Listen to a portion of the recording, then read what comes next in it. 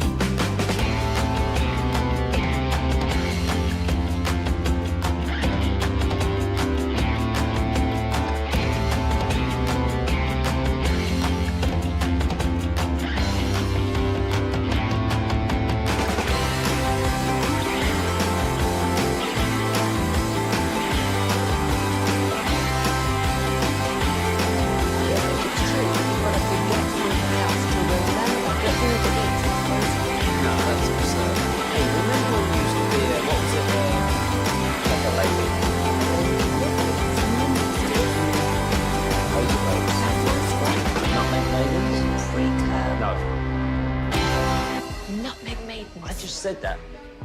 Driven by our D&M Leasing Studios, this is Sean and RJ on 105.3 The Fan. It is baseball time in Texas.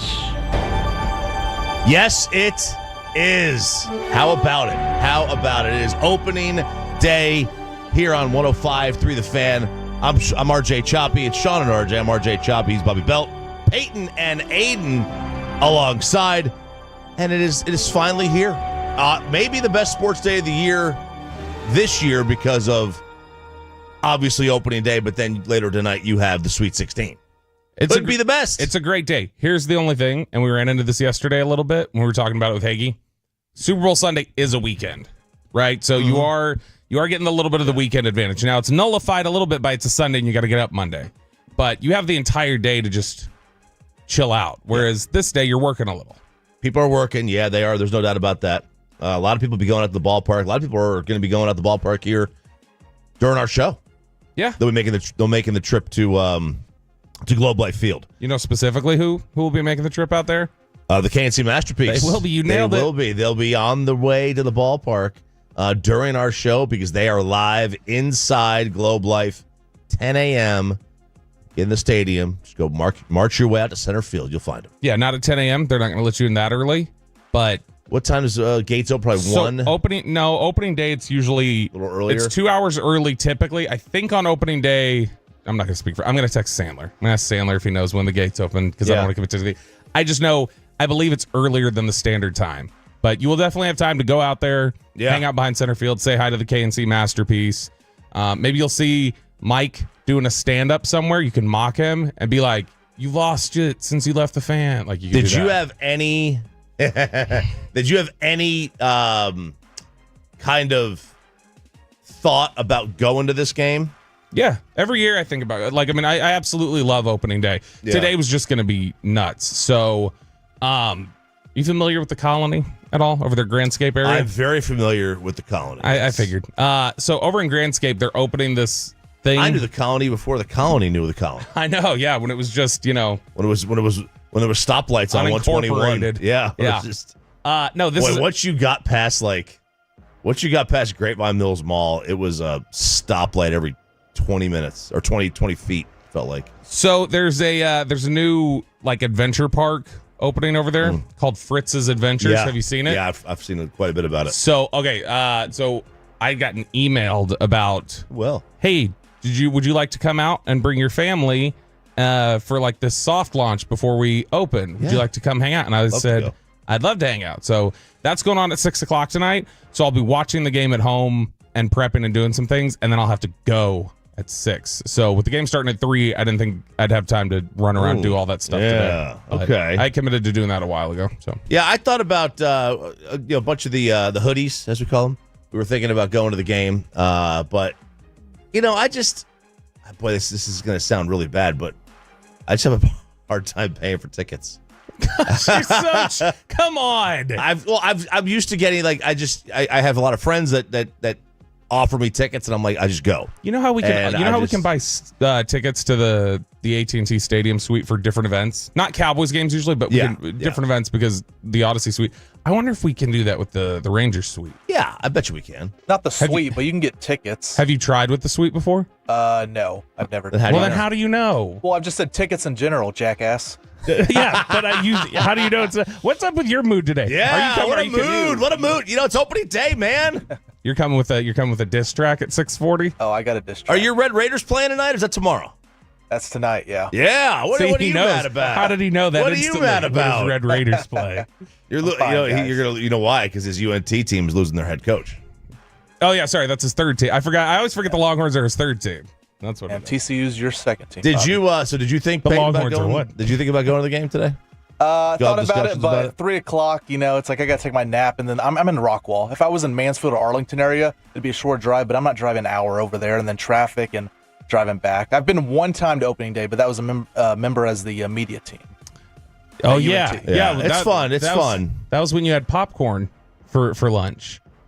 that you were talking to Eric Chiafalo. I'm going to pull up the audio of his one opening day experience because he talked about it on UNT Sports Zone with Eric Chiafalo and that B Joey Catalano. He is a B. Yeah, he is. I told you he was. They were out there. He talked about how he could only eat popcorn. That was where we got some of his great clips of talking about the Stars or Gather the Foreigners. It came from that show. And in that same show, he talked about opening day and how much he enjoyed it. Yeah, it's an exciting day, though. It's a very exciting day. So we have wall-to-wall coverage today. We're going to have Chuck Morgan at 7:20. Matt Hicks at 8. Jason Stark at 9. Derek Holland with the KNC Masterpiece from 10 to noon. They're going to have, I think they're going to have Michael Young and Ian Kinsler join them during those 2 hours. It's good. And we got have a day. We got songs all day today. Yeah, we do. Peyton's got his coming up during the payload. You're going to have yours at the end of 7:40. You just recorded it. Mine's going to be 8:40. I literally have not recorded it yet, Chop. You haven't recorded it yet? I haven't technically finished writing it either. It's going to get done. It will get have you done any work this week? Yes. I've done plenty of work this week. Just because I didn't send a prep email doesn't mean I haven't worked. Hold on. No, we're gonna hash we're gonna hash this out right now. Because is this why you're texting Sean on the side? I trust that you're getting your work done. All right, I trust that you get the work done. How much does the rundown end up having? Like half stuff that you don't even know what it is yet, and I hyperlink into it so you can know. Here's the story, by the way, and I'll take it. I've been doing it. You have. I'm sure you This have. is our workflow when Sean's out. Yeah, our workflow is you and I work, and Peyton doesn't pull any audio. Peyton doesn't do a damn I'm just thing. kidding. I know you hated me. I know you hated me last night when you saw my audio email. Well, you sent it before midnight, so I did. I applaud Let's you. see. What do we have here? What is the audio email? Oh, you got some Wendy. Yep. Some LeBron. So yeah, we got. That's mainly what it was. It was LeBron and Wendy. Man, I got a text from my guy Ed this morning. He was like, "Dude, please, whatever you do, don't talk about LeBron today," because he was listening to. There was so much. He was listening to Maggie and Perloff in the morning, at 5 a.m. Well, that's his problem. And he was like, I just can't take it. I can't take that all they're doing is talking about LeBron. And I'm like, well, I hate to break it to you, man, but we've got one segment. We'll talk a little bit about it. But yeah, because those are fighting words when he starts going after Windhorse. Oh yeah, those are fighting words, it's man. Like people acting like he's my best friend. I don't think Windhorse has ever claimed that, by the way. But we'll get into it. Yeah, we'll get into it a little bit later at 6:20. I do have a quick question for you for opening day, because when Peyton played the Chuck Morgan music and swing, people always talk about the greatest stance or whatever else. Who has the best home run swing in Rangers history for you? Who's the one best that you just, home run swing? You just love, like the easy one. I think for a lot of people is the Rafi. easy one. That's the easy one because of just how smooth it was. But there's Peyton. I want you to have an answer to Josh Hamilton. Josh always looked like a lumberjack almost. He did look like a lumberjack. I will say Blaylock is a low-key favorite for me. Blaylock was nice. Blaylock's was really clean. David DeLucci. Hey, he hit 30 home runs one year. The answer for me has always been Juan Gonzalez. Juan Gonzalez would swing that thing, and when he would follow through, he's such a big, strong dude. When he would swing through, he would make it look like that bat was just the heaviest thing ever, the way he'd just kind of drop it behind him. But, like, it was just almost like I used all my power to whip this. Yeah, Ruben Sierra. Oh. In general, the leg kick, and then, like, he would pimp it quite a bit, the pop the jersey. Now batting Even though Ricky did that too, he would pop it too. for the New York Yankees, left fielder Ruben Sierra. And he, I forget he was a switch hitter too.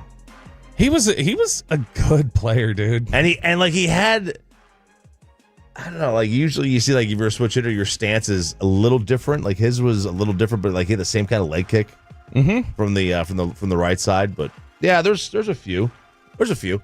We thought, like I said, we thought about going to the game, but the other thing, if you don't like crowds, today's probably not your day. How many times have you been to opening day? Yeah, for the Rangers specifically. Twice, 3 times. Now I've gone and tailgated more, but actually in the stadium. In the stadium, yeah, I think 2 or as a fan or media member. Does media member count? Fan. Yeah, 2 or 3 times. Media member, like half a dozen. I went in 02. I think it was 02. Kenny Rogers was pitching the Gambler. He was up there. It was against the Angels, I believe. I also went in 09 against the Indians, the then Indians. They're now the Guardians shop. 2010, 2011. And I think I went in 15. But I went 3 years in a row there when I had season tickets for a while. And those. It's great. It's great, man. You see the bunting? Dude, the bunting. And Peyton, what's bunting? Where you square up, you lay it down. Hopefully, That's third right. baseline. Got it. So you see guys bunting. Really, you're a out of third baseline guy. Yeah, you're a right-handed hitter, aren't you? No, I'm a lefty. You're a lefty hitter, so you want to pull it. Right. You want to do a I don't drag do the bunt. drag bunt. I'm not fast enough to do that. Want to pull the first baseman in. Well, then it's a race. Then it's a race with the pitcher. And I was race always with a the second power hitter baseman. back in my day. Huh? So, I'm not laying down for the single. He's bunting against the shift. Listen to him. Look at you, Peyton. Yeah. Just hacking it. I'm going 2 out bunting. Throwing some man hacks out there. What we need to do is to get Peyton to, during the payload, just move the microphone out of the way and show us what his home run swing was. I need to see how he ripped at it. But it's always a great time. This is the most optimistic sporting event of the year for anybody. You get into this game. You get 161 more of these things. Think about it. There's a decent chance things go sideways for the Rangers this year if injuries start hitting them. Wow. Bite your And tongue. there's a decent chance for anybody really heading into a Major League Baseball season that this could go poorly, unless you're the Dodgers. That's not going to go poorly for them. But generally, you head into opening day, and everybody, no matter how bad they are, they're going to walk in there and they're going to be like, yeah, we can do something this year. Maybe we put something together. Maybe things work themselves out. When people walked into opening day in 2004 with that Rangers team that ended up being competitive the whole year, basically. Mm-hmm. When you walked in there after trading Alex Rodriguez and different things, there was still an optimism that day. Even though that was misplaced optimism, it felt like it ended up being true. That ended up being a competitive team. So today's always such a great day. Everybody there is in a good mood. You see a bunch of kids out of school who showed up to the event. You see people who took off work. Everybody's just in a great mood because they're missing work. They're missing school. There's baseball. It's been gone for months. It's such an awesome experience. I absolutely love it. Let us know on the Franklin Injury Attorneys fan text 877-881-1053 if you're going out there today. And throughout the show, just let us know your predictions for the Rangers season. You mentioned the Dodgers. They'll be fine if Mookie Betts ever figures out what's wrong with him. Yeah, he's down like 15, 20 pounds now. He says he's confident that he'll be ready to go. I wonder what he looks like. I mean, he was down to 155 pounds. I was going to say he was skinny before. Yeah. He was 170 before. Now he's 150, 155. Man, this is just, that whole situation it's scary. It's scary too because he's talking about, everything else feels fine. I can't eat. Yeah, I'm throwing everything up. My stomach is not agreeing with me. It's like, man, this is two weird mystery illnesses sports has seen in the last 6 weeks. Yeah, because Kristaps Porzingis. Yeah, and I wonder what happened. And then whatever happened to Nico's brain when he traded Luka. Bobby was like, man, Bobby came in here with the Mookie Betts stuff. He's like, dude, Bobby be at every doctor possible. This happened to me. This happened to me. This was the first year I was working at the Fan before I was on the morning show. I was in the span of a week. I lost 14 pounds in a week. 14, Chop. 14 pounds in a week. And they told me then, they're like, yeah, we think you have some sort of like colitis, ulcerative colitis or something like that.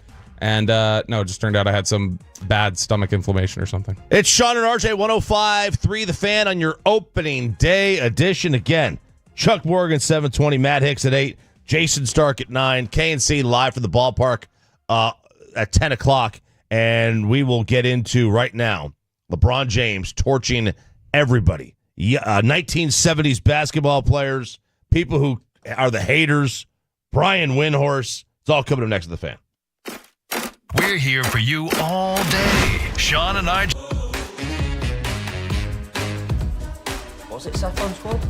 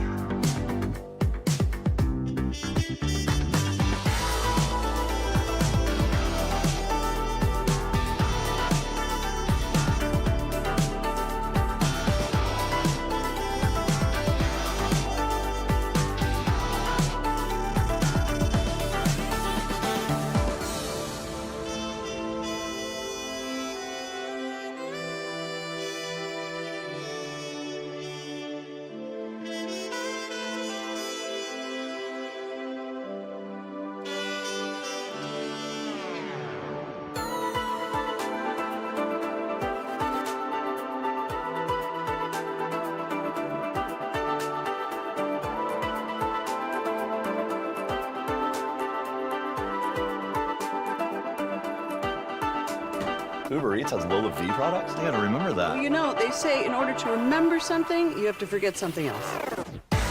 Okay, now that is a very cute haircut. That's like a little shag. I've never seen it before. Well, I mean, of course you have. It's the Rachel. Oh, is that your name? No, I mean like your name. No, I'm Jen. My name's Jen. Right, but I just mean like this is your haircut, but that's hair on your head. I'm not saying this is your hair. Okay.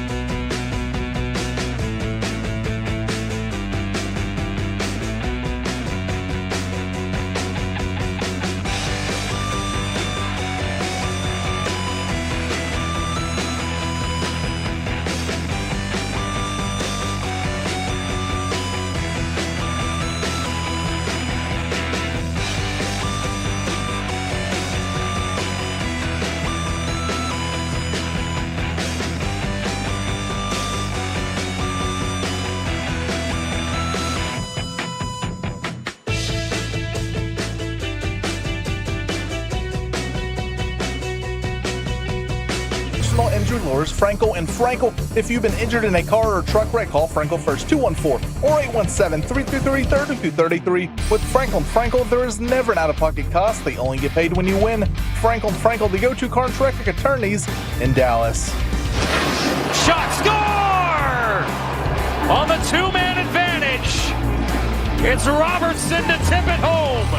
Jason Robertson with the hat trick. TNT with a call in a game the Dallas Stars absolutely had to win in Edmonton with the Oilers without a couple of guys you might have heard of, Bobby. No Connor McDavid and no Draisaitl, and they had to win it. And they tried to give it away. They're up 4-0 after 2. They wind up hanging on for a 4-3 win in Edmonton. Stars, after losing 4 of 6, have won 3 straight. Now they are in Calgary tonight, as the kids would say in Canada. Do the kids say that? Don't the adults say that too? And the adults say that as well. They all say it, yeah. Yeah, I mean, how good are those guys anyway, though? But what'd you call them? You call them McDavid and Draisaitl? Draisaitl, yeah. How good are those guys? I think one of them might make it in this league for a couple more years. I don't know about both of them, but one of them might play a couple more years. Look, I mean, it's not like you lost. One of them will get a second contract. It's not like you lost, I don't know, Brendan Morrow and Sergei Zubov or something. No. I mean, those are. You could have picked like lesser players. Those guys are.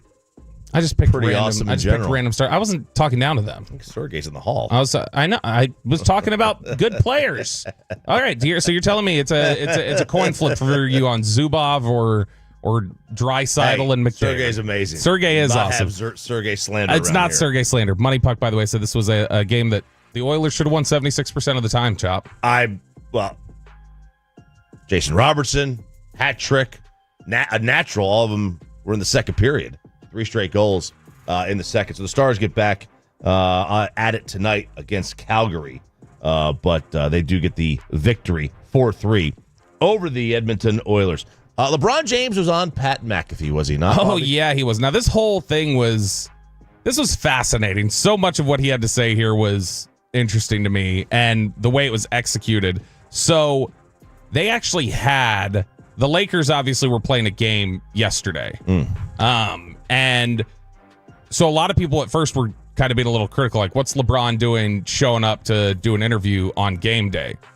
He apparently, after the Monday night game, like flew in at like 2 a.m. to do this. and they recorded this interview, and then they just played it back on Wednesday. So they've actually, this was something that they did. They set aside time to record and look at, and there were a couple different things that he touched on that I think we've all been interested in.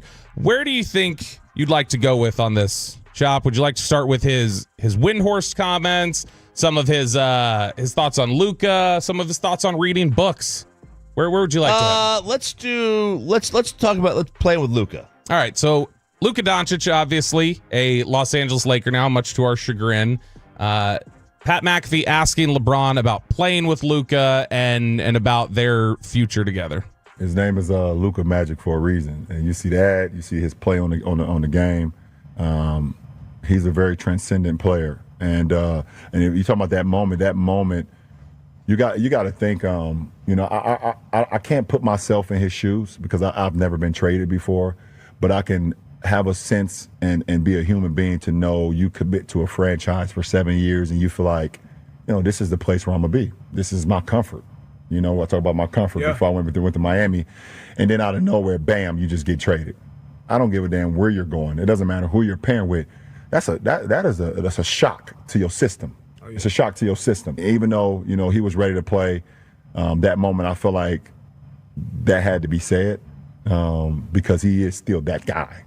In order for us to reach our potential, he has to be that guy. He has to fit out, and we'll figure it out. Let us figure it out with you, because we need you to be who you are. But it's definitely, I lost a dear friend and a great friend and a champion, duo with AD. Miss him to death, and but we was able to gain Luka Magic. Look, and that's something where the whole deference that we're experiencing right now with LeBron to Luka is kind of intriguing, that we've never really seen this before throughout LeBron's career. It's never been necessary before. This is the first time where it's probably been a question for him. But you hear him kind of taking the elder statesman, like, I've never been traded, but that's a tough thing. You committed to somebody for 7 years, and I think he's confirming what we all know there already, which is Luka had a hard time with that trade. And there was going to be an adjustment period. You see last night against the Pacers, Luka took the final shot. It was off. Yeah. He missed. LeBron tipped it in for the win. But I think that this pairing right here, LeBron seems willing to check his ego a little bit to be able to play with Luka. And I think that that's why ultimately it's going to work out here at the end. Well, it's going to work out because he understands, he's not in his prime anymore. Luka is. He also understands that part of it. And the best chance of him winning another title, he needs to get another title. He wants it. Luka's going to be a major factor to that one. Yeah. So I think that, obviously the trade itself had to be mentally taxing on Luka. And I think that, part of if Nico wanted to win this trade, the Mavs wanted to win this trade, the worst that they could have done was send him to kind of watch LeBron and how he acts. If you wanted him to grow up, the worst thing you could do is send him to LeBron James. Exactly. That's the negative right there. Now, if you look at let's move on to, there's been a lot of Stephen A. Smith, LeBron James drama recently, right? Yes, there has. So LeBron spoke on Stephen A. yesterday a little bit, talked about, he was so excited about that video coming out. He's been going on a Taylor Swift world tour. So something went viral yesterday after this interview, though. This was Stephen A. Smith on his podcast. This is all that got clipped out and all that was played everywhere. And I'd like your reactions. This is a very short clip. This is Stephen A. reacting to LeBron's comments and talking about what would have happened in that interaction after the Lakers game, what he would have done if LeBron would have put hands on him. That man put his hands on me, I would have immediately swung on him. Immediately. Sounds pretty bad in that context, doesn't it? It doesn't sound bad. It sounds like pretty stupid, death doesn't wish. It? Yeah, it does. LeBron's 6'9", 250. Nice. You would get pummeled. Now here's what Stephen A. Rule number one. Sorry, don't swing on a professional athlete. They're just built different. Stephen A. said this on Twitter yesterday. Make sure to tag LeBron James in it too. Nice try, folks. On my show, I said I would have swung on at King James had he slapped me. Like lots of y'all said, I was scared he would have done a few weeks ago. I also, immediately after that, said I would have gotten my ass thoroughly kicked by the 6'8", 250-pound Goliath, but folks just left that part of my YouTube sentence out, huh? Okay, have fun. So he thinks he's being misrepresented here, just saying like, no, as a man, I'm swinging on him if he hits me. If he slaps me, I'm swinging on him. But I did say, and nobody included in there, that if that's what happens, then I'm getting my ass kicked. But I just got to stand up and swing on him. Now, over to LeBron some more. He had another issue with another media member, Brian Windhorst. A couple weeks ago, you remember we were talking about face of the league and different things after LeBron was like, I never wanted any of this. Brian Windhorst said this just a few weeks ago on ESPN. I know it's not as fun to say both because LeBron can both say that I am held to an unfair standard, and yet he chose to wear number 23. He said also in this clip, we cut it out just for brevity, he also said, I never asked to be the face of the league. Lies. Of course he asked to be the face of the league. He signed a $90 million Nike contract, which he could have signed with Reebok for more money, by the way, but he signed with Nike. Why? Because of Jordan. So, sounds like a pretty innocuous clip to me. This apparently upset LeBron. Well, also, like, what is LeBron's relationship with Windhorst now? It's not good. They were never like best friends. No, they were never super close. They're kind of like, oh, I know you. He covered him a lot early on. Kind of grew up in the same, region. Yeah, and he covered him in high school. He covered him into the NBA, and then traveled to Miami. He was kind of like the LeBron beat for a while. They were never like, this wasn't like a situation where he was this super insider though because he was LeBron's best friend. That wasn't the case, and they don't have a relationship anymore. And this was LeBron clarifying after the Brian Windhorst had made those comments. He went on his show and said, like, oh, don't let LeBron fool you. Like, he wears number 23 because of Michael Jordan. Okay, that's a fact. He signed with Nike because of Michael Jordan. It's like, no, I didn't. I signed with Nike because I got a hell of a signing bonus, and they gave me a 7-year, $90 million contract. And I moved my mom out of the hood the next day I signed that contract. Like, and ultimately, my whole thing is like, what do I want to wear off the court? I was like, I want to wear Nikes. Like, I want to wear Jordans. I want to wear pennies. I want to wear Bo Jacksons. I want to wear Air Maxes. I want to wear, like, so. Primes. Like, like, what are we talking about? So he took some shots at Wendy there a little bit. And it also mentioned he was talking about, like, they're acting like this is my effing best friend up there. And he's like, no. Which I don't think Windhorst has ever positioned things that way. I'm pretty sure I've heard him say, like, they don't have a relationship right now. I just didn't know what it was like back in the day. I have no idea what the relationship was like when LeBron was in high school or in 05, 06, 07. I think there was an easy, clearly with the proximity and when he started covering him and different things like that, they obviously had some familiarity. And there was I think probably a greater respect earlier than there is now. Because, just over the last decade, there's been absolutely nothing. Well, look, I mean, Windhorst had to, at some point, take the training wheels off of the idea that he was just, LeBron's feeder. He had to get rid of that. He did. And he has made to me, he's my favorite insider that they've got over there. Yeah, I'd agree. Probably period. Because, I mean, the two fingers, the two index fingers up. Why would he do that? Why would they do that? There's one more important clip here for you, Chop. Right. Actually, a couple more, but this is the one that I really wanted you to see. Pat McAfee's crew had the stones to ask LeBron, come on, be honest about you reading only the first page of those books. You don't read those books before the games, right? All those books.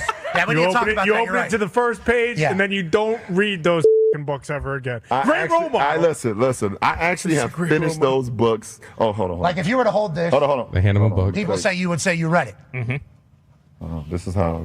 That's the art of winning. Someone take a photo. He's reading the first page. Take the photo, please. Pat, take the photo. Yeah, we got it. Hold on. I'll take it from this angle. You probably read Rich's book. We got her. Yeah, first page. Wow, holy shit, Braun read it. And then that's it. That's it. I didn't even talk to you guys this whole time I was up here. All I did was read the whole book. Like Meteor Man. That's it. Meteor Man. Everybody might not know that movie, but it's a classic, by the way. It's a classic.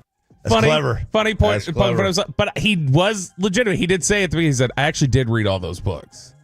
Yeah, so but then he kind of joked about he's still king capping a little. Yeah, he still joked about it because like, see, I read it. I read it the whole time I've been here. I wasn't even talking. I was reading. It was a likable interview. I liked it. I enjoyed it. Very good. He took some side swipes, though, at some 70s players, right, Chop? He did. So he was He was talking about, they were asking him about guys playing basketball back in the day. Could this guy play? Could Giannis play back in the day? And LeBron took a shot at all basketball players in the 70s. You trying to tell me Giannis wouldn't be able to play an NBA game in the 70s? Handshake. He wouldn't be able to do it. Yeah, neither would you. Neither would you. Giannis Antetokounmpo would have 250 points in a game in the 70s. 250. I don't disagree. I don't disagree either, but I also hate like the argument because that's not how this works. Right. If those you don't same just players get to teleport back in time. And those same players who were in the 70s, if they came up today with some of the different There'd be things, some greats and too. just the way that nutrition, the human body has changed over time, different things. Yeah, they would have probably looked similar to the players today. Yeah, like what would Wilt Chamberlain be today? So if Wilt Chamberlain was 7'2" back then, I assume today he's 7'5" with the same athleticism. Sure, you know what I mean? Like we evolve as a people. So like would Jim Brown, if you just teleported him here, be the same running back? No, but Jim Brown would be like bigger than Derrick Henry. He'd also probably be in jail. And probably would be in jail. Yeah. So that's just how I look at it. It's like, yeah, of course you can't teleport back. We don't have a time machine. Although I would love a time machine. Marty. I don't know what year I would go to. I don't know if I would go forward or backwards. There's a few like moments in history. 100% go backwards. I'm not going forwards. I don't want to know what's happening. I'm going back. Oh yeah. What if you went forward and you found like? I'm just going back to take advantage of things like Biff did, where I'm just betting on sports. Just betting on sports. Yeah. That's the way to go. That is the way to go. We got the payload next. I already see somebody over here with a bowl of ice, and that might be a little bit of a tip as to what we are going to have happen next in maybe the best segment of the whole day, the payload and Peyton Russell's song for the Texas Rangers and opening day. It's all coming up next on 105 through the Fan.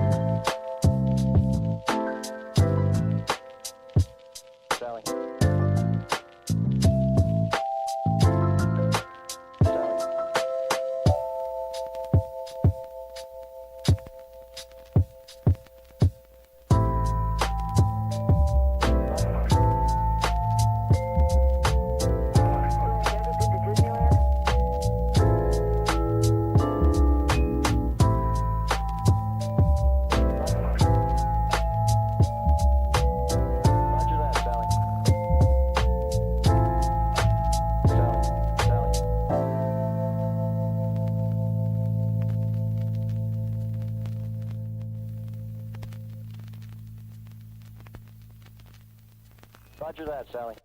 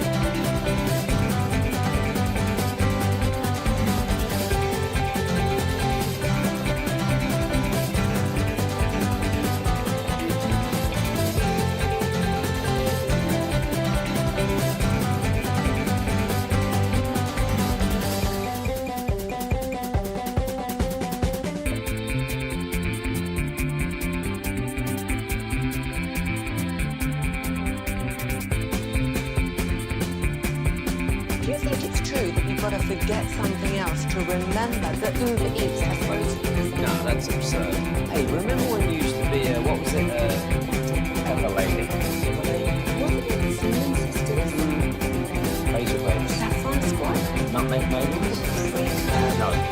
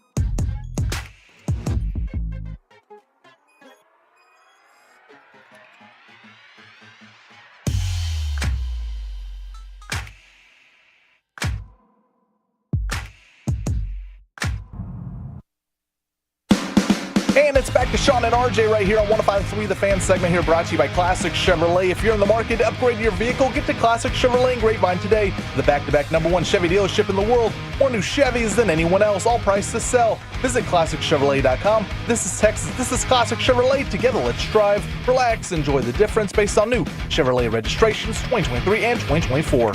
Okay, am I hearing this right?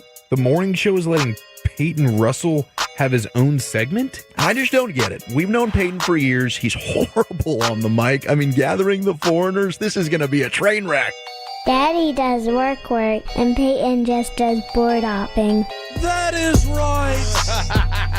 Is that how he always starts it? That is right. That is right. It's the Payload. Wow, that is right. That is right. Last week, thanks for holding it down, guys. Man, were you listening to everything and just dude? I love to listen. Receipts. I was listening. I think for the whole 55-minute drive to the airport, I was like, come on, surely they're going to talk about me, and you'll kind of mention me a little bit. But if we got to the airport, right around 7:30 or so. But yeah, listen from about 6:30 to 7:30 last week. But yeah, I love going back and listening, just seeing the shots fired at me. I get Tolos DMing me on Twitter and Instagram, and you should listen to what they said about you at 7:20. And so name one. I love it. Name one listener who DM'd you. I can't say it. That's right. All right, that is right. It is the Payload every Thursday at this time. A special guest in studio. You might see him on the Fan Cam, Twitch, and YouTube.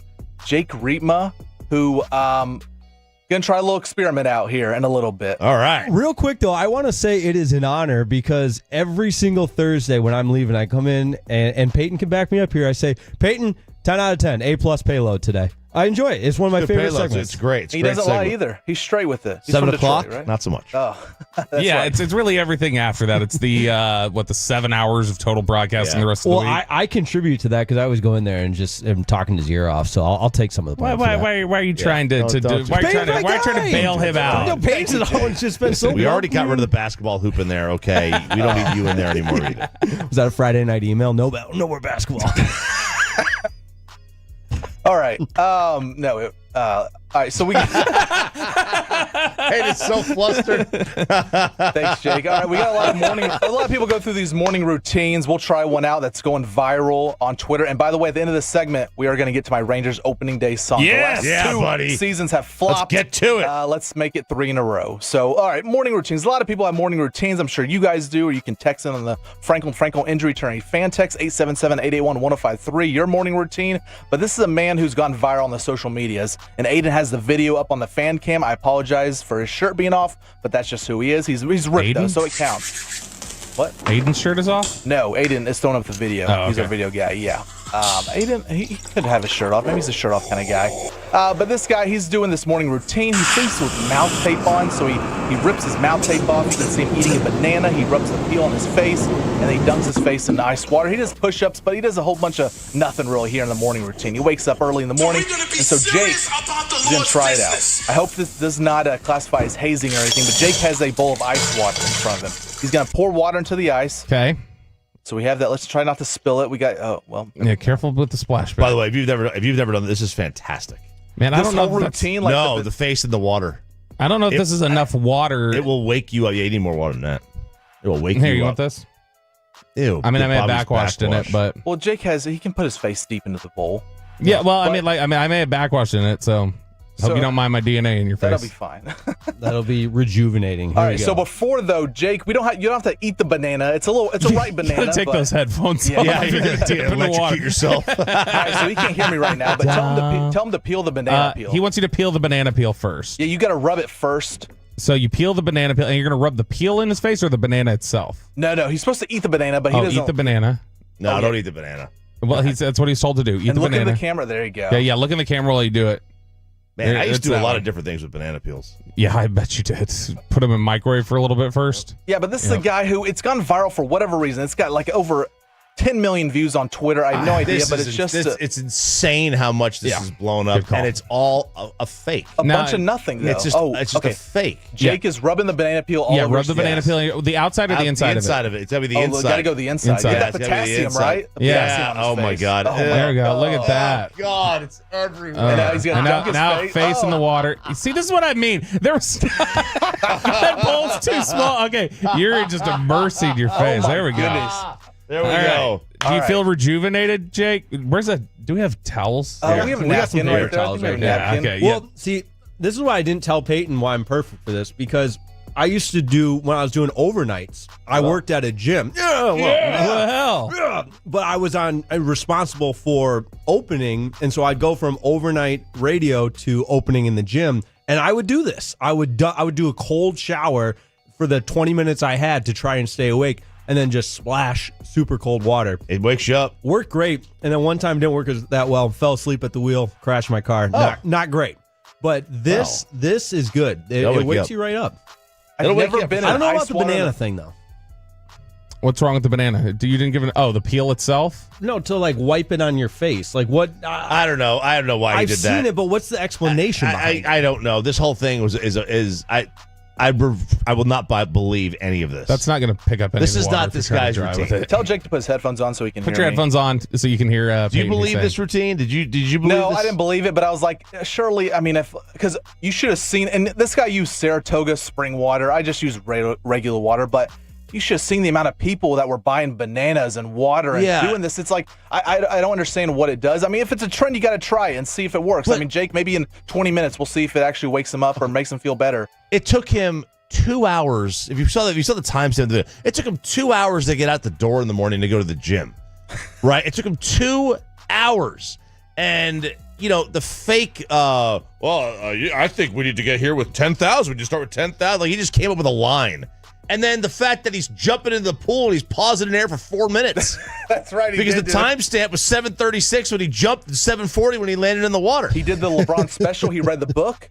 He wrote in the book, I believe. So he did some reading. Maybe that helps too. Gets the mind racing. First page of the book. Yeah, he was in the first page of the book. And then he was done. Jake, it's fake. How are we feeling right now? No, I think there's a lot of science behind the cold water. The cold water's great. The cold water's great. Ice baths, all of that. That inflammation. Yeah. People have been doing that forever, but this guy, for whatever reason, somehow goes viral because he's the first one to splash cold water on his face. If this is wild to you and you were one of the ones who contributed to it going viral, just look up Wim Hof, WIM and then space Hof, HOF, the Iceman.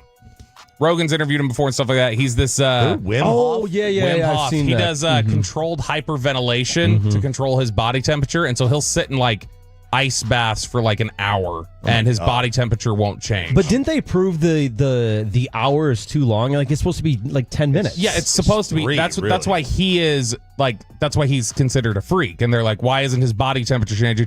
And it's this thing where you like tap into your parasympathetic nervous system, and it controls your body temperature. And so, yeah. Well, wasn't one of the most popular Christmas gifts, whether this year or last year, like one of those inflatable ice tubs? Like everybody was buying them. They're supposed to be. I mean, look, the cold tub is great. It's just, I mean, it sucks to do that. You got to like, especially if you have the one that has the jets on it, where you don't get like the thermal layer. Mm-hmm. I did a 50. I went in my pool. It was 59 degrees, and that was bad enough. Wow, I know Bobby won't believe this, but in our lowly D2 football facilities, we had the underwater treadmill. So you do the ice to hot, and then you'd run on the underwater treadmill. That was great.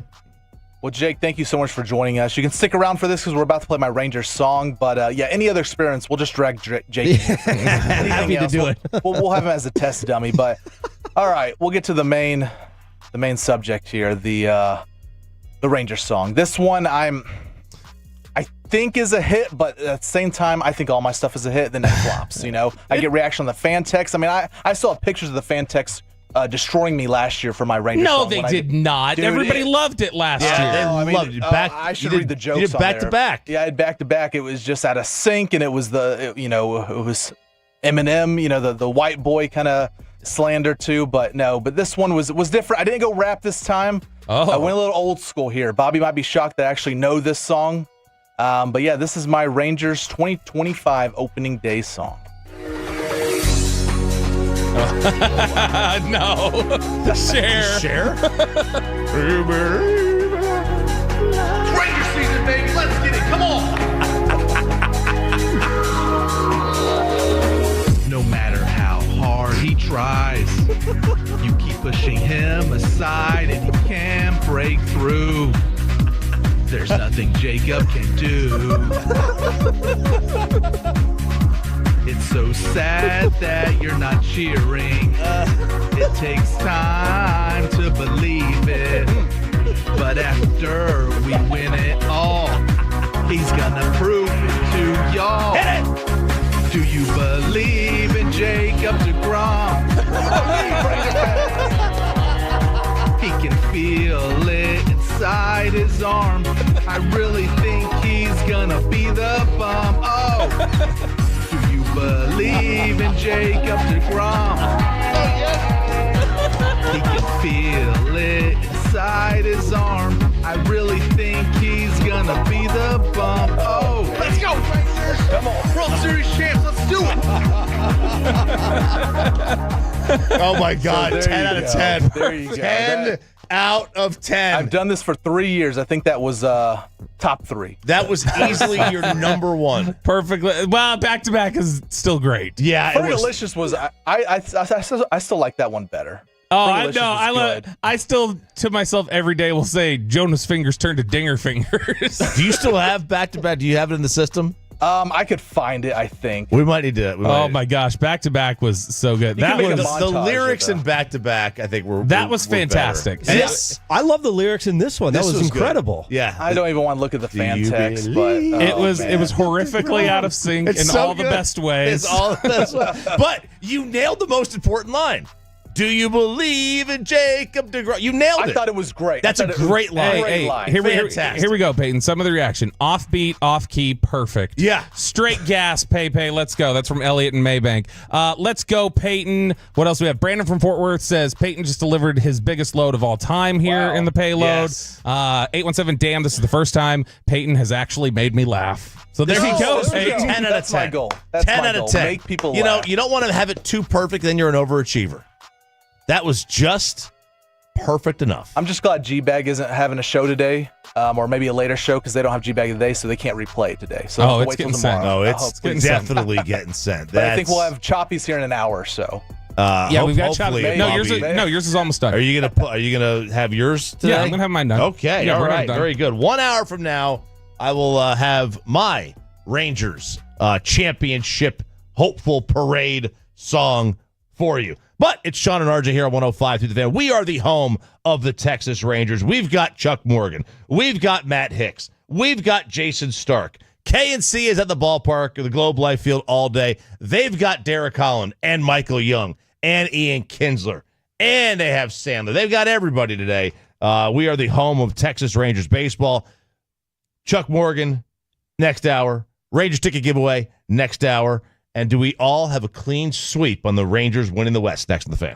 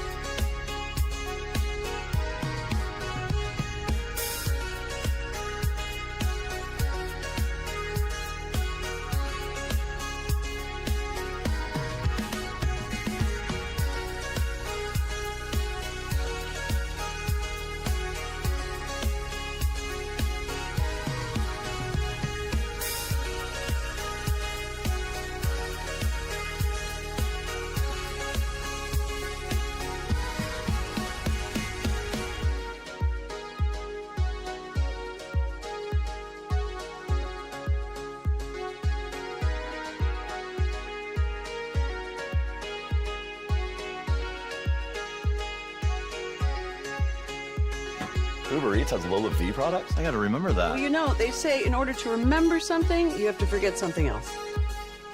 Okay, now that is a very cute haircut. That's like a little shag. I've never seen it before. Well, I mean, of course you have. the Rachel. Oh, is that your name? No, I mean like your name. No, I'm Jen. My name's Jen. Right, but I just mean like this is your haircut. But that's hair on your head. I'm not saying this is your hair. Okay, freak.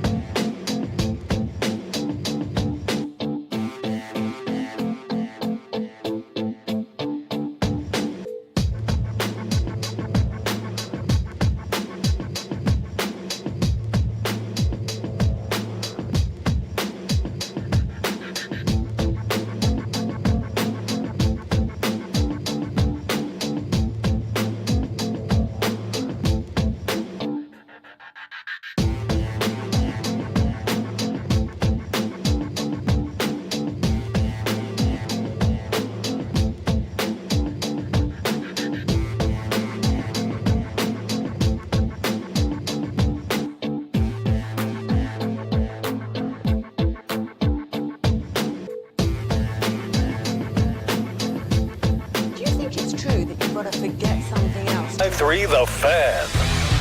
Good morning, DFW. This is Sean and RJ on 105.3 The Fan. Happy opening day.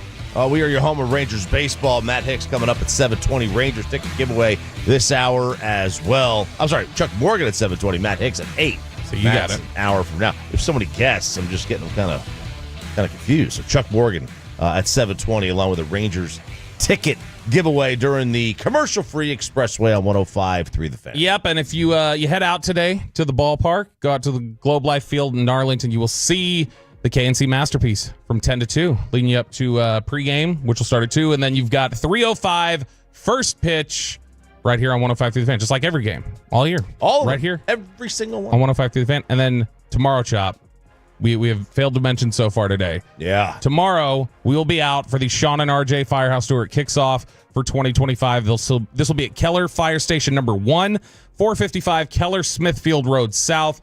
We'll have Sean and RJ Firehouse aprons, free breakfast from Whataburger while supplies last. Eric Giafalo will be in attendance with us. He has already praised Peyton's song from last segment. Made sure to reach out to him during the break. So thanks to Firehouse Roofing, Whataburger, and Firehouse Movers for partnering up with us and making it possible for us to get on the road and hang out with the firefighters and the Tolos. That'll be Keller Fire Station number 1 tomorrow, 455 Keller Smithfield Road South. Very excited.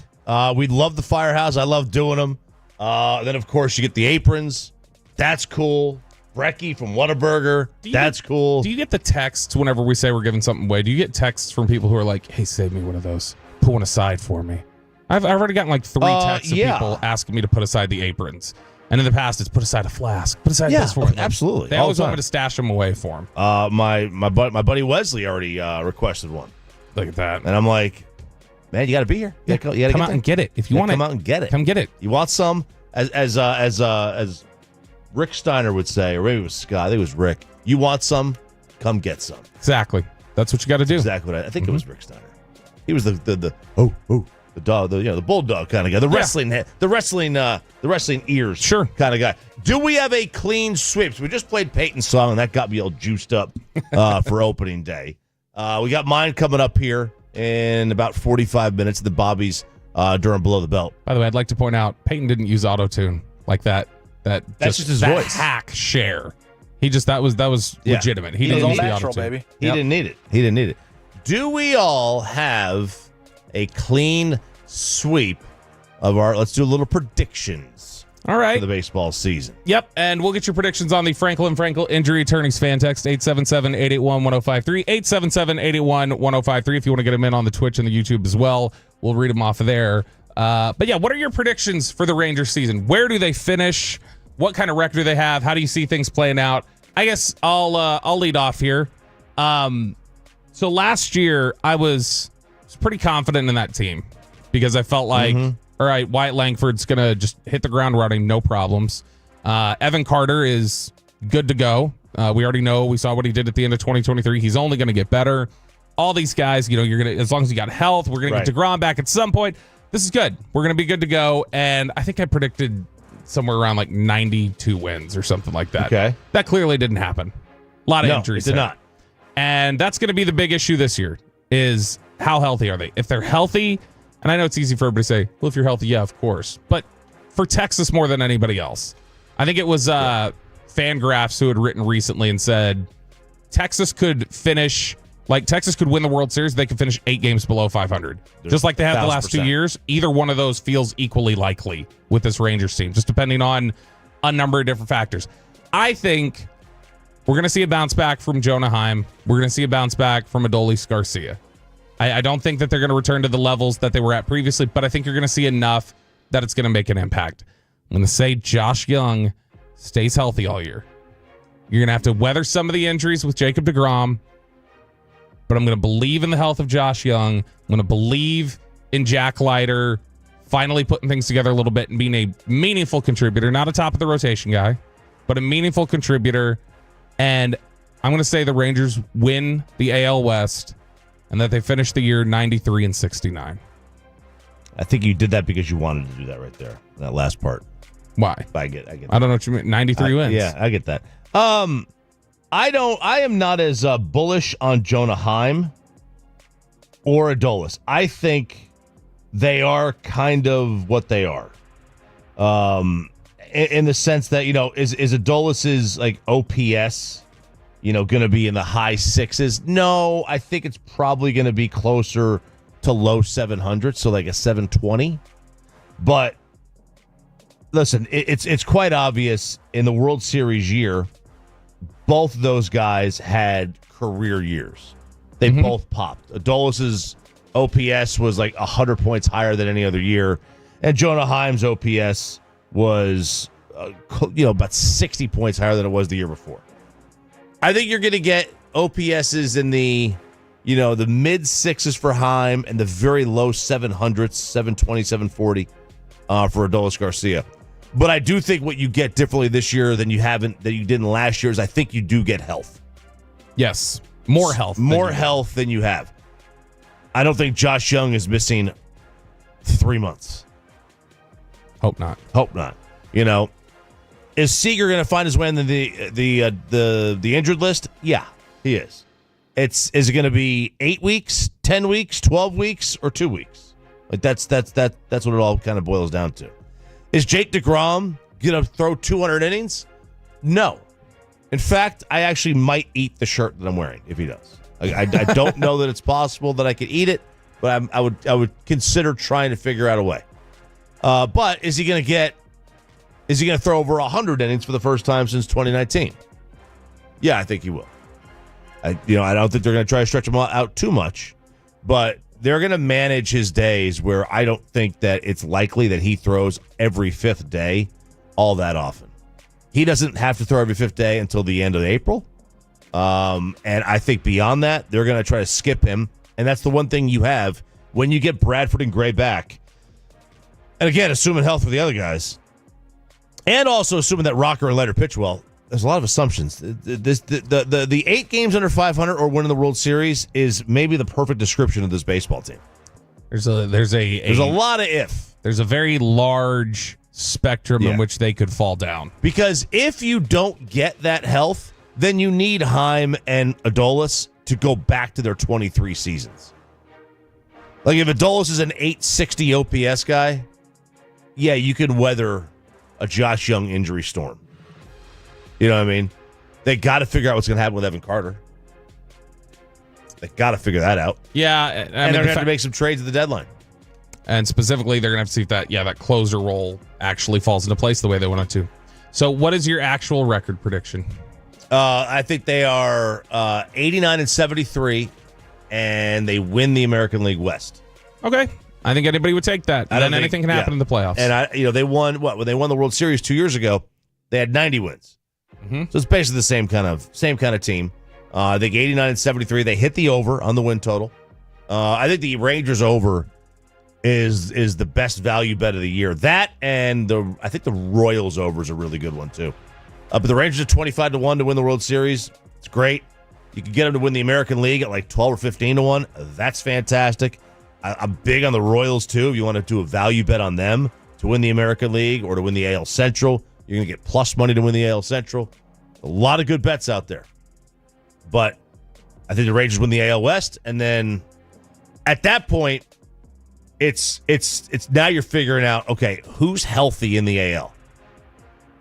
Is Cleveland healthy? How's their bullpen? Are the Yankees healthy without Garrett Cole? How's everything look for them? Did the Red Sox pop? Yeah. What's Houston doing? What's Seattle doing? If Seattle makes the playoffs, I'm petrified of them because of the starting rotation. Yeah.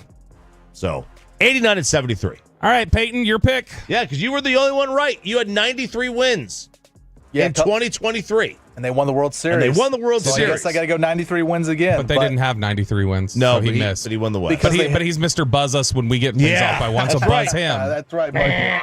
There we go. I mean, look, I haven't been this confident in a division title prediction since probably 2011. Boy, are we setting ourselves up here? We are. We really are. I mean, we're seeing the offseason moves. The Astros have taken a decline. The Mariners did absolutely nothing. You heard Brett Boone yesterday on the show talk about it.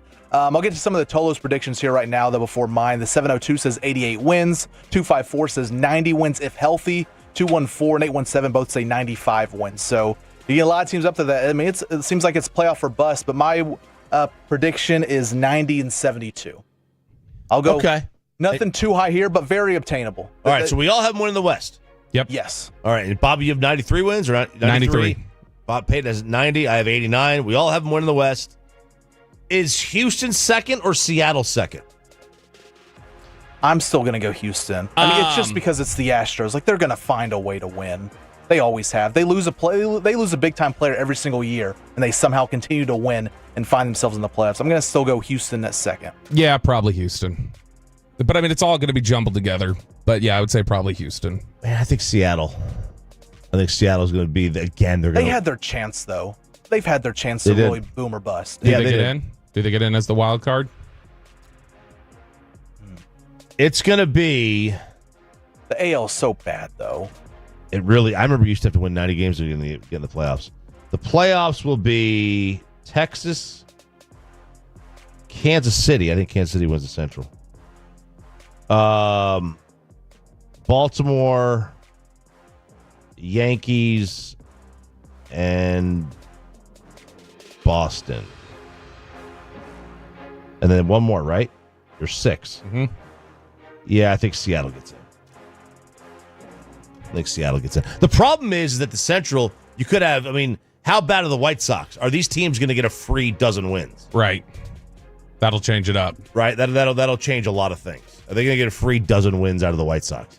And that could really throw a wrench into it. So we've been talking about over at Fangraphs how they've been doing the positional rankings for Major League Baseball with their various projections. They're basically projecting out what the wins above replacement will be for everybody in baseball and then ranking teams' positions based off of that. And so we've already done all of the like infield, outfield positions, the DH. Yesterday we mentioned that the bullpen, the Rangers came in number 12, and you had said you thought bullpen needed to be around 12 to 14, like top 12 to 14 in order to be a real competitor. Let's go to the rotation. They've published their final ranking today. It is the rotations, top rotations in baseball. I wonder how they do this one. Where do you think the Rangers need to come down in this one in order to say that team's going to be competitive, that they'll be a real contender? Okay, well, let me throw. Is the offense top 10? Yeah. Okay. Then they need their pitching to be around, I would say right around the bullpen, 12 to 14 in the sport. Okay, let's see if they finish inside of there. Let's just run down the list of names before we get to Texas. Not their write-ups, but their list of names. Number 1, the Dodgers. Number 2, the Philadelphia Phillies. Number 3, the Atlanta Braves. A lot of NL so far. Number 4, the Boston Red Sox, who you will be playing today at 3:05. Number 5, the Minnesota Twins. 6, the Arizona Diamondbacks. 7, the Seattle Mariners. That's too low. 8, Detroit Tigers. 9, Pittsburgh Pirates. 10, Cincinnati Reds. 11, the Texas Rangers. So they're inside that 12 to 14 chop. Some of the projections that they have on this one, they think Eovaldi 172 innings pitched this year, an ERA just under 4. DeGrom goes 132 innings. Would you take 132 innings from DeGrom? Yeah, he hasn't thrown more than 100 in 6 years. So you'd say that's a win if I get 132 innings out of him. Yeah, big time. They project a 2.99 ERA for that. This is the write-up. They say, every time I see this DeGrom projection, I giggle a little. 4 wins above replacement in 132 innings. What is he, Jacob DeGrom or something? But right, he is Jacob DeGrom, the nastiest pitcher I've ever seen live. A guy with a 2.07 ERA over his last 700 innings pitched. The problem is that those 700 innings started in 2018, and the pattern is going the wrong way. He made nearly every start from 2018 to 2020, but his starts per season since have gone 15, 11, 6, and 3. Eovaldi is here as the straight man to DeGrom's wild card. No one's expecting brilliance, but volume and competence seem all but assured at this point. Over the years, he's worked out a formula that keeps him on the mound and batters off balance. They talk about after that, you've got Corbin. You've also got the additions there with, Tyler Mahle, who's going to have hopefully a full season this year. They say behind that, it's all about youth. Rocker and Leiter were Texas's top picks in consecutive drafts after being teammates at Vanderbilt. Rocker took the long way to the majors, including the Mets drafted him, but he's the more promising of the duo today. Their projection for Rocker is that he's 3rd in the rotation in wins above replacement this year. I wouldn't expect much from Corbin. He's just going to be spot innings eater. That's what they need. They need a guy to give Jacob blow, really, and that's what they need. Yep. All right, Sean and RJ, 105 through the fan. We all have the Rangers winning the West. We're all probably going to be set up for disappointment, but that's the way it goes. We're optimistic on day one, and they're not going to get nobody's going to get hurt the entire year. Nope. Positive thoughts only. Chuck Morgan, Rangers public address announcer. Rangers ticket giveaway, Neighborhood Watch. It's the commercial-free expressway. It is next on the fan. If we get you over to Q. No, that's absurd. Hey, remember when you used to be Pepper Lady? Pepper Lady? Wasn't it Cinnamon Sisters? Razor Babes. Saffron Squad? Nutmeg Maidens? Pre-Curb? No.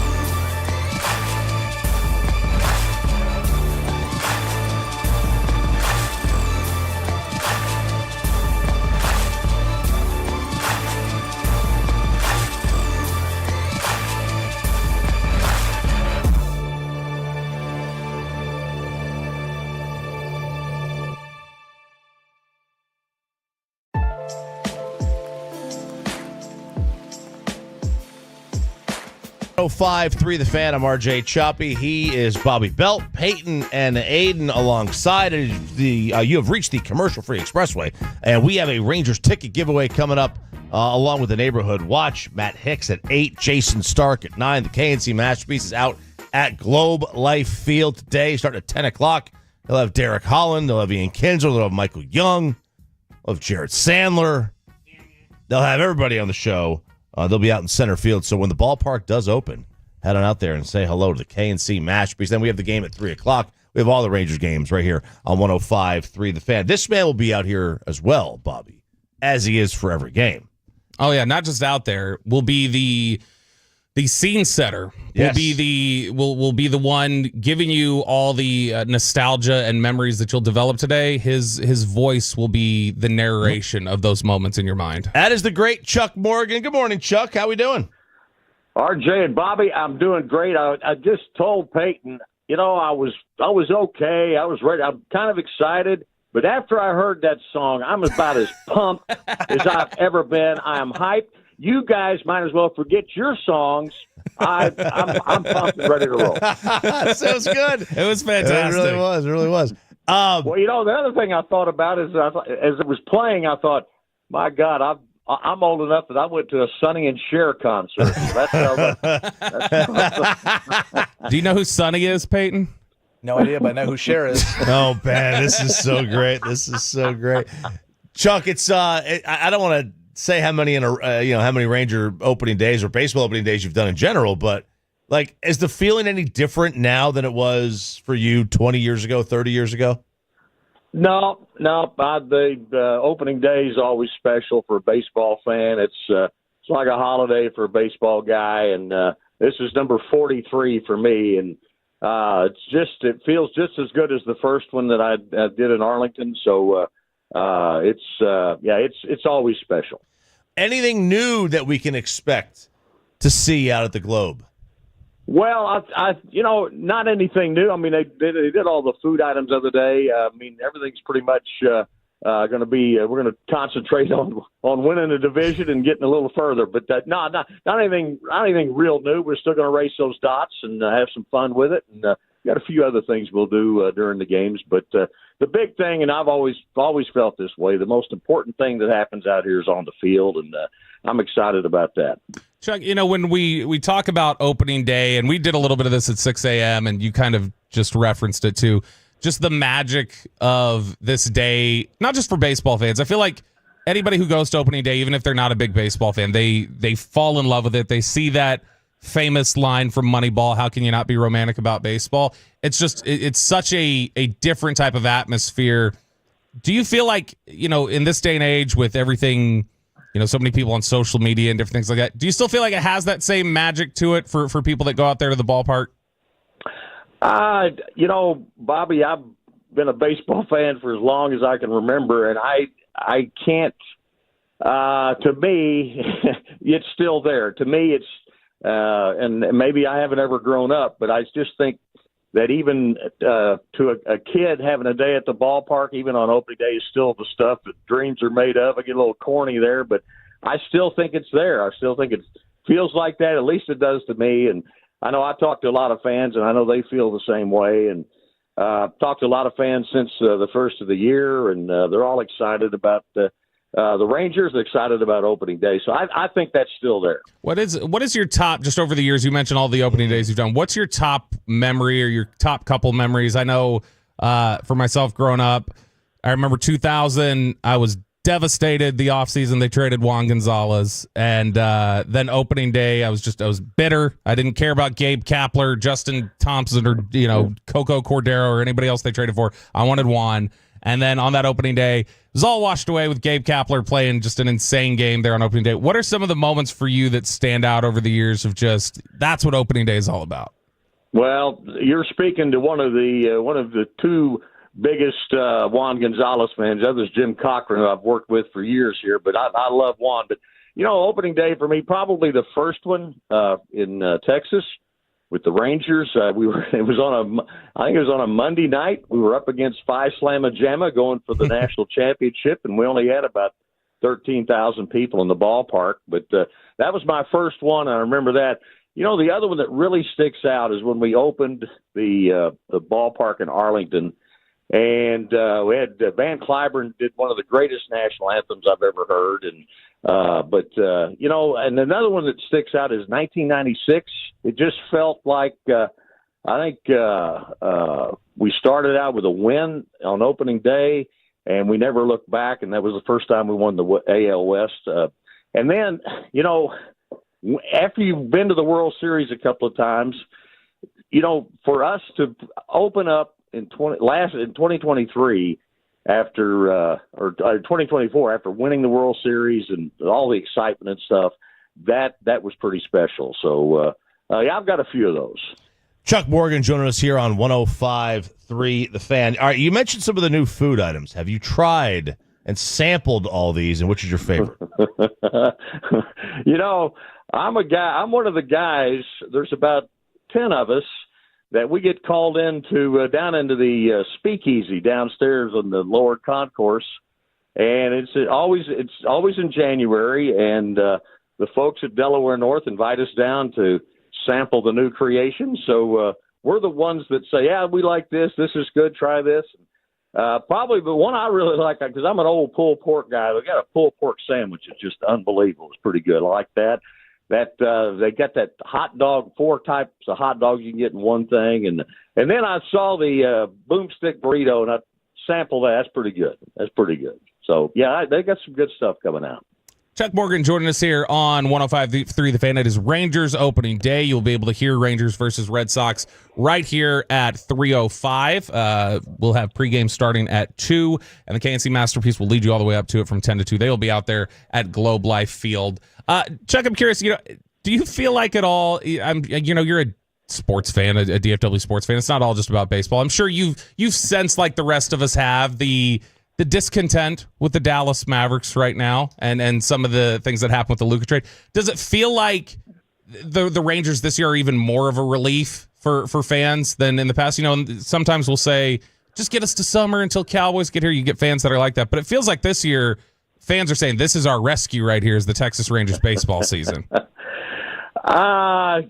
Maybe I feel a little bit of that. I mean, I've been around, like you just mentioned, one of the trades that I've always tried to support our baseball people and their decisions, and I know a lot of the Mavericks folks feel the same way. They've got to support those decisions. There's probably a little feel like that, but I think the thing that I'm excited about, Bobby, or the thing that I think about a lot is, for a baseball fan, you got to have hope. And this is one of those years where I think there's a lot of hope out there. I mean, there's been a lot of years when there didn't seem like there was any hope. But you got to have hope, and you got to get people excited to come to the ballpark. And if we can do anything to get the Dallas Fort Worth and the state of Texas excited, and Texas Rangers are going to be the lead dog on that, hey, I'm fine with that. But I haven't thought much about that, but I do understand how difficult it is for people that are fans of a team, and even folks that work for a team that have to deal when a move is made like that, because it's not a lot of fun. It's tough, and especially for guys like me that have to go out and speak after something like that's happened. So it's a tough. But again, if folks are looking to us, I'm hoping we do all we can to make everybody feel good. We got a roof open, roof closed today. I haven't heard yet. I know the operations folks get with the baseball people, and then they'll make that decision. I think with the chance of rain, I don't know what they're going to it's late this afternoon. I don't know what they're going to do, but they'll get together and figure that one out. Typical opening day, everybody lining up down the first and third base line, and you're going to have to announce 50 names on each side. Is that how it's going to work? Yeah, and that's, to me, that's the best part of the day. I mean, I enjoy that, and always have, even when I was a kid watching baseball, and it's great to, even the better time to do that, RJ, is the World Series. That's the best part, because you're in the World Series, you're pumped. But to get to do that on opening day and the fans are going crazy, it's good. Chuck, we've talked before ourselves about how the ballpark is. I feel like Globe Life is starting to pick up a little bit of that character. We've talked before about new stadium. More charm, you got to break it in a little bit. It can feel a little museum-like early on. Do you think it's starting to settle in a little bit of like, yeah, all right, this is home? It doesn't feel so new anymore. It just feels like we've made a lot of memories here now, and this is settling into. We're starting to find that area of this is home for us now. Yeah, we got leaving the ballpark in Arlington, I have a lot of memories over there, and they're still with me. But now some of the things that have happened here with the way we played and ended up winning the World Series, and that Corey Seager home run against Arizona was one of the greatest moments I've ever seen in Ranger baseball, and it's probably the loudest that I've ever heard a Ranger crowd. And and this place has become pretty special for me, and like you said, it is home, and it's the Rangers' home, and the thing we want is for everybody to make as much noise as they can and support the Rangers and have a good time. And this year, we've got one of the best schedules we've ever had. We got the Dodgers coming in, we got the Braves coming in, the Phillies, the Cardinals. It's a great schedule of National League teams coming in, and it's starting out with the Boston Red Sox, and they tell me tickets available through the weekend. So folks got to get out here, come out to the home, support this team, because that's what it's all about. So you think the Seager home run, it got louder than at any point during the 2010, 2011 at the old spot? Does this building, you think, get louder?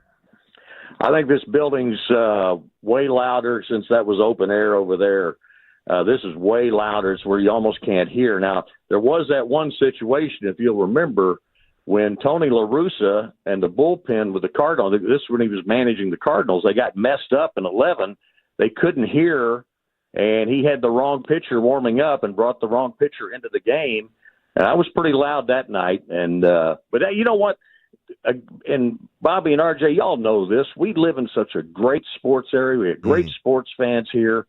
They know how to react to situations. They even if an opposing guy does some kind of special moment for him, like a big hit or something, the fans respond to that. But they've supported the Rangers unbelievable for years and years, and we just have great fans here, and they know how to act, and it'll be loud today, and we'll hopefully we can get a win against the Red Sox. It'll be real loud. Chuck, we always love having you on. Thank you so much. Have a great season. You are the voice of the sport, man. We really appreciate it. Hey, I appreciate y'all having me on. I really appreciate your support, and I appreciate y'all every morning. You make the drive in a little bit easier, and really enjoy your work. And like I said, I'm pumped after listening to Peyton. So let's go. Chuck Morgan. If it were up to me, that would be DeGrom's music when he pitches on Sunday. So. Please do not. Please don't. Do it. All right, Chuck, thank you, man. Thank you, guys. Bye-bye. Right. Chuck Morgan joining us here on 105.3 The Fan. That'd be funny if he played that. Oh, my gosh. It'd be hilarious. Peyton would die. We would lose him. Is he being fake humble right now? We would lose him. Yeah, he's being fake humble. Like where it's like, oh, please don't do that. It's like, oh, no. Like, have you ever seen Anchorman? I have. You know when he gets asked to play the jazz flute, play the jazz flute up there? I think so. And he goes, I'm not even ready, and he pulls it out of his coat pocket, like he's got the flute. That's Peyton. Peyton going like, yes, what do you don't play that, please. This Chuck, could be the next Creed for the Rangers. You never know. Yeah, you never know, man. You never know. If you want to go to the ballpark, we have a way to get you there, right, Peyton Russell? All right, Tolos, that's right. Right now, caller number 10 at 877-881-1053 wins a 4-pack of Rangers tickets when they take on the Tampa Bay Rays on April 4th. And you want to get there early, Tolos, because they'll be giving out a Peagle bobblehead for the first 15,000 fans in the stadium. That's caller number 10 at 877-881-1053. Franklin, injury attorney's fan text. Okay, after that, ask Peyton if he knows who Chuck Morgan is. How young is Peyton Russell? Oh, baby, we always love playing that game. We played. Was it yesterday? Yeah, we played it yesterday. I just got some bad news, Chop. And we were talking a little bit about this earlier. Remember yesterday I told you I got the blue screen of death? Uh-huh. So I just got a pop-up. It was just one blue screen of death. That was it. But I just got a pop-up in the corner that I X'd out of too quickly. I wasn't paying attention. I was like, it's another one of those, hey, you should restart your computer for a Windows update or whatever. But as I X'd out of it, I saw something that said your computer may be infected. It's not good, Chop. I need this computer. Bobby. That is not good. That is not good at all. I can't, I genuinely, you remember I had the other Time to get a Mac. Time to get a Mac. No. What it is I need to stop, when I go to download YouTube songs, like what we're doing right now, I need to not use those, shoddy YouTube to Russian MP3 sites. Yeah, that's YouTube conversion .C6127 or whatever. That's what I got to stop doing. Just stop clicking on emails. But now I got to figure out how to scan my computer for a virus. Well, I don't know how to do that. I can't help you with that one. But, let's help you with some things going around DFW with the Neighborhood Watch. We need to take people out of their bubbles and their safe place and make them think about the world we live in. You are fake news. So what do you guys hear? What's the scuttlebutt? Oh, that is right. As Peyton Russell would say, it is time for the Neighborhood Watch here on 105.3 The Fan. Let's start off with, this is all about community here, and we're big on community and our Sean and RJ community. And so just yesterday, gosh, they are blowing me up, telling me why my computer's infected. We know why your computer's affected. Why? We don't want to say it because there's kids in the car. Why I use my phone for that like a normal civilized human being. This is not 2006, guys.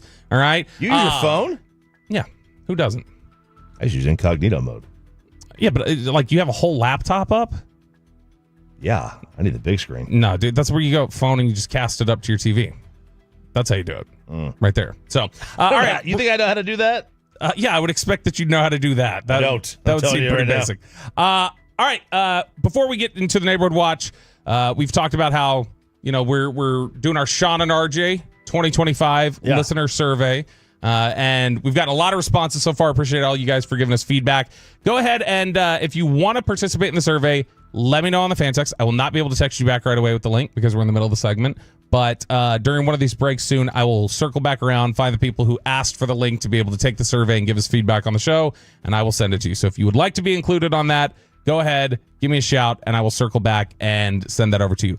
Tomorrow, can't get more community than the Sean and RJ Firehouse Tour 2025, which kicks off in Keller. It does. So be out there with us in Keller Fire Station, number 1, 455 Keller Smithfield Road South. We got the Sean and RJ Firehouse aprons, free Whataburger, while supplies last for breakfast. Chiafalo will be there with us. Thank you to Firehouse Roofing, Whataburger, and Firehouse Movers for partnering up with us on the Sean and RJ Firehouse Tour.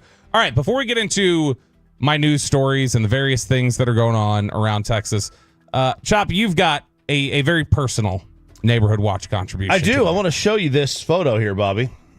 That is bathwater in our neighborhood. That is gross. That is, as the post said, looks a bit brackish.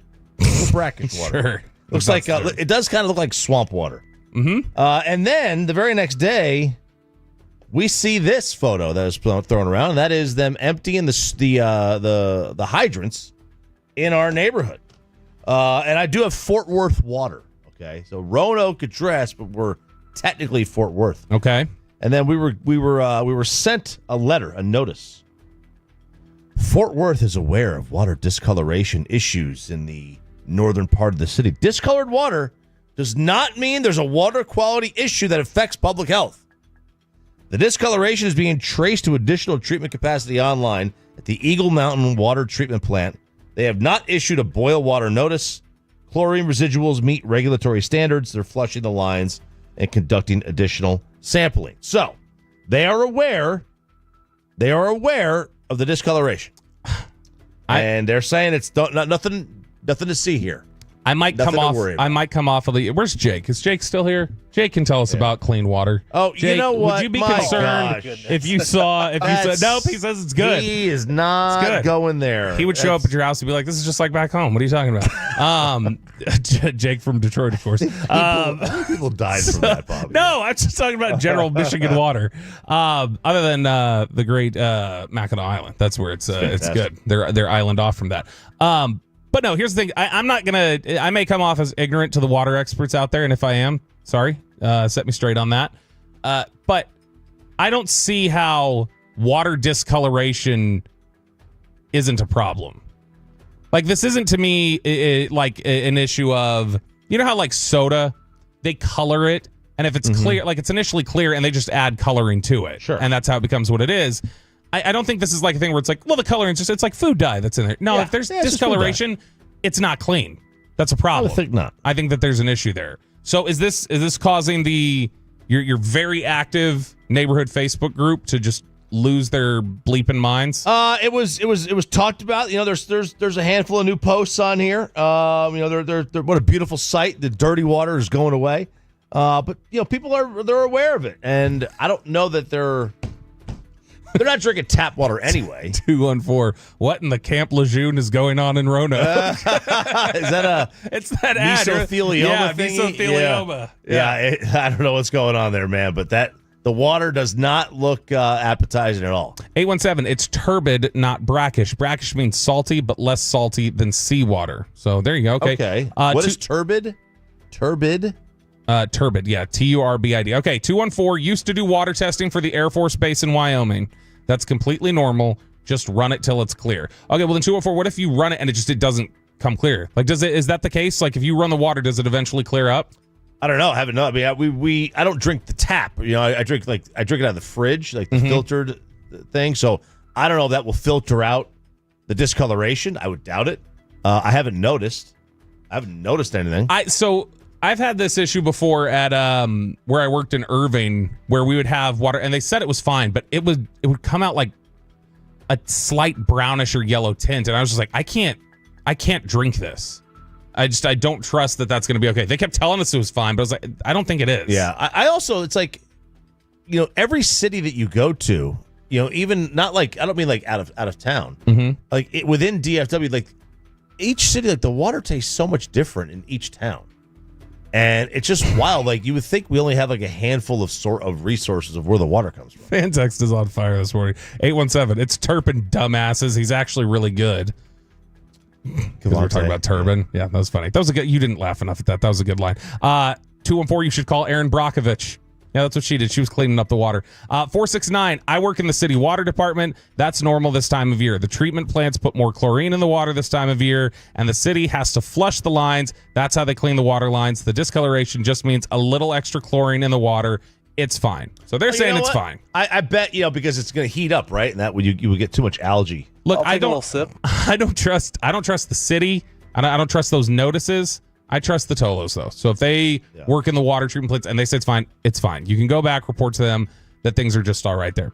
Okay, we jump over to the city of Frisco now, here on the Neighborhood Watch on 105.3 The Fan. And I'm going to need some feedback on this one, because I've never heard this or experienced this. 877-881-1053, 877-881-1053. I take you over to the unofficial subreddit of the city of Frisco. Okay. And this post was made yesterday and got a lot of response on there. And this is what they write. Why are people so mean here? And this is apparently not specific to Texas. This is specific to Frisco. So if you're in Frisco, I'd like your feedback on this. And if you're in the surrounding areas, your experiences in Frisco. But they say, why are people so mean here? Like, seriously. I work a customer service job in Prosper, and the people here and all over DFW are just really mean and nasty. Just earlier, I got shouted at by a customer, and it really hurt me. Like, he shouted to the top of his lungs, and people stared. I've traveled all over and never seen these kind of nasty people that I've seen all over DFW. It's so much worse than Boston or anywhere else I've been. Miami isn't this bad either. Why are people so nasty and rude here? Is it cultural? Other Texas cities are so much more kind-hearted and friendlier, I noticed. Even Fort Worth isn't that much better. So shots fired from the guy coming from out of state who lands here and goes, where's this Southern hospitality?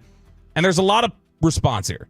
You had different people say, one, this is, you work in retail, bro. Like, that's the biggest problem. You're getting yelled at because you work in retail, not because you're in Frisco. Part of it. That's the biggest problem. That's still rude, but that's the biggest problem. Some other people just say, yeah, I've experienced that before, but that's more just a Frisco thing where people are just, it's a different kind of cats over there. And then other people going like, I just think you're not used to being told like reasonable standards on things, and you just want people to hold your hand through things. And this is being soft snowflake is what this is. So have you noticed at all Texas losing its Southern charm? Look, it's Californians. But these are people from out of state who say this. Well, maybe they're from California. I think at the end of the day, the moment DFW is not like, it's not a small town. Mm-hmm. All right, and it had a small town feel to it at one point. When I first moved, I came here in 1997, and it had a much smaller town feel to it than it does today. So it's a mega city. It is an urban sprawl. The traffic is going to make you angry. It's going to make you just on edge a little bit. And then you get all the transplants in here, and it's just different. Does it have the southern charm? I don't know. I mean, go out. I seem to find in small, I live out like North Fort Worth. There's still some small town out there where everyone knows your name. But in Frisco, Frisco's booming, bustling, booming, bustling area. Do you think Frisco, and I think this is probably true, I think Frisco also generally has a higher percentage of transplanted people that are working, because there's so many different places that, and it's brand new. There's so many different hubs and centers that have been built there for all the companies that move here, that move into Frisco. Like, you're going to bring people from out of state, and of course. I mean, every city is going to lose its charm the moment it kind of sells itself to that, to blowing up in terms of like population. It's just it's the trade-off. Let's see what some of the replies on the Franklin Injury Attorneys fan text has to say. 972, I admit to losing a little southern charm because the growth, more homes, more traffic, all unwanted, very frustrating. So that's somebody who just says they've lost some of their own southern charm there. 702, lived in Vegas for 10 years, way worse. 817, too many Californians here, so when people come to visit now, they don't get the southern charm. The Southerners, I'm not going to read that part. 210, Frisco isn't made up of Texans. It's Northerners. Yeah, I think that's pretty common. And also, I lived in Tennessee for like 5 years. That's a different South. Mm-hmm. That's different. Like, Texas is like his own thing. That's a different South. Like, Sean even talked about that when he went to the Vanderbilt game. Like, he was trying to trash talk Alabama fans, and they were not having it. They were just too polite. And I'm like, it's just different, right? And we have grown too much, and when you grow too much, one of the things you lose is your charm. Let's see here. What else do we have here? 214, Snowflake Syndrome for sure. Frisco is awesome. 469 says that it's not an issue with people. That's an issue or not an issue of the residents. It's an issue with the people coming into the state of Texas who have wrong standards. 469, Texas isn't Southern hospitality. If you truly want the real Southern hospitality, you have to go to Mississippi, Bama, Georgia, Louisiana states. That's an interesting, because you just said it's different South between Tennessee and Texas. Do you think Texas has never had the Southern hospitality angle? I feel like we generally have. Like, people always think it's different, though. It's way different. People always think I feel like we get the too nice label a lot of times outside of Texas. The thing with the deep South, the Southeast, is that they're very, very polite, but I also get the feeling that they're very, very fake. That they're very, very polite to you, and they will just in the bless your heart sense. Yeah, they will in the bless your heart sense. That's the Alabama, Georgia, Tennessee, Mississippi. Here I think they're more honest. They're more honest. They're polite, but they're more honest with the polite. Now, I told you I was going to ask you about this job. We're saying we're the dirty South. That's exactly That's it. right. Yeah. I've asked you about this earlier this week, or I brought it up to you earlier this week.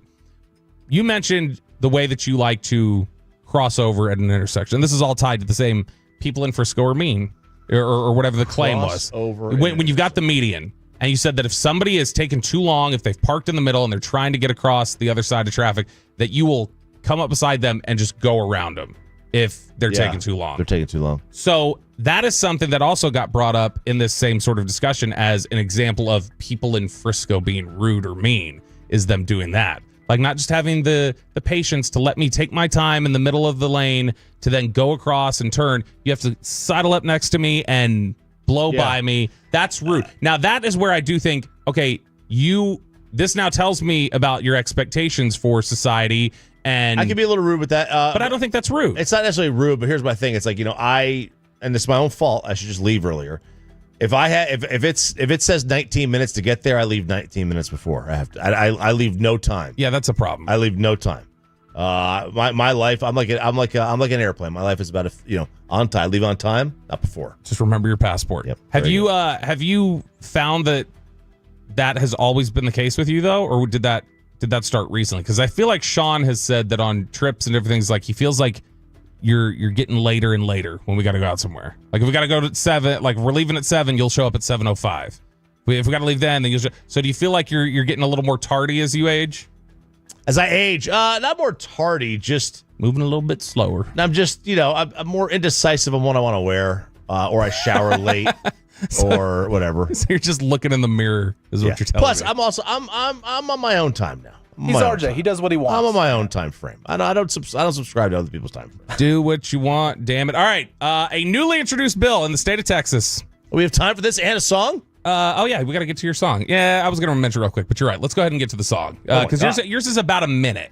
It's a minute? Yeah, so I can hit this really fast. Hit it. All right, so we know that you have to, I'm going to be careful the way that I talk about this. You know how at Christmas, what do children like to get most? Something from Santa. Yeah, but generally, like, do they want clothes? Do they want clothes? What do Video they want? games, bicycles. Toys, maybe? Toys. Yeah. So sometimes it's not just children who want those. You know what I mean, Chop?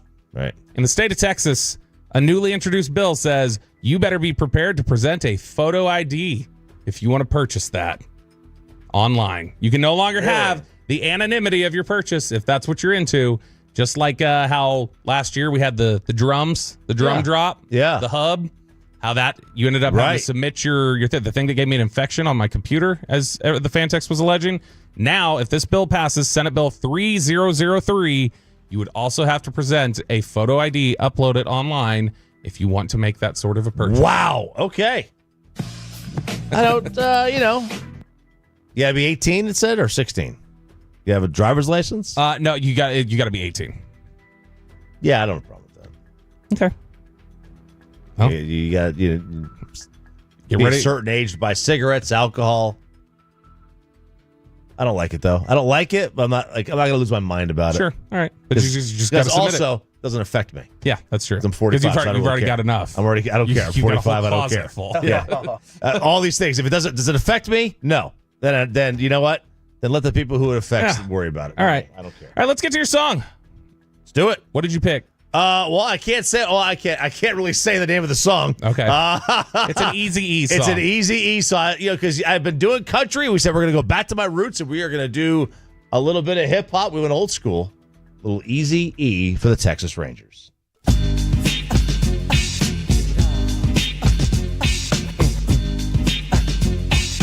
Let's not talk about 2024. Jake is back, and back is Jack. The boys are back that we started to miss. Now the new year's here, and Bochy got thinking. Only even years will the Rangers be stinking. Start off the year with a nice little win. When the first pitch happens, the year begins. So Bochy.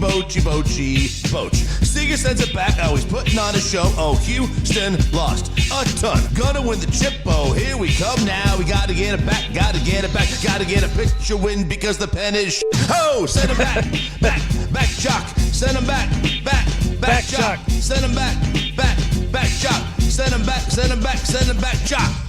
Yeah. I think that's the one. Yeah. Woo! There we go. I like it. Okay. Very nice. Strong. That's two strong contributions. Strong. I still have to write mine. First place. You still haven't recorded yours? No, I recorded everything. So I got to finish like the last line. You of the got chorus. an hour. I'm gonna be fine. All right. I don't believe it. If I got to play it at 9:20, it'll be played today. 9:20. We'll be playing it at 8:40. We teased 8:40. All right. It'll be ready. All right. Sean leaves and Bobby just goes on vacation. This happened with Sean too. Vacation. No, this happened with Sean too. This happened with the Star song one time where I kept pushing it back and having to record during the break. So this has happened before. All right. I'm just a perfectionist. There we go. Rangers hype songs for the year. Matt Hicks, Rangers play-by-play, joins us coming up next on 105.3 The Fan. But let's get you on over.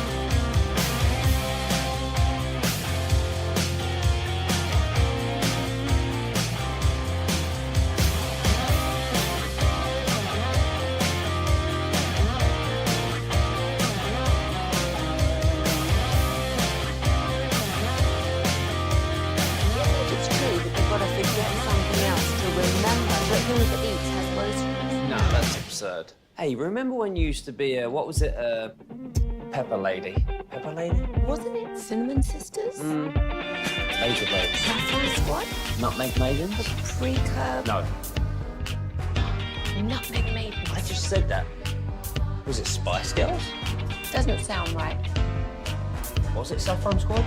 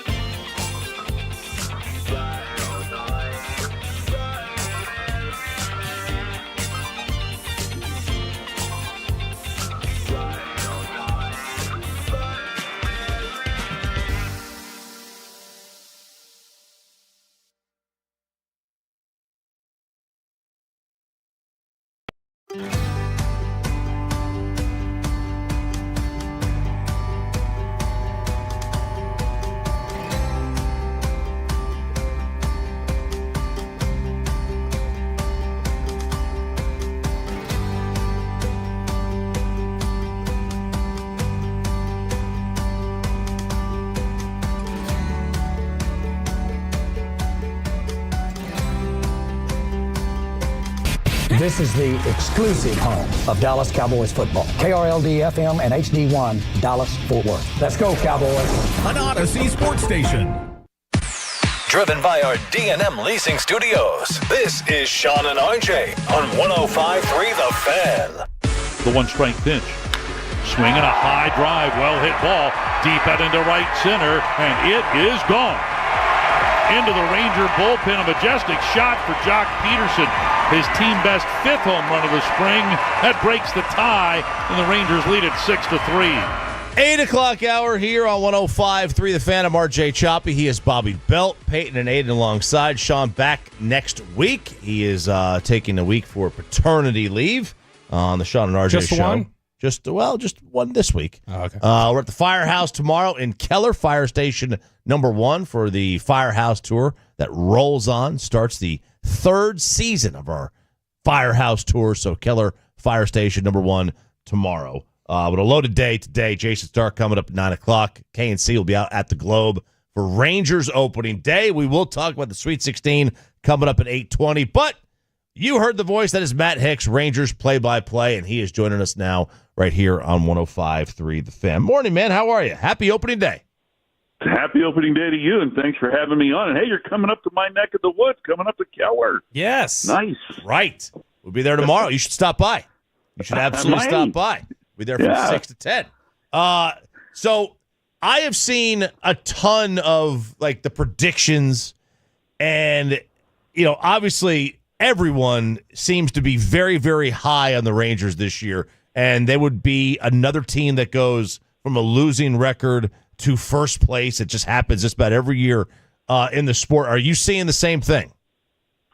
Well, I tell you what, I think that the American League West could be a very tight competition this year. When you consider what's happened in the offseason, I think the Rangers, probably did more to improve themselves than anybody else in the division, but you still have to deal with a Houston team that is going to be excellent. A Seattle team that didn't do anything in the offseason to improve its offense, but still has, one of the best starting rotations in all of baseball. And an athletics team, can we call them Sacramento? Can we call them Las Vegas? An athletics team that I think is going to be a lot better than people maybe give them credit for on paper, which is going to, again, make the division more competitive. So I think it's wide open. I think it's there for the taking. And I'm excited about what the Rangers did as far as, the additions of Jock Peterson and Jake Berger and Kyle Higashioka, and the prospect of having Josh Young fully healthy in this season. The Rangers were in the bottom third last year as far as slugging was concerned. They were about 20 points below league average in that regard. And I think that, things are pointing up as far as, doing what most offenses want to do now, and that's slug. Matt, when you got through spring training and took a look at this baseball team over the last month plus, who did you look at and say, all right, that guy's going to have a year, I think? That's somebody who's going to click into place. I'm really excited about what he's got the potential to do this year. Man, I don't know if you can just pick out one individual. I think, the thing that you think about mostly is, man, let's have these guys healthy and let's get them to the start of the season. But one guy that I think is poised to have a great year is Jake Berger. You're talking about a guy who could hit 30, 35 home runs and be a force there in the middle of the lineup. And I liked what I saw from him. Pretty good defense at first base. Here's a guy who, third base has been his position, but it looks like he's going to be able to make that transition. And if you do get 35 home runs out of Jake Berger, that's an outstanding season. Mm-hmm. Matt Hicks joining us on the D&M Leasing Hotline here on 105 through the Fan. All right, so it looks like DeGrom's going to start on Sunday, and I know there was talk about him maybe being the fifth starter to give him those extra days off, basically for the first month of the season. Will that still set up the same way where the days off early on fall in a place where he can pitch on every sixth day as opposed to every fifth? Well, obviously they're going to take care of DeGrom, right? I mean, he is Jacob DeGrom. And so however that happens throughout the course of the year, one thing is for sure, and one thing that we all know from year to year, is how the rotation starts is not how it's going to look in May or June or July. And it's not just Jacob DeGrom that the Rangers are going to be, taking care of, coming back from Tommy John surgery. The same is true for Kumar Rocker, same is true for Tyler Mahle. So you're not going to be able to give all three of those guys a particular plan and then stick to that plan throughout. Now, you're probably going to see DeGrom get that consideration, maybe more so than others. But I wouldn't necessarily, be concerned about where they fall in the rotation. I think the concern there is just what can we get out of them in terms of innings for the course of the season. We need to be able to keep them healthy. And in the case of, Kumar Rocker, he, gets this spot, in the rotation here at the start of the season because of the injuries to John Gray and Cody Bradford. And he's got an opportunity now here that he can cash on, that he can take advantage of. But, where Jacob DeGrom falls, I think, and how the rotation looks is going to change and probably change early here in the season. You think they have him on an innings limit for the year? That's a good question. I don't know if there's a magic number that, and I was split just out of thin air 120 innings. I don't know. And if that's something that as the season goes on, okay, we got to dial him back. But the thing of it is, if DeGrom is healthy and DeGrom starts dealing, in elite Jason DeGrom form, you're probably going to want him to continue on as far as, monitoring him goes. And if he's looking good over 5 or 6 innings per start, and keep him going that way. Matt, Evan Carter, we've talked about this the last couple days, him not starting the year with the big club. How much is there concern there for you about long-term prospects? Do you think this is just part of, hey, he's a young guy and he needs to clean some things up, or, he's coming back from a year where he didn't get an opportunity to play very much? How do you feel about the Evan Carter situation and your prospects moving forward? Yeah, there are a lot of factors involved there, right? Number one is the health. He had that back ablation procedure early in the off season, and so given that this is something that could be a recurring thing for him, you hope that they can manage that. But I think that that's probably, number one, to make sure that he's healthy. And then number two, because he only played, not about a quarter of a season last year, he's kind of behind. I mean, people forget, he was in AA most of 2023.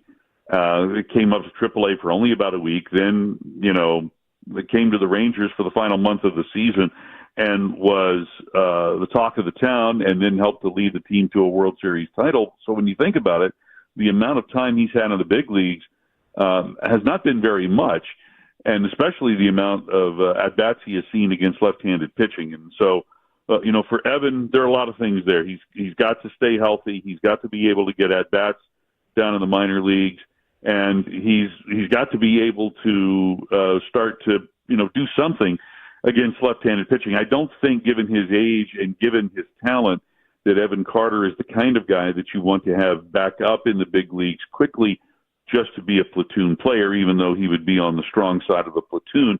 I think down the road you see Evan Carter as an everyday player. So how to get him to that is what the Rangers will be concentrating on while he spends time down in the minors. Hicks, do you think 2023 were they career years for Heim and Adolis, or was last year the blip? Well, I think you have to talk about those two guys separately. And number one, Adolis is an elite run producer, something like 383 RBIs over the last 4 seasons. And so even in the seasons in which, he's not had the batting average or the on-base percentage or maybe the top slugging, he's still driving in runs. Jonah had that, one terrific year in 2023, and then it peeled off last year. I think probably a number of reasons why, and that's a big reason why the Rangers went out and got Kyle Higashioka, because Higashioka can certainly handle a load, behind the plate. If those two guys end up splitting time roughly 50-50, the hope is that Jonah's offensive production can come back to the kind of numbers, at least rate-wise, that he produced a couple of seasons ago. And, Higashioka is a guy that, for so many years with the Yankees and then last year with the Padres, produced some really good numbers given the amount of time that he played. He played roughly half a season last year with San Diego and hit 17 home runs. So I think you're talking two different situations there. Adolis in spring training looked good. Really good to me. And so hopefully he continues that here at the beginning of the season. Matt Hicks joining us here on 105 Through the Fan. You can hear him at 3:05 calling Rangers Red Sox right here on 105 Through the Fan. He joins us here on the D&M Leasing Hotline. Hicksy, Wyatt Langford is somebody that we're all really excited about, specifically after the end to last season. Is that a reasonable expectation, the way we saw him in September, to say, all right, he's going to pick right back up and start running, or do we need to look at him similar to maybe how we looked at Evan Carter and just say, hey, this is still a young player that's going to go through some time where he's adjusting to things? Yeah, I think both are true. He is young, and so he's going to have periods during the season where he does struggle. But I'm encouraged by what I saw at spring training from him. I mean, he's a guy that has ridiculous power potential. The more we see him play in the outfield, I think the better that he looks. And so holding down left field and being an everyday left fielder, it's not something that the Rangers have had over recent years going way back. It's been a while since the Rangers can say, okay, this guy has been our left fielder every day.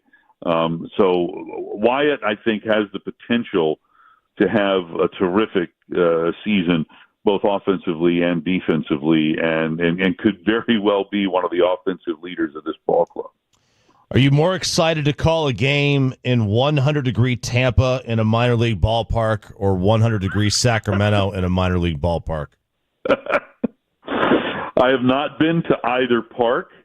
The stories I hear about Sacramento in the dead of summer are not good in terms of weather. I think maybe we get the occasional sea breeze in Tampa, so I think I might have a little more excitement about 100 in Tampa than in Sacramento. Get ready for a rain delay, I bet, right? Isn't it rain like every day there? Well, yeah, you could have that. There are a couple of places where we play where you're concerned about rain all of the time. One of those being Cleveland, for sure. Baltimore, Washington being another place where you get rain a lot of the time. But it'll be interesting to see these games played in the minor league parks. At least in Sacramento's case, we know they've sold the season out. That's good. There'll be 14,000 people a night at that ballpark. That's great. It's great for them. I don't know what they're going to. They haven't played in front of 14,000 people in a while at home. So there you go. Hey, man, have a great season. Thanks for coming on with us. Thank you very much. Appreciate it, guys. Matt Hicks joining us here on 105.3 The Fan. I'm RJ Choppy. He is Bobby Belt. Peyton and Aiden alongside. It is Sweet 16 night, though. College kegger. Peyton's UNT losing another coach. The best petty is college sports petty, and the University of Texas is finding that out firsthand. And we can also do maybe a little degenerate action for you. All coming up next here on 105 through The Fan. If we get you over to Platinum Ford in Terrell, it is, of course,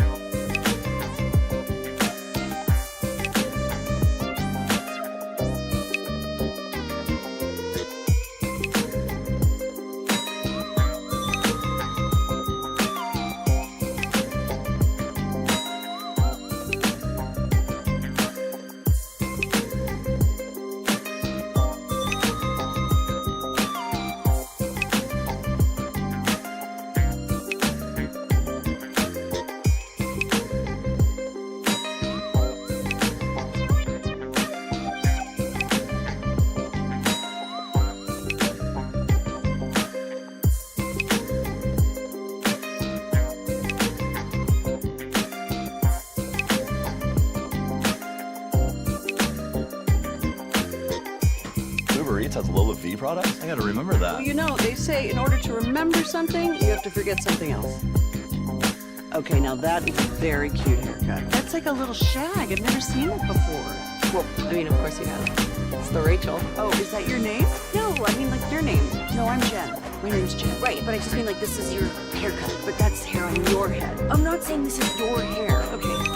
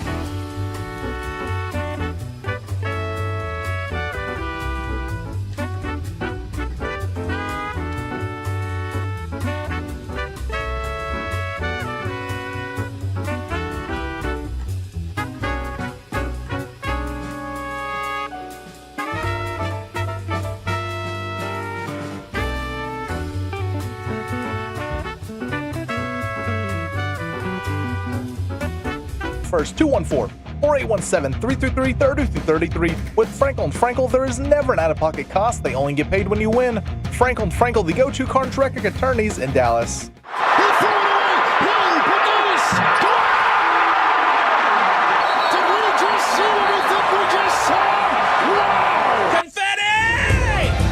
The tournament is back today, baby. Sweet 16 tonight. Peyton is going to be all in on his Red Raiders. That is a 9:09 tip time against Arkansas. It will start at 6:09 with BYU, Alabama. The over-under on that is 175.5.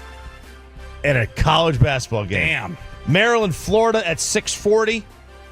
Arizona and Duke at 8:40. And then Arkansas, Texas Tech at 9:09. They actually start at 9:30, 8:39, 6:39, 6:09. I just rounded it around. You're not. I mean, what's going to happen today? What? You're going to have Rangers going on. Then you're going to roll right into basketball. Yeah. Like, when are you going to have time to focus on a prep email? Because is it just going to? We're going to all be a reaction tomorrow in bits, I guess, tomorrow at the Firehouse. Friday's show is already settled. You don't have to do prep email. I'll still do so. Well, here's my day. I'll give you my day. Show's over. I'm gonna go do the who's the viral guy? Ashton Hall, yeah. Ashton. I'm gonna do the Ashton Hall. We go to the gym. We go to the cold tub. We go to the sauna. I'm gonna come home and I'm gonna get work done from like 1 to 3. Oh, all right. And then the rest of the show will be reaction to the Ranger game. Watch the Ranger game. Then we'll go roll right in because baseball, thankfully, and it was just for today they did this. They got the pitch clock in there. And it's for days like this where you have a 3-hour window before, the tournament starts. The tournament's on great numbers. Everyone's watching this thing. So, yeah, it's going to be a hell of a day. And then I have my podcast to do after the game. Well, my BetMGM podcast. That's not the one that's nationally recognized, Number is two. it? Number 2 nationally. Ooh. We don't want to be number 1. We just want to work harder. Number 1, overachiever. Number 2, we try harder. I feel like number 2 is generally a spot you've earned. Number 1 is usually something that's just handed to you. You're resting on your laurels. Yeah. It's just, that's what I think that is. Yeah, I mean, so that's kind of where we are. But I got a little degenerate for you, and we started off poorly.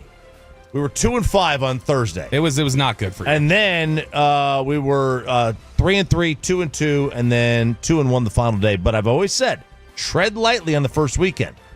This is the weekend where you can really kind of make some hay. And so we'll be able to do that. I think I saw this because the trend of each March Madness, you have a whole bunch of upsets from the lower seeds. So people put $100 on the the money of each team. I think if you did every upset team this year, you're down. Put $100 in every team. Down. You're down over $1,200. Yeah, and we did BYU money line over Wisconsin, and that was able to double our money. It was 2-1. So we came out a little bit better than you would have normally with a 7-6 record. So we came out a little bit better than you normally would. But I mentioned that Peyton Russell is not happy, and that's because his Mean Green, for the second time in a couple of years, are losing their head coach. Sad call here. Grant McCaslin went to Texas Tech, and now Ross Hodge is heading to West Virginia. West Virginia Mountain Mama. There are 3 teams we say Peyton's whatever. Yeah. Peyton's Red Raiders, Peyton's Longhorns, Peyton's Mean Green. I think there just needs to be a bit moving forward. If ever we're mentioning a college or professional team that isn't assigned to anybody, we're going to say, Peyton's Colorado Buffaloes. Yeah. Say W.I. Peyton when I picked the Eagles in my top 5. Peyton. Exactly. Eagles fan, apparently. Caw! That's why you say Caw. You say it's for the Mean Green, but it's for them. That's right. Look, I think it's a good hire from West Virginia. It was a good hire for Texas Tech when they got Grant. But I actually think this is a good thing for UNT, Peyton. I'm going to tell you here. What's the difference between UNT and Xavier or Butler or Cincinnati? I don't know. What is the difference? Well, I mean, now Xavier and Butler and Cincinnati are in big-time power conferences. Oh, I thought it was a joke. But, setup. 20, 30 years ago, they weren't. They were mid-major programs. Atlantic 10, what was it? What was Butler in? They were in the Ohio Valley or something like that. Or the Summit, whatever it is. The point is that they grew and they became known as the school that always had a good coach. And that coach always got another job, but the programs were always really, really good. Like always, you had Bob Huggins, you had Mick Cronin, you had obviously Brad Stevens, you had Thad Matta, you had Sean Miller. And they just had like a ton of really solid coaches come through the pipeline there, and they were always a competitive team. Like they were all in big cities. They're in Cincinnati or they are in Indianapolis. UNT obviously is in DFW. Ton of recruits. You might have something here, man. I mean, UNT's still in the NIT. Think of it as a blessing in disguise. UNT's still in the NIT. We beat Oklahoma State the other night.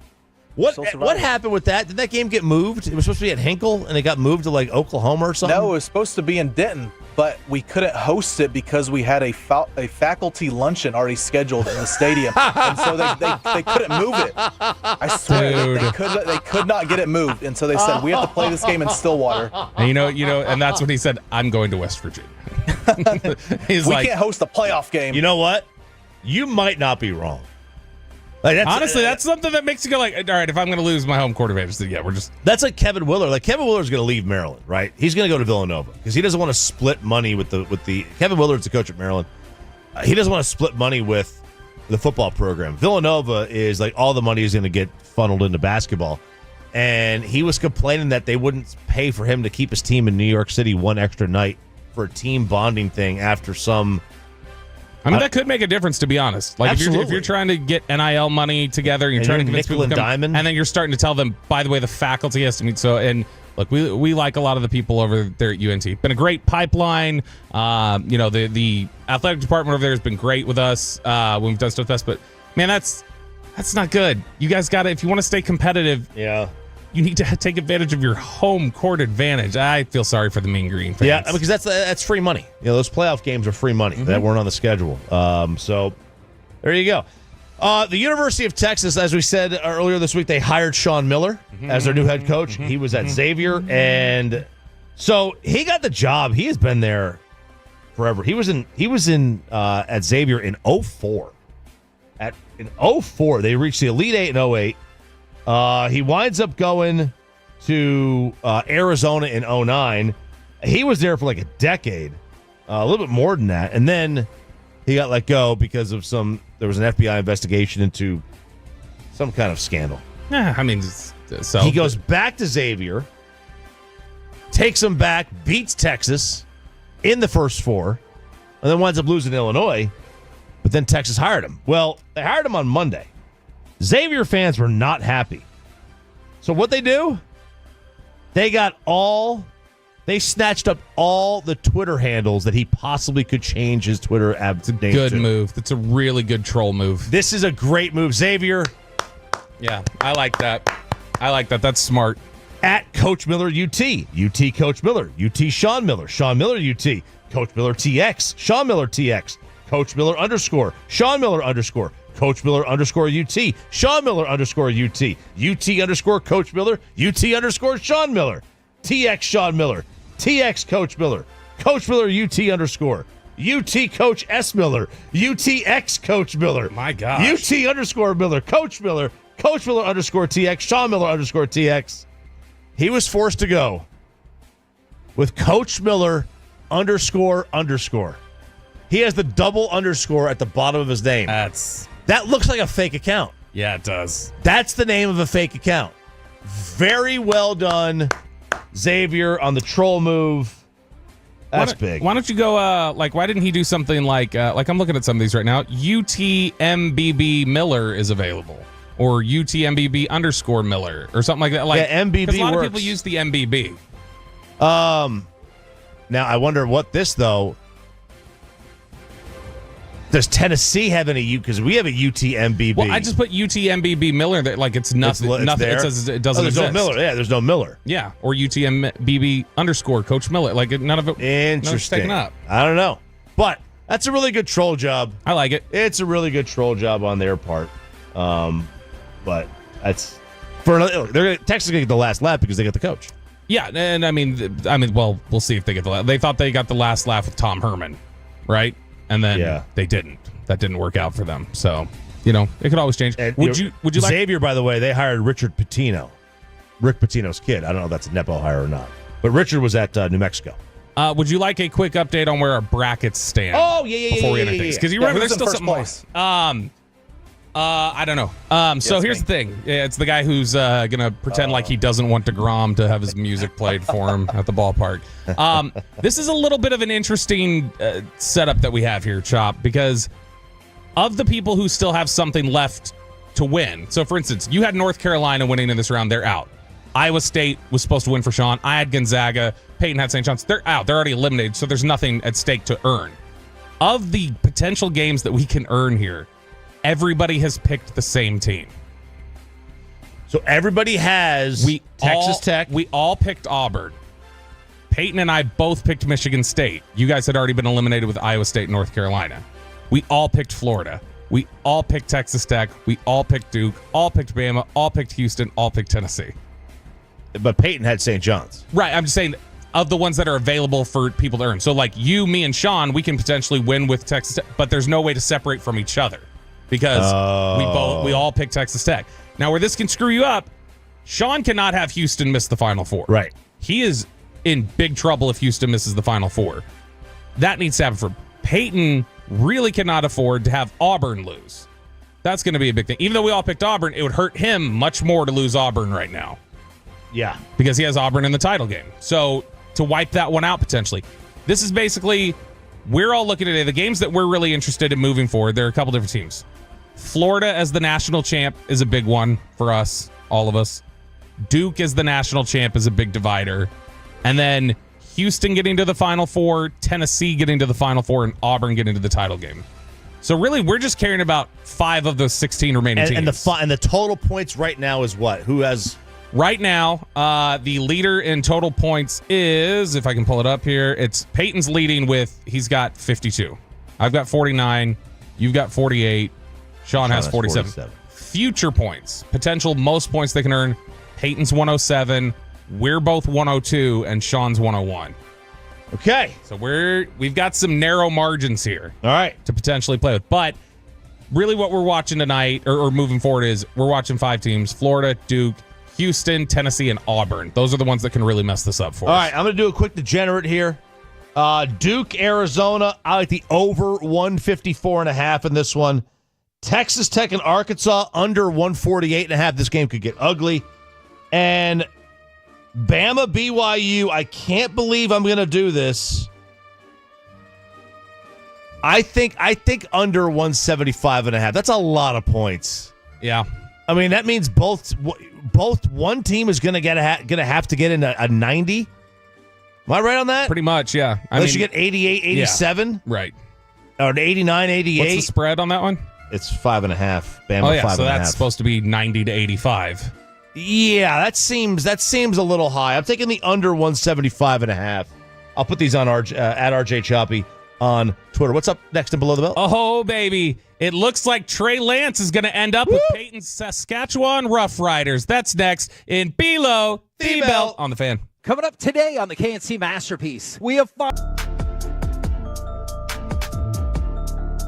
Do you think it's true that you've got to forget something else to remember that Uber Eats has groceries? No, that's absurd. Hey, remember when you used to be Pepper Lady? Pepper Lady? Wasn't it Cinnamon Sisters? Basil Babes. Saffron Squad? Nutmeg Maidens? Pre-curl? No. Nutmeg Maidens. I just said that. Was it Spice Girls? Doesn't sound right. Was it Saffron Squad?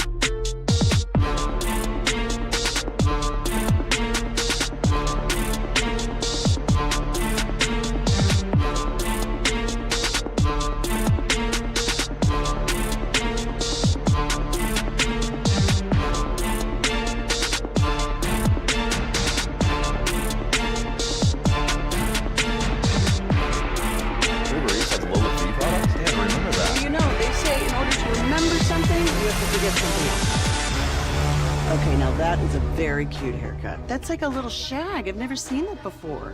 Well, I mean, of course you have. It's the Rachel. Oh, is that your name? No, I mean, like, your name. No, I'm Jen. My name's Jen. Right, but I just mean, like, this is your... But that's your hair. I'm not saying this is your hair. Okay, yeah, a little bit.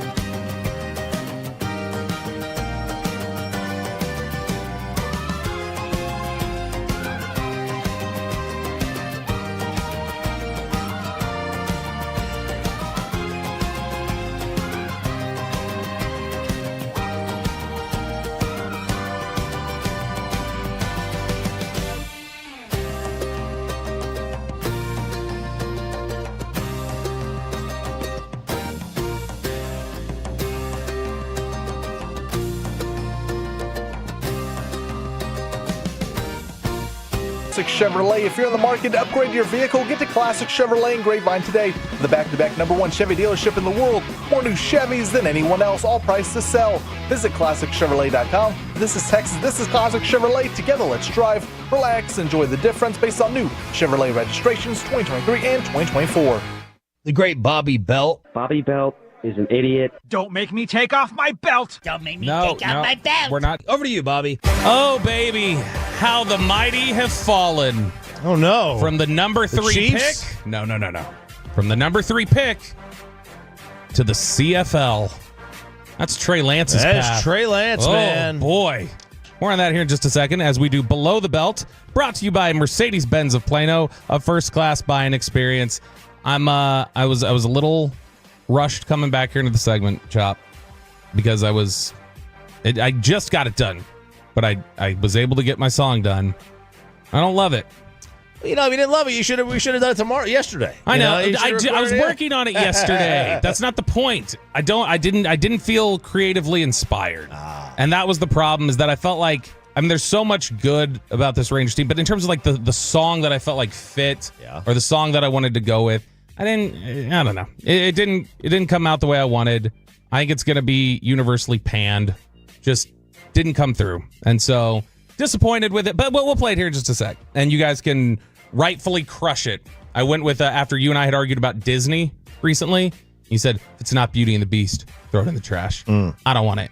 I decided to go with an animated film. I went with Tangled was the one. So I got the song from Tangled, I See the Light.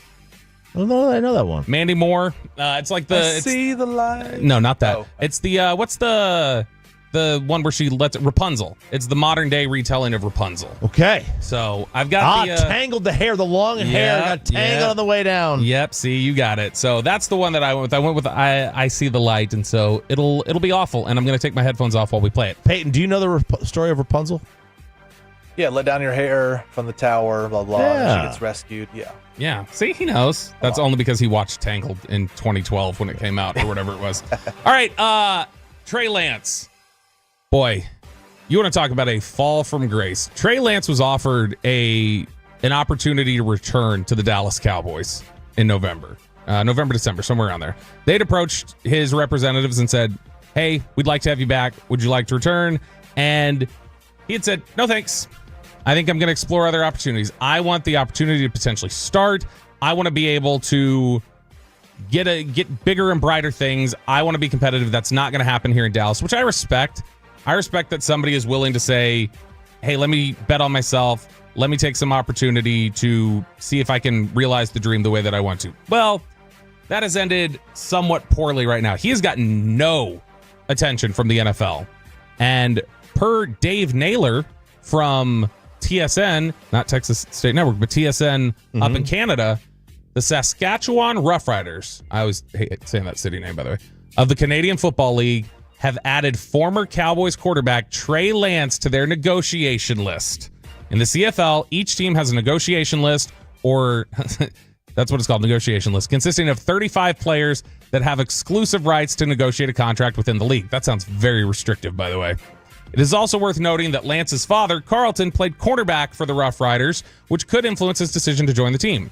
Dallas traded a 4th-round pick for Trey Lance before the 2023 season, but he only started the season finale this past year with nothing to play for.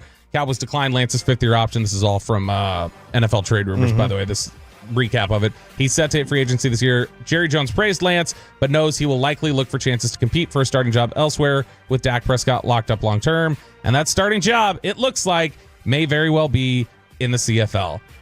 This is just a disaster projection. If you want to talk about trying to... the initial pick and then the 4th-round trade for it, this was just a brutal misevaluation in a number of ways by the NFL, by the 49ers, and by the Cowboys. It's the right move for Trey. It's really hard to get back. But here's the thing. He's made $34 million of career earnings. He doesn't have to worry about money for the rest of his life. The only way for him to get better as a player is to play. He's not going to play in the NFL. At least not anytime soon. He's got a very small chance. We've seen it with other players, from Darnold to Geno to Baker, high picks, who figured it out eventually. He's got to play. And I don't know if... yeah, you're right. It's very hard to get back. I don't know that it's very hard to get back if you're a quarterback. If you're a quarterback and you play well, someone will invite you to camp. Yeah, but so here's the thing. I remember I talked to a friend of the show, Dave Campo. I talked to... we need to have Campo as the next mystery lifeline on How Young is Peyton Russell. I bet he'd nail those. I talked to Dave Campo about this one time, like a decade ago, and I said, why don't CFL players... why aren't there many success stories transitioning from CFL getting back to the NFL? Because we've seen examples recently of XFL not having those issues. We've seen guys like Turpin and Brandon Aubrey and different guys like come over to the NFL and be fine. But I'd asked him, I said, why doesn't the CFL have more success stories transitioning back to the NFL? And he said, our scouting department, when I was coaching and what I've been around typically, scouts will tell you it's that the game is so different. So the AAF or the XFL or the USFL or whatever you want to, any of those leagues you want to talk about, at the end of the day, it's the same general game with a few exceptions. The CFL has a longer field. The CFL has a wider field. The end zone depth is 15 to 20 yards as opposed to 10. The number of downs is 3 downs to gain 10 yards. It's 4 in the NFL. You've got 12 players on the field at the time compared to 11. They're like, it's just such a different game in terms of the dimensions and what you're allowed to do that you feel like, all right, but that doesn't tell me if he can replicate it. I can't see it the same way as I can when they play in the XFL or the USFL. Yeah, but I mean, if you got the all 22 UFL now, it's UFL now. Thank you, Kerry. Yes, because Daryl Johnston is associated with that. Yeah, you got the all 22. Yeah, it may be wider, but you can still see if he's making the right, reads and stuff, right?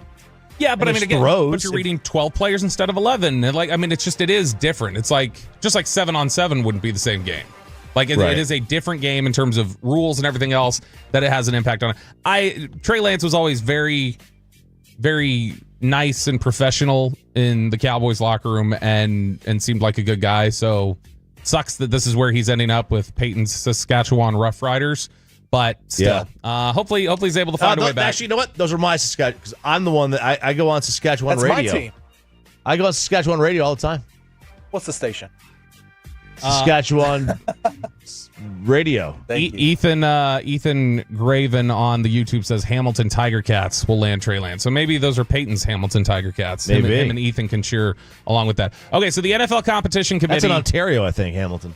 The NFL Competition Committee is proposing moving touchbacks to the 35 and making the dynamic kickoff permanent. You like this? I think we just get rid of the kickoff and move the ball to the 30. They don't want to do that. I know. They want they still think it can be an exciting play. It can't be. So this is what's wild. Rich McKay, the former Buccaneers Falcons GM, who's on the competition committee, he is the chairman of it. He says that the return rate, if you move the touchback up to the 35, could jump up to 65 to 70%.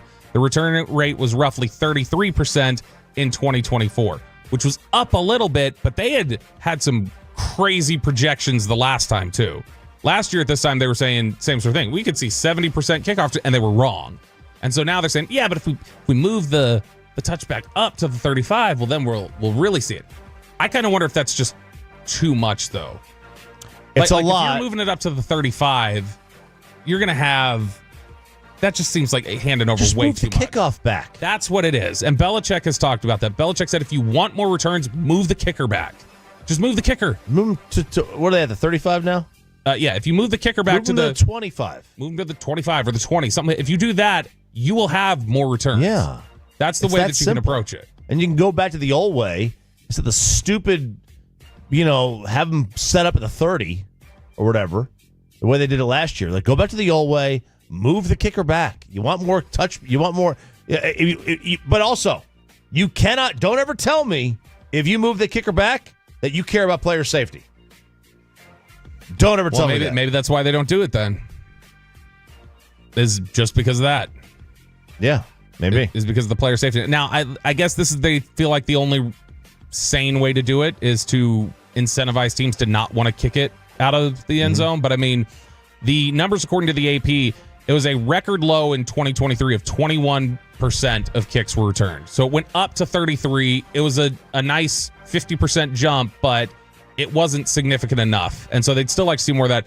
I had heard from somebody at the league office, they said no wasted plays. That's Roger Goodell's big thing. No wasted plays. That's what he wants. All right, well, you don't want no wasted plays, so just get rid of it. It's not a play at all. Jason Stark coming up at 9 o'clock, getting ready for the Rangers opening day, Major League Baseball season. K&C Masterpiece about an hour away at the Globe with Derek Holland, Michael Young, Ian Kinsler.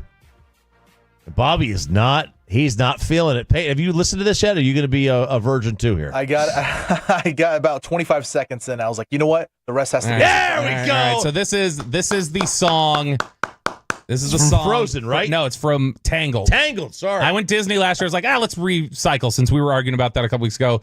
This is my cover of the Mandy Moore which is a very high song. The Mandy Moore and Zachary Levi track from Tangled. I See the Light. And I'm taking my headphones off. Oh, baby. All last fall, Cowboys were the same team. All this spring, Luka's a Laker. All that time, just patiently waiting for Wyatt Langford. Now he's here. DeGrom has his arm right. Never fear, Seager's good to go. Thursday's here, it's crystal clear. I'm going to the Globe. And at last at 3:05, oh man, Evaldi will be there pitching. And it's not just 3:05. Sandler's pregame starts at 2. Oh. And it's warm and real and bright. And the West has somehow shifted. All at once, everything is awesome. Go for number 2. He did it again. Bobby Belt. He did it again. No, I cannot. This was amazing. No, I wrote it. I wrote it last night, and then when I was going, it's too damn high. Damn it, it's too damn high, and now I've screwed it up because I don't have time to do something else. I should have done on Ether. That's what I should have done. On Ether? Ether after we argued about Wait a Jay-Z second. and Nas. Do it on Ether like the drug? No, Ether. I should have done the diss track Ether. Oh. That's what I should have done that. It should have been a diss track to Right. Houston. It would have given people the chance to hear it for the first time. Yeah, that's what I should have. You should have done that. There you go. That's well done, Bobby. No. Made me tear up. I mean, I don't ever stop playing. We're going to play that again. We are going to play it again. We might play it for Jason Stark from The Athletic. No. Next to the Fan. Oh, we're laughing all morning. Ha, ha, ha. And we're talking.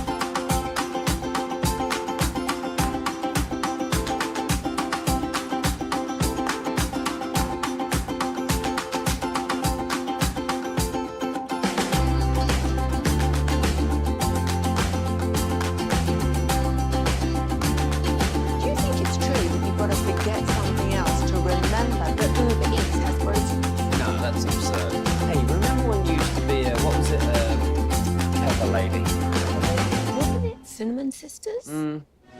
Basil Babes. Sapphire Squad? Nutmeg Maidens? Freaker? No. Nutmeg Maidens. I just said that. Was it Spice Girls? Doesn't sound right. Was it Sapphire Squad?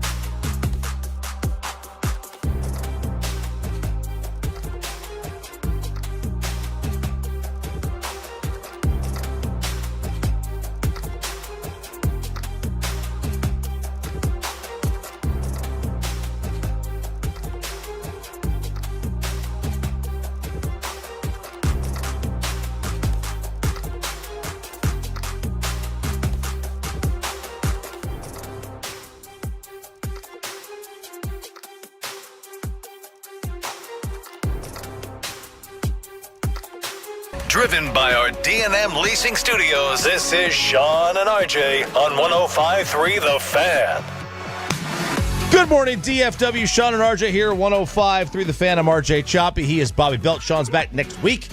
He's got the paternity leave. Peyton and Aiden alongside Rangers opening day today. About 6 hours from now is first pitch. KNC Masterpiece out at the Globe. Starting at 10 o'clock, Derek Holland, Michael Young, Ian Kinsler, they'll all be there with KNC. Sandler's got the pregame at 2 o'clock. It's a big day, and we are proud to be joined by Jason Stark from The Athletic right now on 105.3 The Fan. Good morning, Jason. Thanks for joining us. RJ, Bobby, happy opening day, my friends. Yes, sir. Man, it never gets old. Does it seem like the Rangers are the chic pick around the sport this year? I mean, I picked them to go to the World Series, so if I'm the definition of chic, absolutely. I've never been described as chic that I can recall, but I'll go with that. Jason, you mentioned we'll get into the Rangers here in just a sec, but I saw you had an article that was really interesting over The Athletic where you had gotten different feedback on the automated strike zone. We were talking yesterday with Brett Boone about it. He said he thinks this is just inevitable. We're heading that way. Is that the sense, is that we're just heading towards inevitability here and that human element with strike zones going away? Well, not totally, because it's going to be a challenge system if and when it happens. I just think the question is when.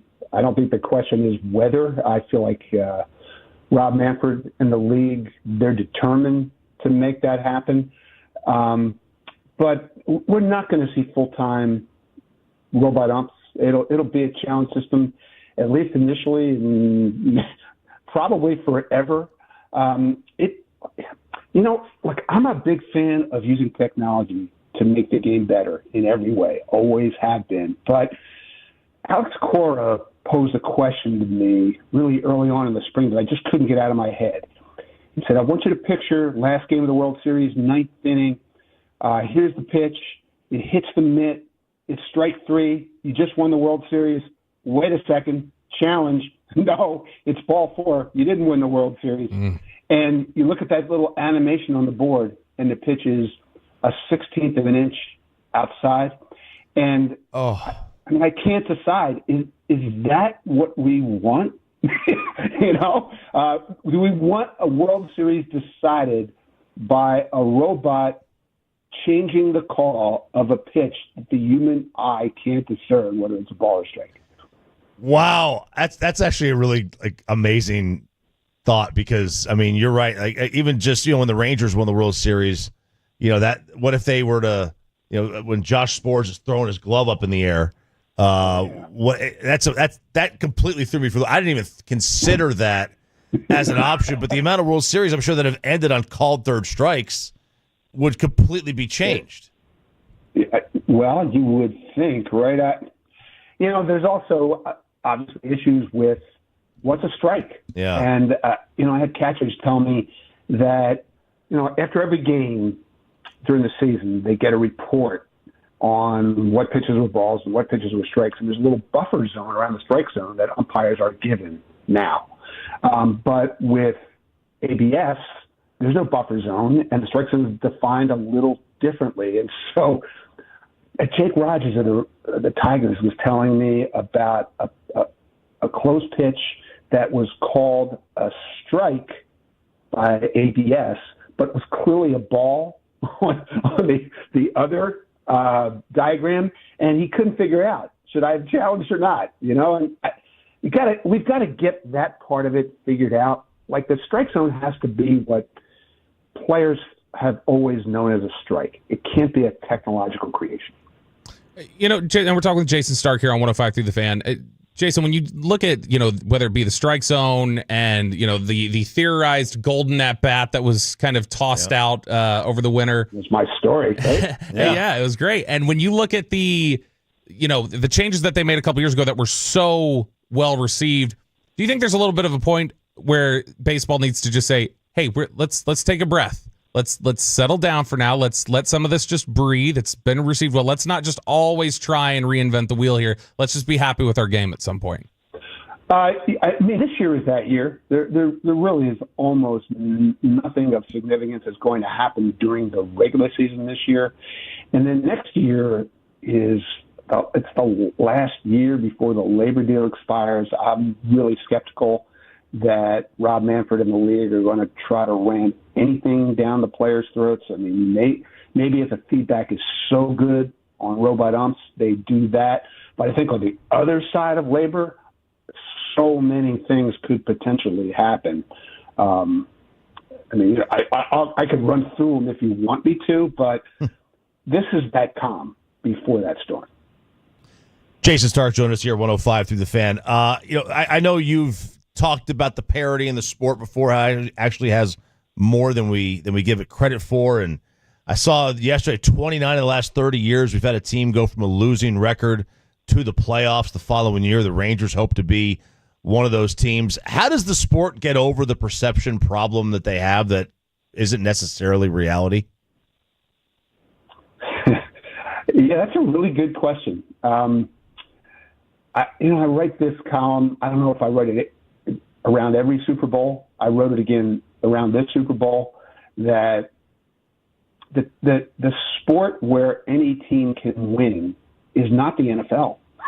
Because, start looking at how many Super Bowls the quarterback was Patrick Mahomes, Tom Brady, one of those 3 or 4 luminaries going back 20 years. And it's the same guys, it's the same quarterbacks, the same teams in the Super Bowl every year. And baseball is the sport where nobody's repeated in 25 years. It doesn't mean that baseball is perfect. There's obviously revenue disparities now. The way that the whole regional sports net model is unraveling is creating huge revenue and TV revenue disparities that they've got to figure out. Of course, they've got to figure that out. But the nature of the sport is such that there's a wide range of possibilities every year in terms of who's going to win the World Series. And the fact that more teams make the playoffs now, I think helps that, because we've seen it. Once you get in, it's amazing what can happen. It feels to me like the team that won the World Series 2 years ago came from a place you guys are familiar with. That was the absolute proof of that. Yep. Yeah, Jason, now when you talk about the Rangers and as they hit in the season, they obviously won the World Series in 23, finished below 500 last year.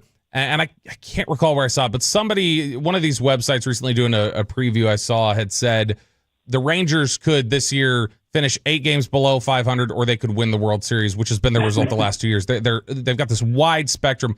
Is Texas the team out there right now that might have the most variance and different variables that could impact exactly how they finish this season? They certainly have that. I mean, that volatility between the floor and the ceiling is really wide, but there's so many teams like it. I mean, I picked them to go to the World Series. I look at Bruce Bochy as an odd year guy now, right? So it should be his time. But look at the American League and try to figure out who's that dominant team. I asked an American League general manager this last week. He spent 5 minutes telling me all the teams that it couldn't be. And then he finally decided there wasn't one. There is no best team in the American League. It's the land of opportunity. So why not Texas? I think that the division is there for them. We've lived in this world for so long. We just assume the Astros are going to the playoffs. The Astros are going to figure out a way to win the division. I don't think that anymore. I look at the roster. You would have a hard time convincing me their roster is better than Texas's roster. Might not even be better than Seattle's roster. And they've always had this continuity. They've always had this mindset and this culture that we're going to figure it out. How much of that was exuded by Alex Raymond? Just the chip on that guy's shoulder and that attitude that he played with and spread was such a big part of who they've been. And he's gone. Kyle Tucker is gone. I don't like the Altuve left field thing. There's a lot of questions that I have about them now. I have questions about the Rangers too, but I I love the lineup and the upside of the lineup. And there's clearly a lot of questions about what the rotation is going to be, whether anybody in the opening day rotation makes 30 starts. But there's a lot of upside there too. I just like Rangers more than any other team right now, the way it all lines up in the roster, the division, and all the possibilities. What have you heard around the league about the league's expectations of what we can see from DeGrom this year? Wow, what a question. There's a degree of excitement about it. When Jacob DeGrom is on the mound and has the ball, the sport is better. It's more interesting. So there's a lot of excitement, but I think there's also a lot of curiosity. Is this a guy that you can count on at this point? We had this conversation around Hall of Fame time because it kind of feels like Jacob DeGrom should be heading for the Hall of Fame. Except then you look at it, 86 career wins, and he's going to turn 37 in June. Greg Maddux had 86 wins the year he turned 26. Okay. So is Jacob DeGrom going to be the first starting pitcher to get elected to the Hall of Fame with like 104 wins? I don't know. I honestly don't know what he is. I'm debating right now what's an ace in 2025. Yeah. And when he has the ball, the other team isn't very happy about it. So does that make him an ace? When he hasn't made 30 starts since 2019. In fact, he hasn't even made more than 15 starts in any season since 2019. What is he? There's so much anticipation about what he could be, and it'll be must-watch. But until there's some volume and there's some certainty, it's just hard to count on it, isn't it? Absolutely. Now, Jason, we're talking with Jason Stark here on 105 through the Fan. Evan Carter starts this season in the minors. He was obviously a big part of the 23 run, top prospect last year. Any general concern to you? I mean, we hear what the Rangers have to say about it, but I think fans always have some reservation like, yeah, but are you sugarcoating that this isn't a big deal? How big of a deal do you think it is that the Rangers are saying Evan Carter's not ready to go right now? Well, last year was such a lost year for him. And I understand this. This is a guy who needs to hit the reset button.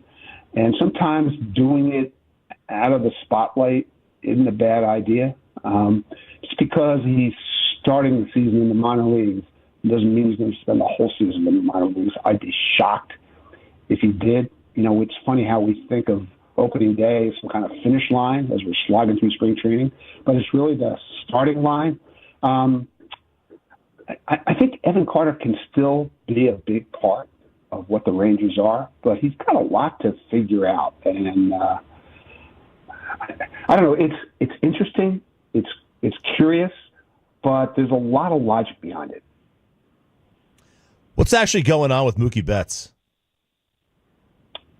Wow, I forgot to go to medical school this week. I don't know. My wife is asking me that. I've never heard of a guy getting so sick that he lost between 15 and 20 pounds over a couple of weeks. And nobody can quite figure out what it was he had, either that or they just chose not to tell us. I'm worried about him. I know that he played in that Freeway Series game the other night. I know they want him to play opening day. He didn't just lose weight. He lost a lot of strength and stamina, and I think they're going to have to be really careful with him. I'll be interested to see how much they think he can play early on. This is really an odd situation. Hey, Jason, we really appreciate it. Enjoy the opening day. It's always a great one. It always is. So enjoy. Thank you, man. Guys, a lot of fun to talk to you. Happy opening day. Jason Stark, The Athletic, join us here on 105.3 The Fan. I'm RJ Choppy. He is Bobby Belt, Peyton, and Aiden alongside. You know what? We might as well do a little Diamond Cavs because there are some more things that are going out around Major League Baseball. Actually, you know what? Audible, Bobby. We've got to talk about this Dak Prescott news. News? Yes. That's a generous term for it. Listen, it's out there. We got to talk about it. All right. We're going to do it next on 105 through the Fan as we get you over to PlatinumChrysler.com. Dodge, Ram, Jeep.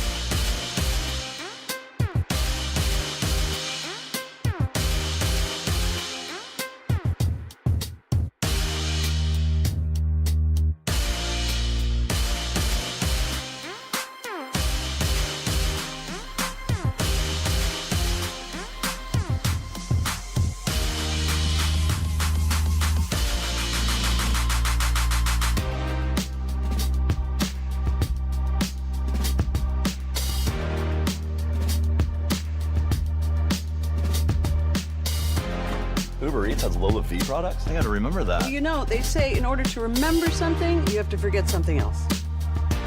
Okay, now that is a very cute haircut. That's like a little shag. I've never seen it before. Well, I mean, of course you have. It's the Rachel. Oh, is that your name? No, I mean like your name. No, I'm Jen. My name's Jen. Right, but I just mean like this is your haircut. But that's hair on your head. I'm not saying this is your hair. Okay, forgive me a little bit.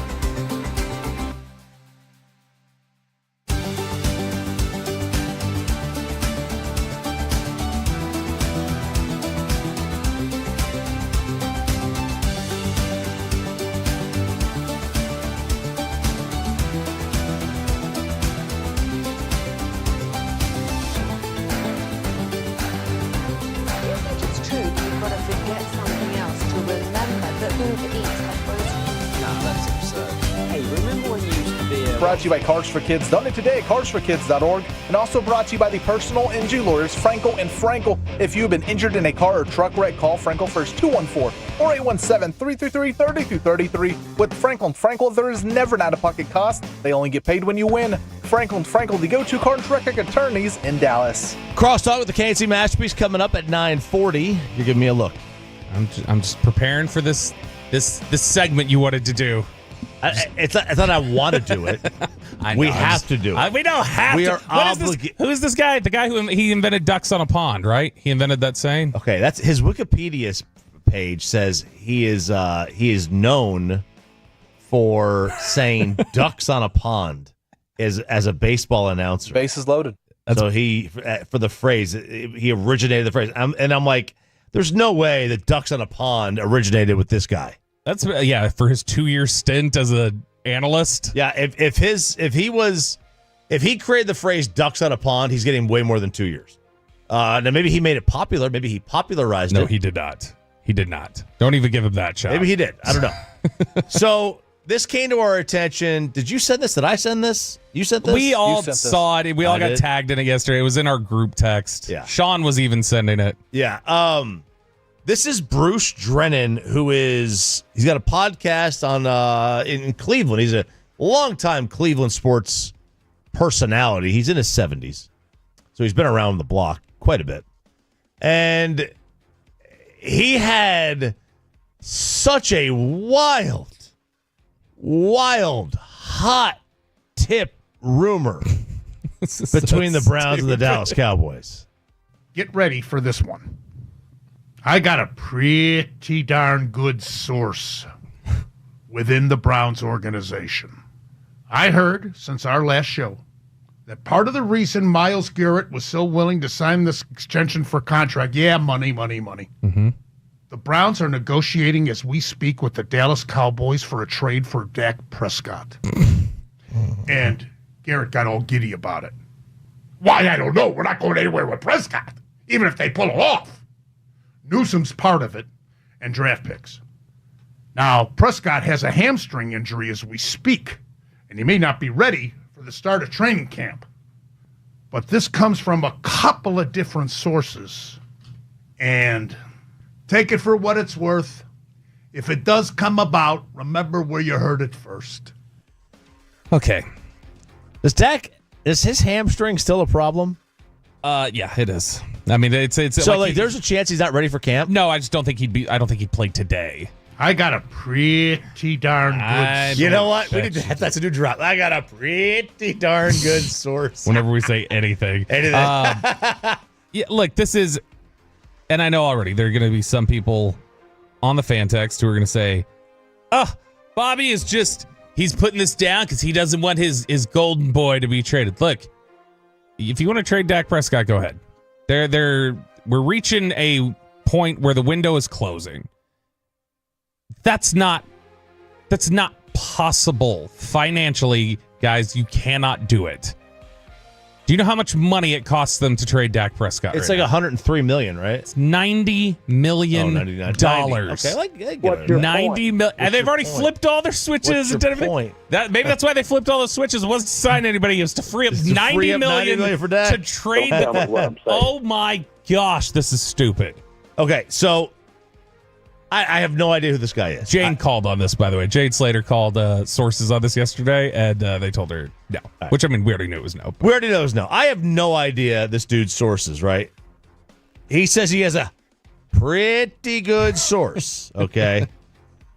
On the surface, it's completely crazy. The cap hit's too big. They're certainly not going to take back Deshaun Watson. And Cleveland is not going to have both on the roster or both salaries on the roster. Because Deshaun's is fully guaranteed, so even if they cut him, they're still on the hook. Yep. Now, let's just assume somebody in the Browns did say this to him. Because regardless of who this guy is, we would have heard about him being a hot take guy. He probably didn't just come out, wake up, and make this up. Oh, I don't know.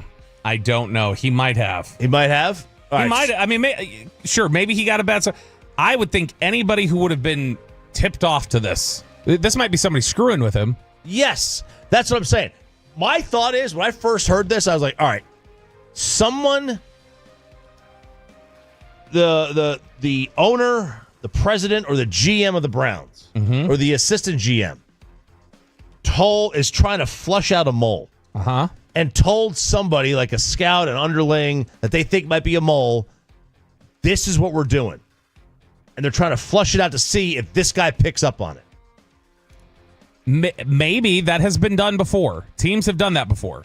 Here's the problem. Teams usually do that with things that are financially possible, that even the most novice salary cap expert on Twitter would hear this news and go, yeah, they can't do that. That's not possible. You would think if this was given, like anybody who's in the Browns front office, I think would go, they financially can't do that, so that doesn't make sense. So I feel like you're lying to me right now. You would think they would get that a little bit, but yeah, this is there's a lot of detail there because it's also Myles Garrett heard this and he got giddy, and that's why they were able to fix things. Yeah, because I saw an interview with Myles and Andrew Siciliano, and he was like.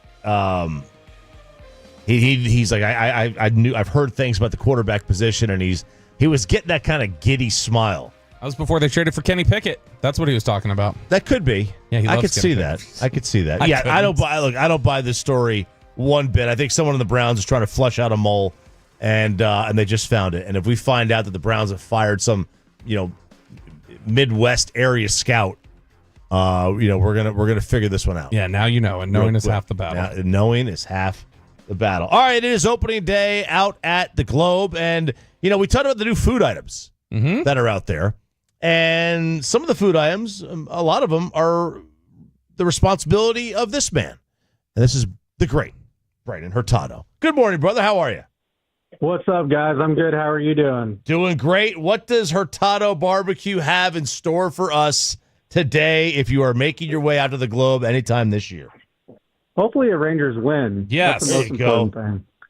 So we're launching our new Big Papa loaded brisket potato this season at our stand at Section 101, and I'm really excited for that.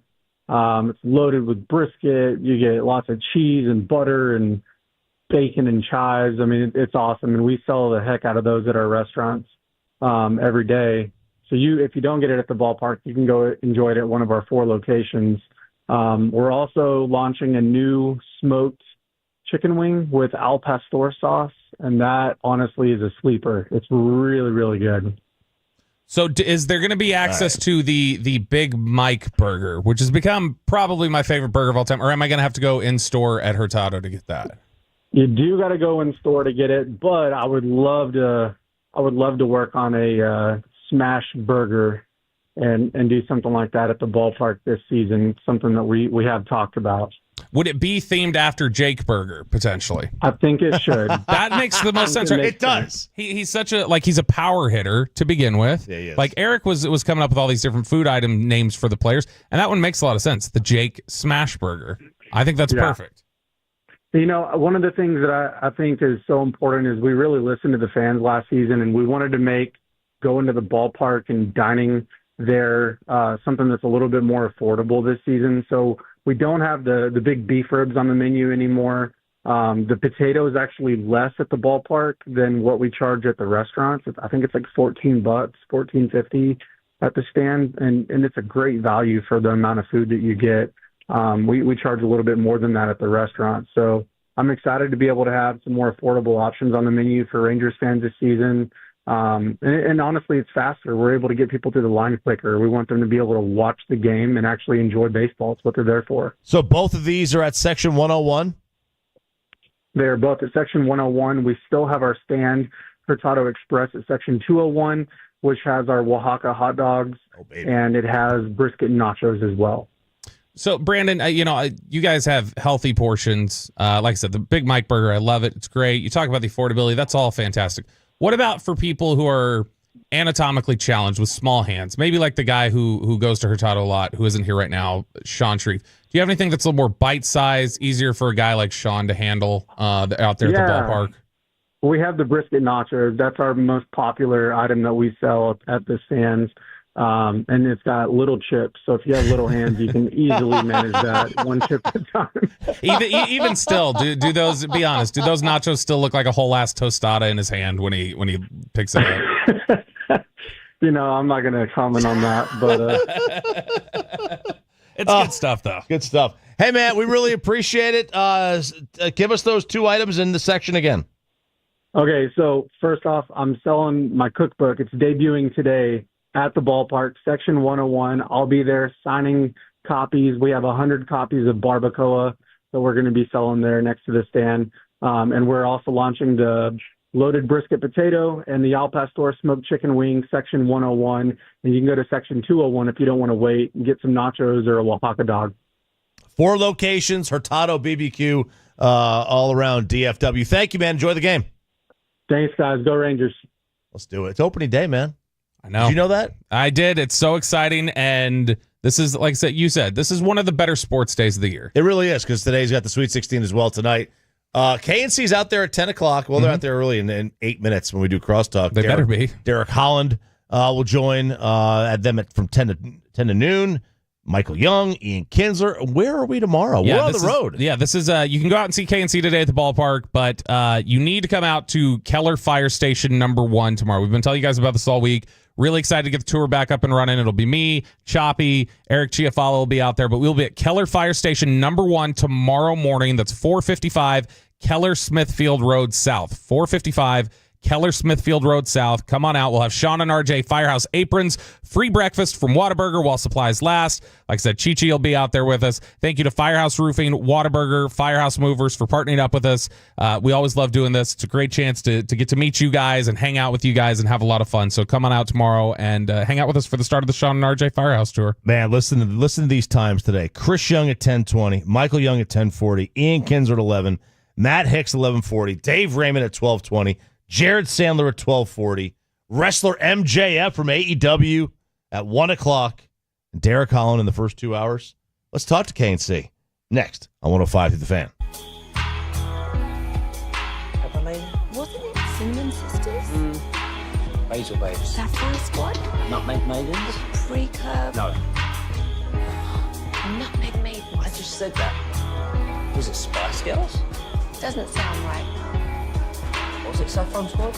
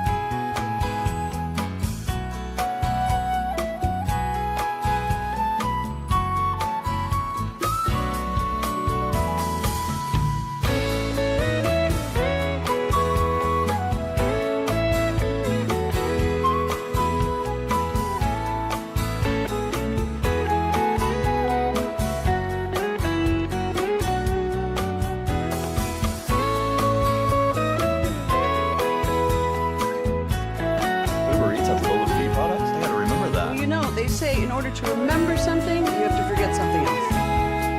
Okay, now that is a very cute haircut. That's like a little shag. I've never seen that before. Well, I mean, of course you have. It's the Rachel. Oh, is that your name? No, I mean like your name. No, I'm Jen. My name's Jen. Right, but I just mean like this is your haircut. But that's hair on your head. I'm not saying this is your hair. Okay, freaking me out a little bit.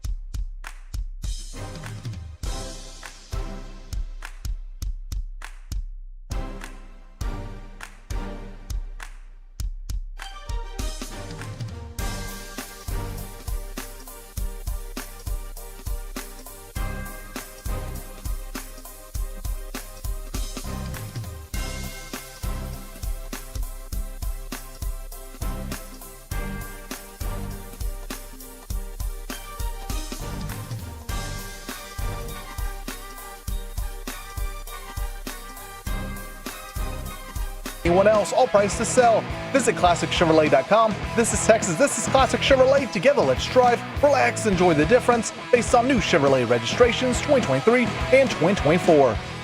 Good morning, DFW. It is Crosstalk, the KNC masterpiece. I'm RJ Choppy. He's Bobby Belt, Peyton, and Aiden. And we have look at this. Corey Majors all ready for Tennessee basketball with that shirt on. Look at that. No. Look at that, baby. It is not Tennessee, baby. This is Whataburger. Let's get some Whataburger, baby. Yeah. The Whataburger opening day right now. Look at that. All right. You know what though? If they keep going, Shop, I'm looking good on my bracket. So we're good. Yeah, I have to. I need a win tomorrow. First of all, I got to beat Will Chambers because we have a little show bet.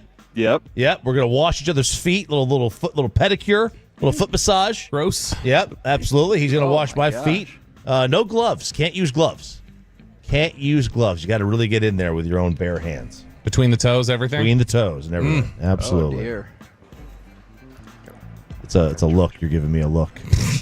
Derek is currently charging his laptop, so we're working on that. There he is. There's our friend Derek Collins. Hey, you didn't come prepared for this at all, did you, Derek? Look at that. Yeah, I did. It was kind of last minute put together by us anyway, guys. So we got this right. Yeah, all right. Fantastic. So you guys are set up in center field at the Globe, right? As usual? Yes, sir. Yes, sir. We are in the Comerica backyard. It's on the second level, right? Third-ish level of the stadium. Right above the bars and right above the MLB pro shop downstairs. So that's the shop downstairs. And guys, listen to this list we got going today. Coming up at 10:20, because we do have Derek Holland with us until about noon today. 10:20, President of Baseball Operations Chris Young. Okay, pretty good. 10:40, Texas Rangers Hall of Famer Michael Young will join us. 11 o'clock, Ian Kinsler. What? 11:40. Matt Hicks will come back to talk with us a little bit if he has some new information from what he talked about with y'all earlier. But if he doesn't, we're going to send him away. We will boot him back to the press box. We also have Dave Raymond joining us. Jared Sandler will join us. And then at 1 o'clock today, there's a lot of concern. I'm very concerned. We're all a little getting prepared for a contentious moment as AEW's MJF, Maxwell Jacob Friedman, will join the show, and we have zero clue how things are going to go with him. But we are he's going to throw out the first pitch today. Is he one of many, Kevin, that's throwing the first pitch out, or is he all on his own? No, I think he's all on his own. Oh, my gosh. This guy, he is better than you, and he knows it. Really? Sweet. Kevin, did you like my Rick Steiner reference this morning? Oh, I missed it. I'm sorry. I just had to. You want some? Come get some.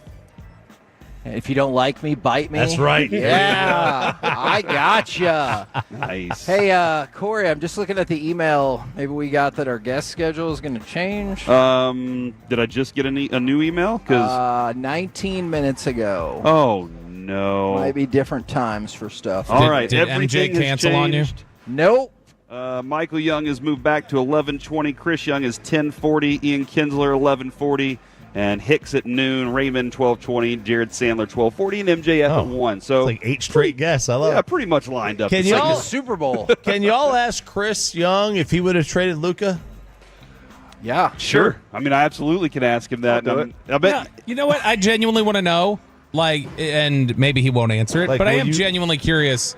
How would he have handled that interaction with the fan base? Yeah, would he have kept digging with the shovel? If he had to make a giant trade tomorrow and just trade away like the favored son of the city, how would he approach communicating that to the fan base? That's an interesting question. I'm very curious how he would answer that, because we talked, Kevin, to a former assistant GM, Frank Provenzano, and his eyes were just big and like, what is happening right now? So like when a lot of other GMs in the sports, they're like I don't know what's going on over there in DFW. Is Derek allowed to talk, or is he not on the clock till 10? No, I'm just waiting until there's something I can say. Hi, Derek. Man, hey, you can say nice- whatever you want, dude. You know, nice songs this morning. Peyton, yours, I like your song a lot. That was really good. Yeah. Thank you, Derek. You did excellent with your voice. That was way to stay in tune. That was Wait, awesome. so you liked it that much? You know, I think we should play it again. Don't you guys I think think you should. Yes. It's really good. Let's play Peyton Russell's song, Rangers hype song. He doesn't know who Sonny Bono is. I know that. Yeah. But here's the Ranger hype song that Peyton did.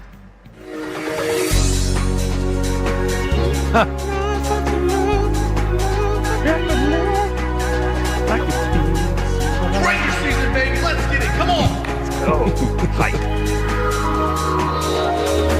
No matter how hard he tries, Oh my God. you keep pushing him aside and he can't break through. There's nothing Jacob can do. Nope, nothing. It's so sad that you're not cheering. It takes time to believe it. But after we win it all, he's gonna prove it to y'all. Hit it. Do you believe in Jacob DeGrom? He can feel it inside his arm. I really think he's gonna be the bum. Oh, do you believe in Jacob DeGrom? He can feel it inside his arm. I really think he's gonna be the bum. Oh, let's go! World Series champs, let's do it! You're welcome. Dude, the That Let's was Go amazing. Rangers part at the end was awesome, though. Are you saying bum? Yeah, I thought No, he said bomb. The bomb. He's gonna be the He's the bomb. bomb. Bum. Derek- It really sounds like you're saying he's going to be a bum. Yeah. Oh, Derek, no. also correct me if I'm wrong, but it's never a good thing when a pitcher can feel something inside their arm, right? That usually Correct. is You pain. don't want to feel. There should be nothing this going sounds on in perfect. there. You should. You should I think I know. I've got the same surgery almost twice. I think I get it. I don't think you want to feel something inside. But yeah, look, you know, that's great. I do. I want to feel something in my arm. Unbelievable. No, you don't want that. You don't want to feel. You just want to feel nothing. You just want to You feel. wanna feel good. nothing. Oh, You want that's to feel it. free. Just feel Be nothing. free. That's all we're worried about here. How? Wait. Speaking of free, what's up with your Disney songs? Every time I feel like you sing, wanna hear it? Bobby, you No, we're do not playing it again. Disney songs. No, that's not true. I've done 2. It's just you've happened to hear 2 of them. Okay, So must turn be it the off, last Peyton. 2. I'm taking my headphones off. Last fall, Cowboys were the same team. All the spring, Oh, this is Luka's good. a Yeah. Laker. All that time, just patiently waiting tries for hard, too. It's good. Yeah. He's so happy. Langford. Now he's here. DeGrom has his arm right. Never fear. Seager's good to go. Thursday's here. It's crystal clear. I'm going to the Globe. And And at last at 3:05, Evaldi will be there pitching.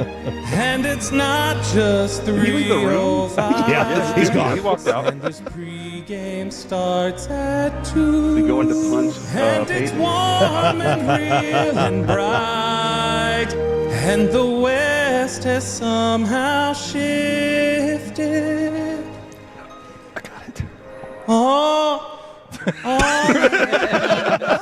Everything is It's like you forgot the words. Yeah. For number 2. Yeah. Well done, Bobby. I teared up the first time I heard that. That's amazing. Yeah, that was the best song experience I've heard on the station since I had never heard the song Neon Moon. Yeah. And I thought that RJ invented that song with his Rangers hype. And I was like, did you write this song? Yeah. This is really good. Yeah, I did a And he great goes, job. Well, I mean, it was Brooks and Dunn. And I was like, I have no idea what you're saying. It was awesome. That was Man. great, Bobby. I don't know why you walked out of the room, man. You got a beautiful I had some stuff. singing voice. I had some stuff. You really to do have a good voice. I am was very just jealous of your fantastic. voice. I had some stuff to do. We should hear Choppy's song now. We can do that. We Why did everybody not? else's. I did an Easy E song. I can't say the name of the song because I'd probably get in trouble, but I did do an Easy E song.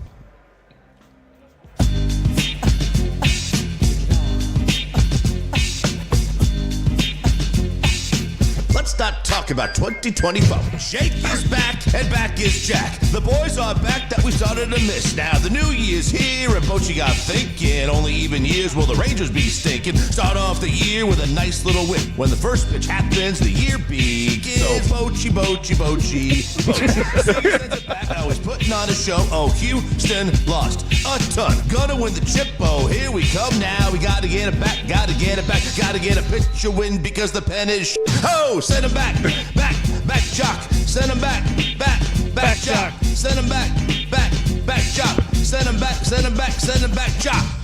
Yeah. I think that's the one. Yeah. I like that one. I like that Choppy brings you the full studio experience where he's talking to this non-existent engineer there, and he's like, yeah, no, I got it. Let's go. Hey, no. That's the thing. That was real. That was authentic. That was him telling me, hey, I think that was the one. I think that was the take. And I said, yeah, we were good. And I was just like, this is so authentic. We should include it in there. Because sometimes I'm like, one take. I'm about to unload every single last one of your text messages in the group thread. No, babe. see, okay. So Bobby did this the other day. Bobby read some of our group text messages on the air. Yep. Wow. That is sacred. You cannot do that. Yeah, unless it's approved. Unless it's approved by the group. No, because there's plenty Bobby of things. Hegseth over here. There's plenty of things we read. I didn't text it to a bunch of people. I read it on the air. Which is worse. Here's okay. the thing. Yeah. No, it's not worse because here's the thing. Sensitive Sally over there. Yeah. They read. No, Sensitive Sally is old Choppy. Here's the thing. So you know Derek wasn't liking those Disney songs, right? Here's the thing. Wow. Here's the thing. Politics. We read off of the group message all the time. That we don't approve.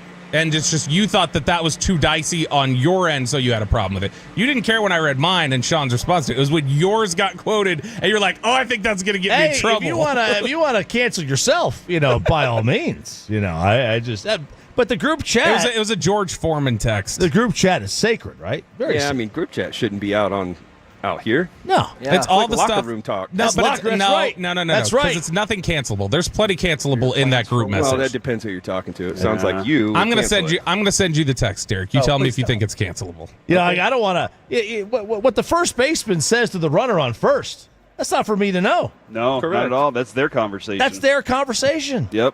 Yeah, Always has been. Yeah. And if you Always do will hear be. it, you shouldn't be upset because you weren't even involved. You weren't involved. Exactly. A B convo. But we have people that get whatever. Yeah, they do. We're going to leave it at that. I'm looking at our media credentials right now, and mine is from, seriously, actually just saw my old internship, the person who helped me get an internship at Channel 4, and it's the picture that I took for my internship when I was like 20. No way. Hold that up closer. I got to see that. Yeah, when I was like 24 Look years at old. that. Whoa. It's that picture. But now I'm looking over at Derek's here, one. and I got to cover up the meaningful part here. My name? Derek, his picture of him whenever he was playing for the Rangers, baby. That's a awesome. flex. They probably just took the last photo, your last team photo. Just slid it on in there. It would have been Toronto. Ah, yeah. Well, no, your last team photo with the team. Oh, yeah. That's with the mustache. So no, because I didn't have it then. Yeah, you were even younger with the mustache. Yes, I was. Oh my God, this is gonna be the longest effing show of my life. You guys got a big show. What's your times again? What times you having your guests? All right, so we're rocking with Derek Holland to open the show. He'll be with us until about noon today. Chris Young joins us at 10:40. That's the Rangers president and CEO right there. Michael Young, Ian Kinsler. Michael Young at 11:20. Ian Kinsler 11:40. Matt Hicks at 12. Dave Raymond at 12:20. Jared Sandler will join us at 12:40, and then MJF. The terrifying interview that we're prepared to do is at 1 o'clock today. Man. But pure gold as always, though. Pure gold as always. Yeah. Hey, wait, they don't even have a show. Also, they don't even have a show. Was that cancelable, Derek? Yes. You do not say that text. Yes, that's he did. He read the whole ridiculous. thing. You're so... He read the whole thing. You can't say that. That is terrible. You didn't even see it yet, Corey. Is it a good thing about George Foreman? Yeah. Okay, yeah, I did. Yeah. Don't say it. I know. Don't read that stuff. I Bobby. know. Y'all are cowards. Bunch of cowards, all of you. Wow. We have children. That's what it is. All right. Have a good show, boys. Well, thanks for coming. All right. K&C Masterpiece is next.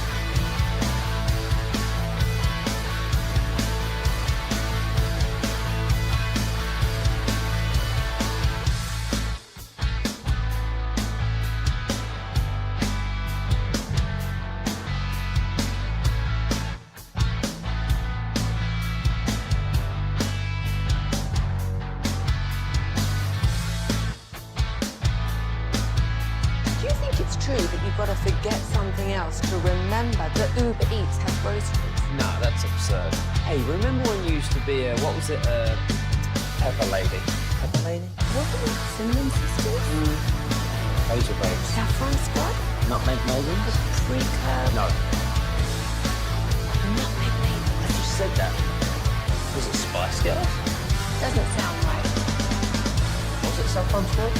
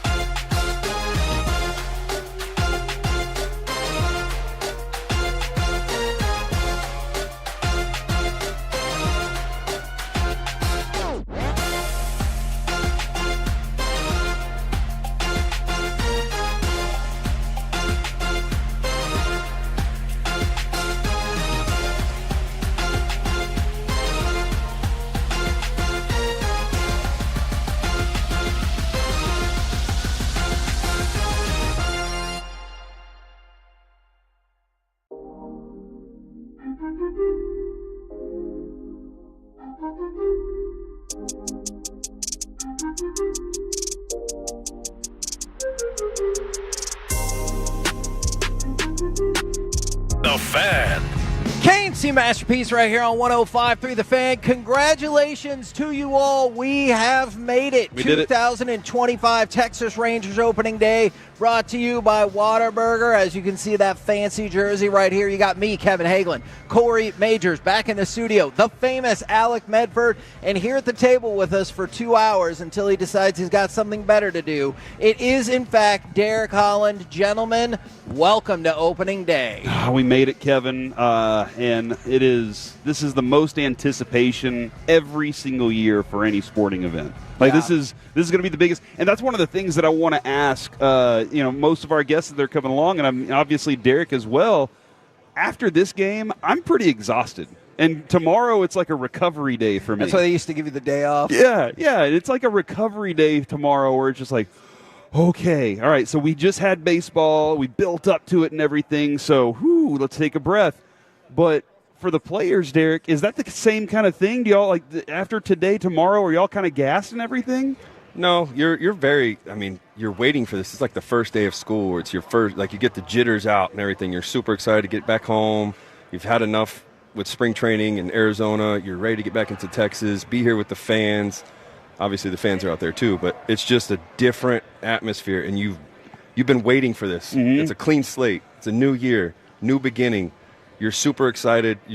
I'm not gonna lie. I could barely sleep the night before, and I didn't even play. But it's just so nerve-wracking, but you're excited to get out there and be with the fans again and just start the season off the right way, 162-0. We were yes. okay. Yes.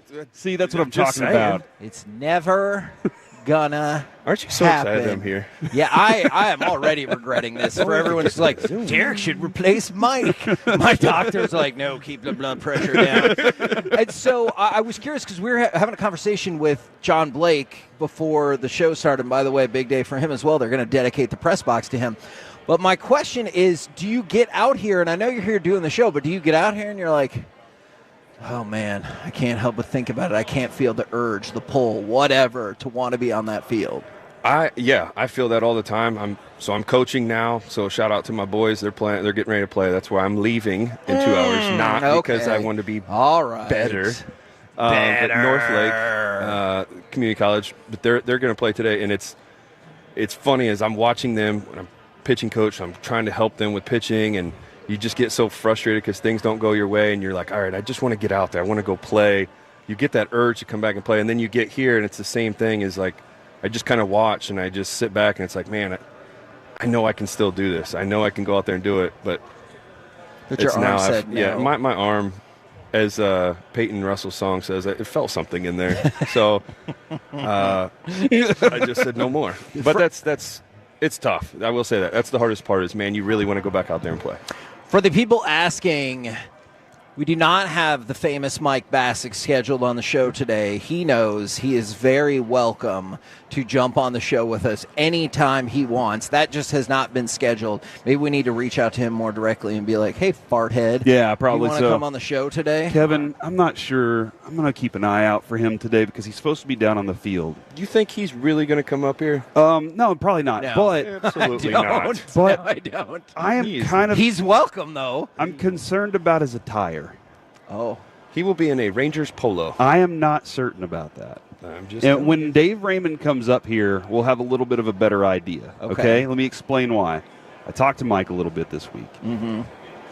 Do you remember when we went to the Diamond Factory and Yes. Derek and Mike showed up dressed up nicely? Mike might be trying something. I don't know. I'm not sure. Let's leave it at that. Let's leave it at that. No, he's going to be amazing. Mike's going to have a wonderful day today. I'm really looking forward to him doing his thing. Maybe so. But also, hey, man, the broadcast call of Eric Nadel, Matt Hicks, Jared Sandler is going to be phenomenal. This is a new rollout for everything here with the Rangers, with the new TV and everything. So very interested. But, man, I will be locked in on first pitch right here with Eric Nadel and Matt Hicks. It's going to be wonderful. Now, we've got Derek Holland with us. I've actually wanted to talk about this for a good week or so. Can you go ahead, Alec, and give me cut number 2, please? Grom holds the ball behind his back as he looks it. Now brings it into his glove at the belt. 2-2. Swing and a miss. He gets Raleigh on a changeup just below the zone. So that's the 5th strikeout for DeGrom. Now, do you guys get the sense, because he hasn't flat out said this, but he's made some like allusions to this, is Jacob deGrom having to kind of reinvent himself as a pitcher? So over the last 4 years, he's only had 35 starts. Obviously, we're all very familiar with the injury problems that he's had. And one of the things that he said is he needs to pitch smarter instead of harder, because he can't just push it to the limits and know there's no consequences and anything like that. So, Derek, I wanted to start this out by picking your brain a little bit. Have you gone through the process of now I have to pitch smarter and not harder, and what's it like when you have to make that adjustment? Yeah, you definitely have to do that. You got to realize now that, especially in his case, he's had 2 Tommy Johns. So coming back, usually what happens is you always come back stronger, but it takes time. Like, I think having him be able to pitch last year, as much as I didn't like to see that, because you don't really want to get him out there, it helps too, because now his arm's it's already been used a little bit. So now coming back into the second year of the Tommy John, everything picks back up. The strength is there. Everything will take off. But as he said too, you've heard him say he's not throwing, or you've heard from other commentators, even Sandler's probably said it as well, he's not throwing as hard. He's still going to throw hard. He's still going to have video game numbers and the way he attacks his zone with his pitches. So but can it's I give just being smarter. Can I give the numbers for that real quick, because they are interesting? So he's been sitting at 95.5 and topped out at 97, which is still terribly impressive. Yeah. But it's down from the 99 to 100 that he usually. Yeah, I mean, usually he's getting into the hundreds, 101. He can get it up there. I mean, he's got electric stuff, and still, even with the 97 and his off-speed stuff, that 97 is still going to look like it's 105 because of. That's why, like with pitching, when you throw your off-speed pitches a good amount, your fastball is going to play that much harder. It's going to be that much faster and quicker. So with DeGrom already throwing 97, yes, it's going to look like it's 156. Yeah. What does that slider look like? I mean, it's nasty. It's looked nasty like every time I've ever seen it, but after it's coming off of a 100-mile-an-hour fastball. It's unfair because your timing's so messed up by that, because it's like, okay, I have to catch up to 100, and then now I got to also catch up to this 93-mile-an-hour slider that's going to end up at my back foot, or for a righty, it's going to be in the other batter's box. And then on top of that, I got to watch out for his changeup. I got to watch out for everything else that he's got, and it's so hard. That goes to show you how hard it is to hit. Yeah, in general. But yeah, it's the way he changes speeds, and the way that I heard it was yesterday on G-Bag, Miller. I'm trying to think of his first name, but he was here last year. Brad Miller was here. He was talking about it's like every time he goes out, we have a chance to see a no-hitter. Yes. That says a lot about DeGrom. Yeah. And the thing that does suck about all this is I hope there's not that much pressure on him, because I get it. He has a big contract with us, but we're putting so much pressure on him. You have to be this guy. You have to come out this year. Hold on. I'm going to argue. Don't you think, though, that he puts way more pressure on himself than any outside force? No, we all do. We all do that for sure. But this is more of now he's really feeling it from the outside. Because of 2 years. You're always going to have the pressure of yourself. That's just always how it is. Every time we go pitch or whatever, we go look in the mirror. Did I do everything I needed to do? Or, man, it sucks. I got to do this again, going through that whole process. For him now, it's just you're hearing from, obviously the fans is, oh, I got a camera. It's like, man, we need him. We need him this year. We spent so much money on him. We need to get something out of him. And then you heard Jason Stark earlier talking with Sean and RJ, and actually I should say RJ and Bobby.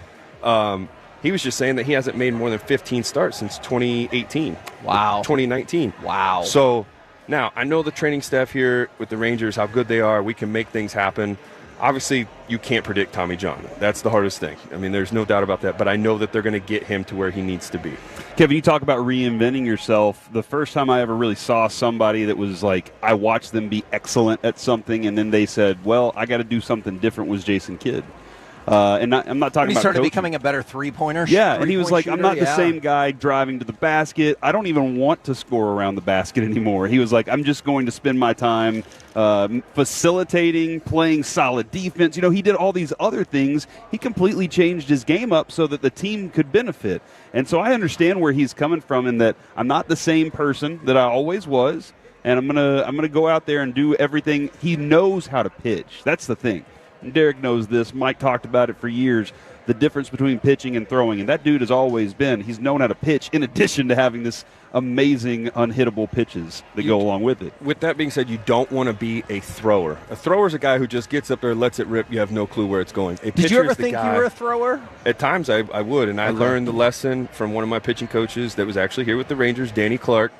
I threw a bullpen. He asked me what I was doing. I said, I'm throwing. He said a few words that we are not allowed to say on the radio waves. Sure. And then next thing I know, I realized what he was trying to tell me, and then I started focusing on pitching. And that's what we need to learn how to do is pitch, not throw. Yeah. Hit your spots. That's where, like, Kevin, the starter for today, we saw him in the World Series. What was he doing? Keeping it low away. He was pitching because Mike Maddox is a fantastic pitching coach that knows how to get these guys a good plan that's going to be lined up for them. I know we talked about the outside pressure specifically on DeGrom, and I don't want to add to that or anything, but you are. What are your expectations? Simple question. No. What are your expectations? For me, I would love to see him get to, it's a big jump, but I'd like to see him get to 25 starts. Okay. And I say that because, that stat of being 15 starts, I think this would be a perfect time. I think he will. He's going to be pitching. We're definitely going to be saving him. We're not going to let him get burnt out, using him every time. I think he's going to get to skip a couple starts here and there, I would imagine. I think you're right. But I think getting him to 25 starts is going to be a huge, confidence booster for him as well. Like, obviously, he's very confident in himself. I know he believes in himself. He knows how good he is. But I think, too, it would just give him a confidence boost going into even the next year of being here. I got you. All right. Well, I think. So, what's your expectation? You can't just ask me and not tell anybody else. 6 or 7 perfect games this year, and then have no complete games this but year. every game he's going to win 1-0. they're going to be like. Well, it's always been. It's always weird like that when those like Randy Johnson would roll out there and he'd be like, "Dude, what am I supposed to do today, guys?" So I said I think he'll get at least 22 starts, and I would feel pretty comfortable with that. Now, obviously, to your point, if he got to 25, that would be even closer. Now we're inching towards what feels like a full season. I know technically he could make 32 starts, but what feels like a full season for him is probably more like 25 or 27. Okay, what about this? Would you take him making 15 starts and he gets a no-hitter, or taking 25 starts and he averages 6 innings? That second one. Because I'm still have concerns, and I know they look great in spring training. But he's not out for the season. No, I have concerns about the leverage portions of our bullpen. So if I know that 20, he could 20 starts, and he gets a no-hitter, versus 25, and he has the average of, we're going to say 5 innings. Average. Oh, you dropped it to 5. I'll take the 20 and the no. I will. Average, though, because he could still have a complete game. Yeah. Or 7. And I would anticipate this first game that he pitches on Sunday, he'll probably throw like 4 innings. So that's how we're going to start. Yes, I do. Oh, do you disagree? I do. I think he'll be able to go. It's going to be more of, I think he'll have about a 75 pitch count. Okay. And then which could maybe get you to 5. Yeah, that's why I think he could get to 5. Okay. All right. So I've always kind of wondered this. When it comes to a beginning of a season, do pitchers think about Cy Young? And at what point do they start? Oh, really? They do? They start going, hey, I'm going to. Well, you're not. Okay, it's not like first inning. Oh, man, I gave up 6 runs. There goes my Cy Young. No, we don't think about that. That would be amazing. They tore down the poster. Or if, like, you go the first inning, 3 strikeouts, you're like, yep, Cy Young. Shine here it comes. it up, boys. It's still there. No, you don't think like that. It's just you set the goal. And, yeah, I get it. Some people, like for myself, if I told somebody, my goal was to get the Cy Young, they'd be like, yeah, right. Well, I mean, you said it, and then you start doing the things you work towards it. You're trying to work towards it every step of the way, but I just didn't know if it was kind of in your mind as you're on the mound or anything like that. But the thing, like... Wait, 1 second. I'm sorry, 1 second. Fine. I would like Corey to create a Cy Young-ometer for a pitcher or pitchers of his choosing, and he can give us an update after every start. Every inning? Yeah. I'm going to do a graph chart. Is that what you want? Okay. Like, oh, this is a rough one. I'm down to 2%. And line graph. No hitter, 84%. So that would be fun. Go ahead. I'm in. I think we could see a Cy Young here, though. I think you could see it. I think Evaldi could have a really big year. And I know I said 25 starts, but I think you get to those 25 starts with DeGrom, he puts up his nasty numbers like always. I mean, that's a Cy Young guy. Yeah. Is it ever in your mind, or were you aware of the fact that the Rangers have never won a Cy Young? Like, does anything like that come up or cross your mind? I know when we played right over there, that place across the street. Oh, there it is. It was always like a goal for every one of us. You know, it was the mindset of every starter that we had. That was stuff we talked about and trying to help each other to get those goals. That's why it was fun with that team. All those teams I played with over there, it was always a competition between the starters to see who could do better. And it didn't mean that I'm better than you. It was just more of just trying to get better each time out. We're the KNC Masterpiece right here on 105 through the Fan, live from Globe Live Field for opening day. Coming up next, what is the Texas Rangers' greatest unknown for this season? 877-881-1053, Frankel and Frankel Injury Attorney text line, or the Twitch, or the YouTube. Hit us up. We'll do it next right here on the Fan. Full KNC Masterpiece shows available anytime on the Odyssey app. Proudly presented by Comerica. Tolos, it's never a good idea.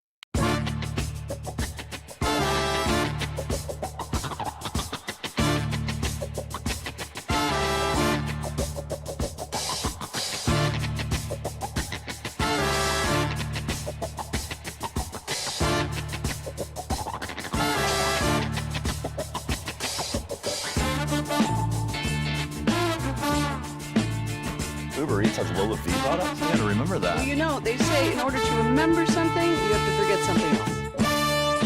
Okay, now that is a very cute haircut. That's like a little shag. I've never seen this before. Well, I mean, of course you have. It's the Rachel. Oh, is that your name? No, I mean, what's your name? No, I'm Jack. My name's Jack. Right, but I just mean like this is your haircut, but that's hair on your head. I'm not saying this is your hair. Okay, freak me out.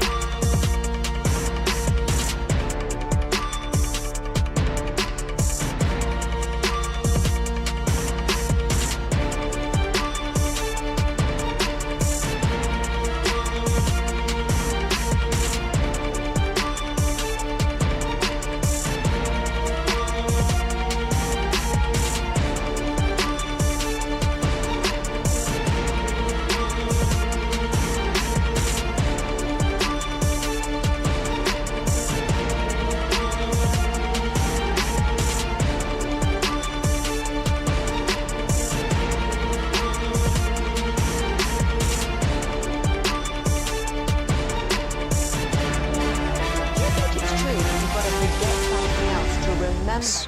Derek stays right on the rubber, pushes off and comes home, and he struck him out swinging with a breaking ball. 10 strikeouts for Holland, one shy of his career high. Love that. Back here at Globe Life Field for Whataburger opening day, and I'm going to throw it over to Corey Majors for I have no idea what. No, I'm saying that's why. You said, can you just wait and hear the highlight? Yeah, I just wanted you to listen to the highlight. And Corey responded, is it Wyatt Langford?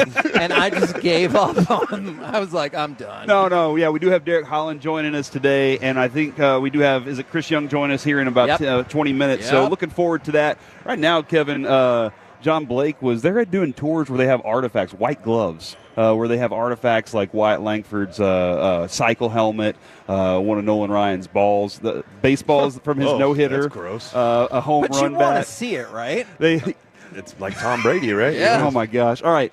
So my question was, and I'm going to probably ask this question a lot. Derek, when you were growing up, who did you want to be? Growing up, so my dad introduced me to Mickey Mantle.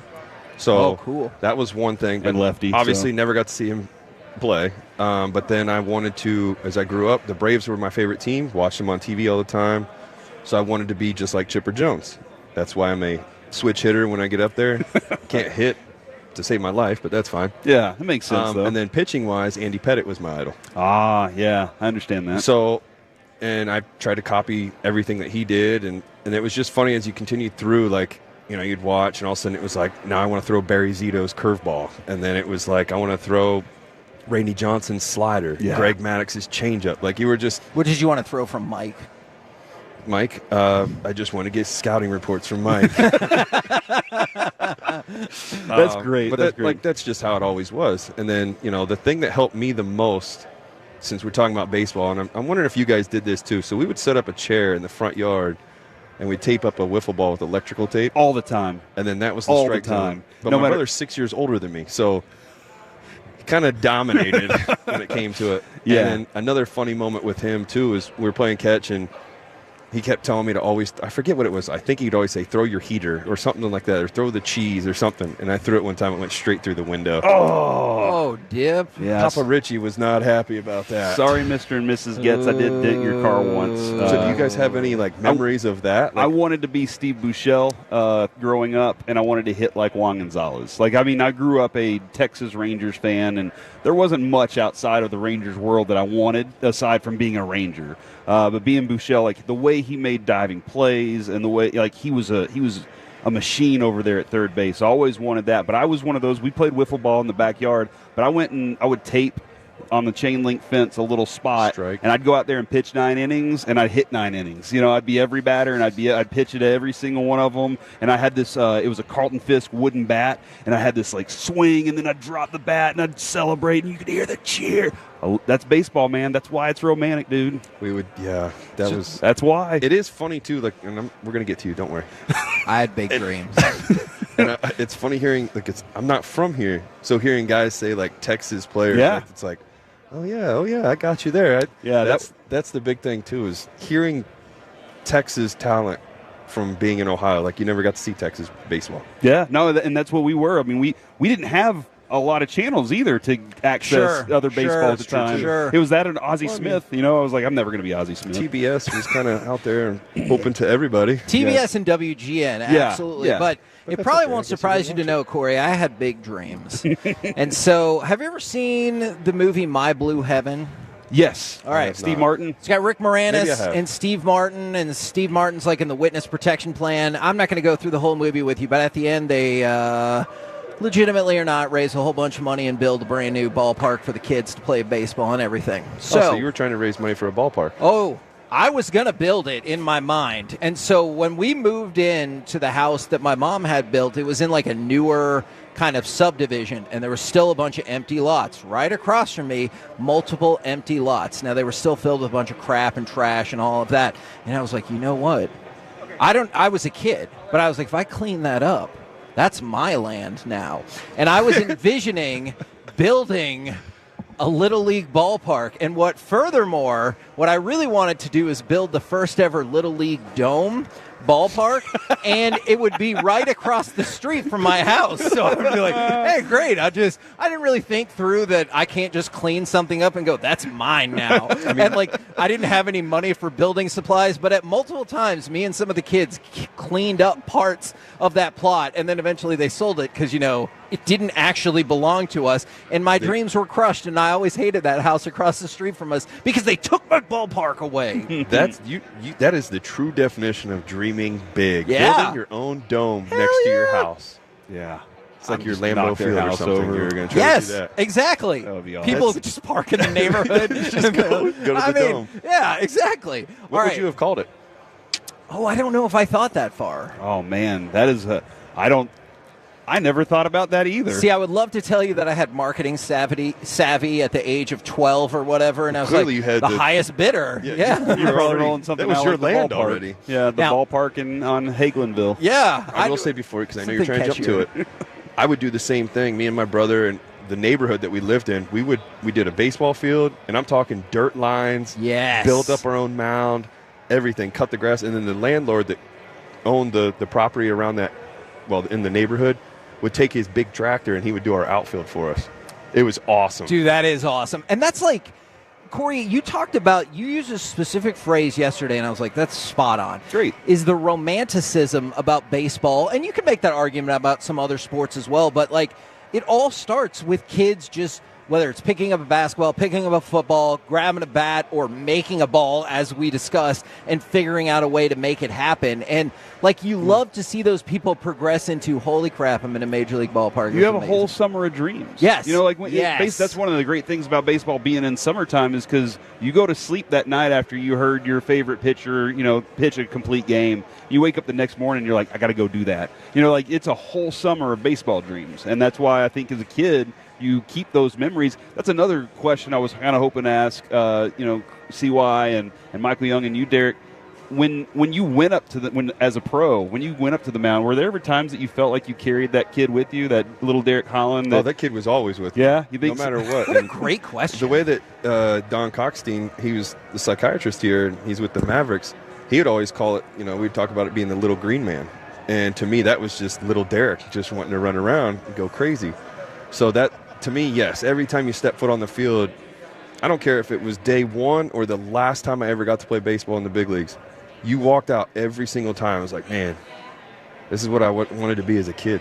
Like, I'm here, I'm doing it, and I'm continuing to do it. That's the crazy part. That's why it's funny. I can't wait to hear their sides of it, because everybody has a different experience, but they all feel the exact same way. You all get butterflies. It doesn't matter. Game one today, I don't care what those guys try to say inside. They get butterflies before they go out there, 100%, because you're so anxious to get out there. You're so excited. You want to perform well. It all hits you all at once. I don't know if we've ever asked you this before. Well, go ahead. All right. You talked about from the first time you went out there to the last time. When it was the last time, did you have any idea it would be the last time? Man, when I blew out, I was an independent ball, and it's really crazy is I remember the feeling. So I threw the ball and I thought from my elbow down disconnected. I thought that part of my arm was like gone with the catching. Yeah. And then I remember looking down and then the TV static feeling went through my arm. And then I was like, oh, okay, it's back together. It didn't go anywhere. Of it.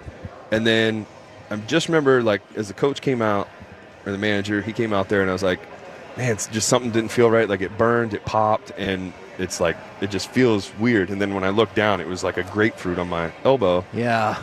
He's like, yeah, we got to take you out. And I was like, just let me try to throw. And then he told me, he was like, no, you can't. We have a team here that is very interested in you. Let's do the smart move and get you out.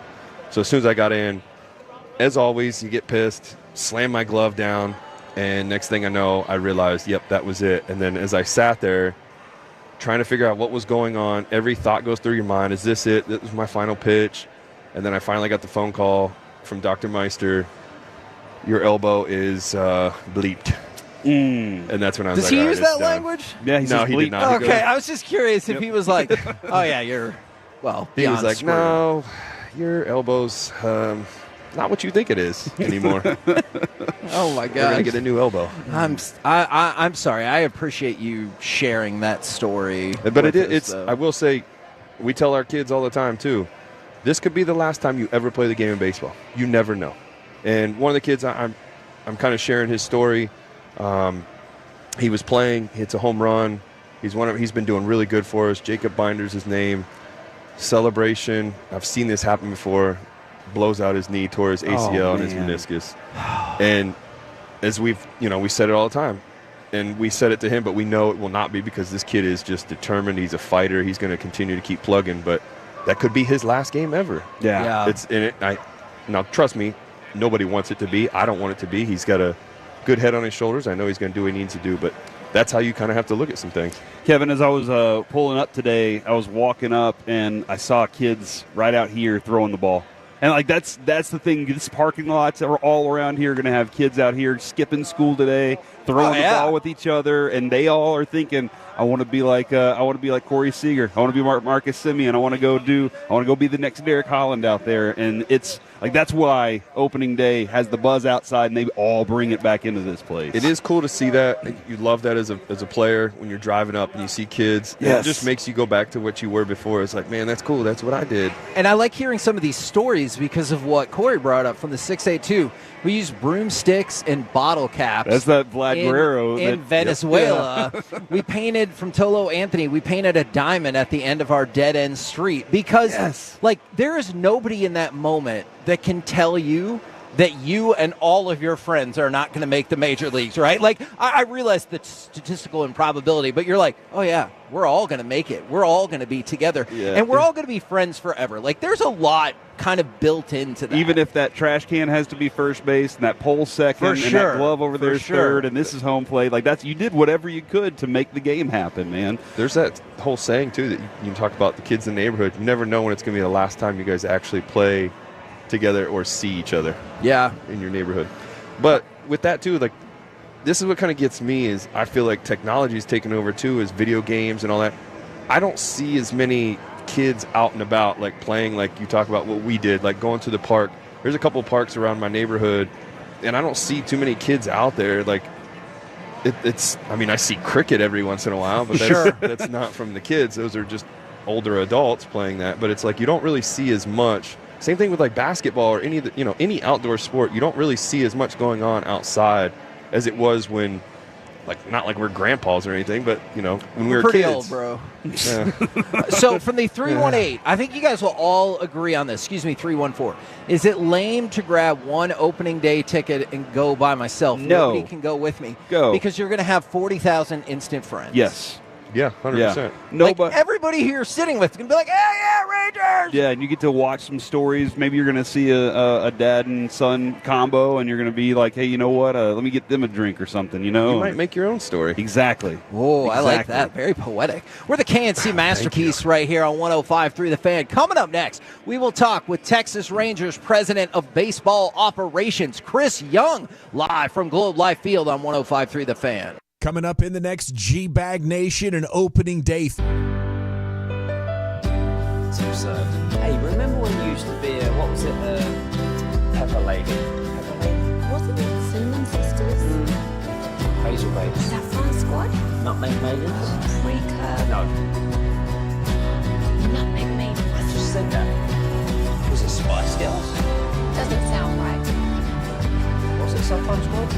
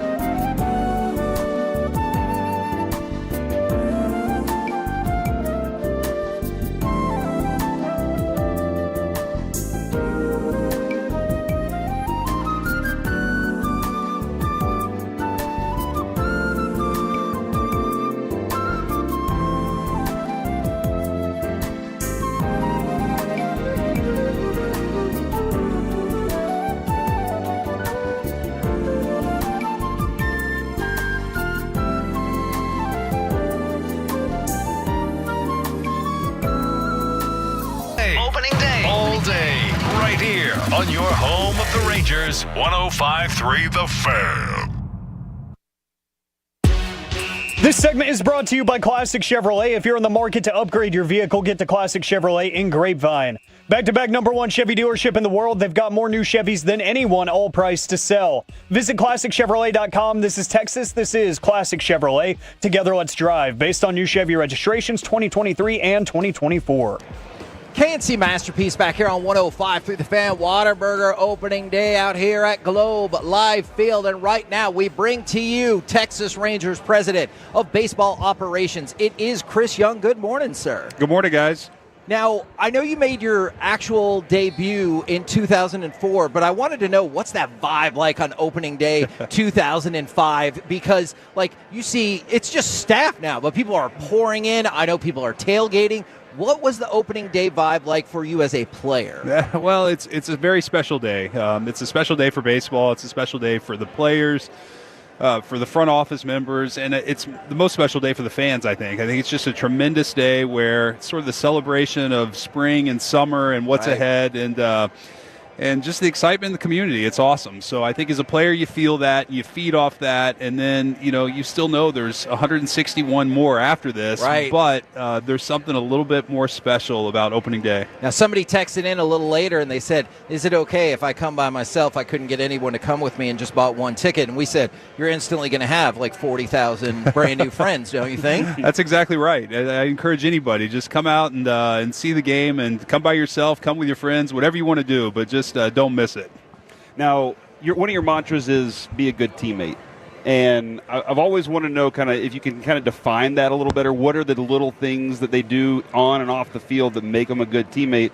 And how did Jock and Jake Berger fit into that when you're like good teammates? Well, the simple way of putting it in my mind is showing up to the ballpark on a daily basis, committed to the team goals before your own personal goals. And sometimes those are aligned and sometimes they're not, but the team goals come first. And are you doing things on a daily basis that's going to enhance the environment and make the people around you better?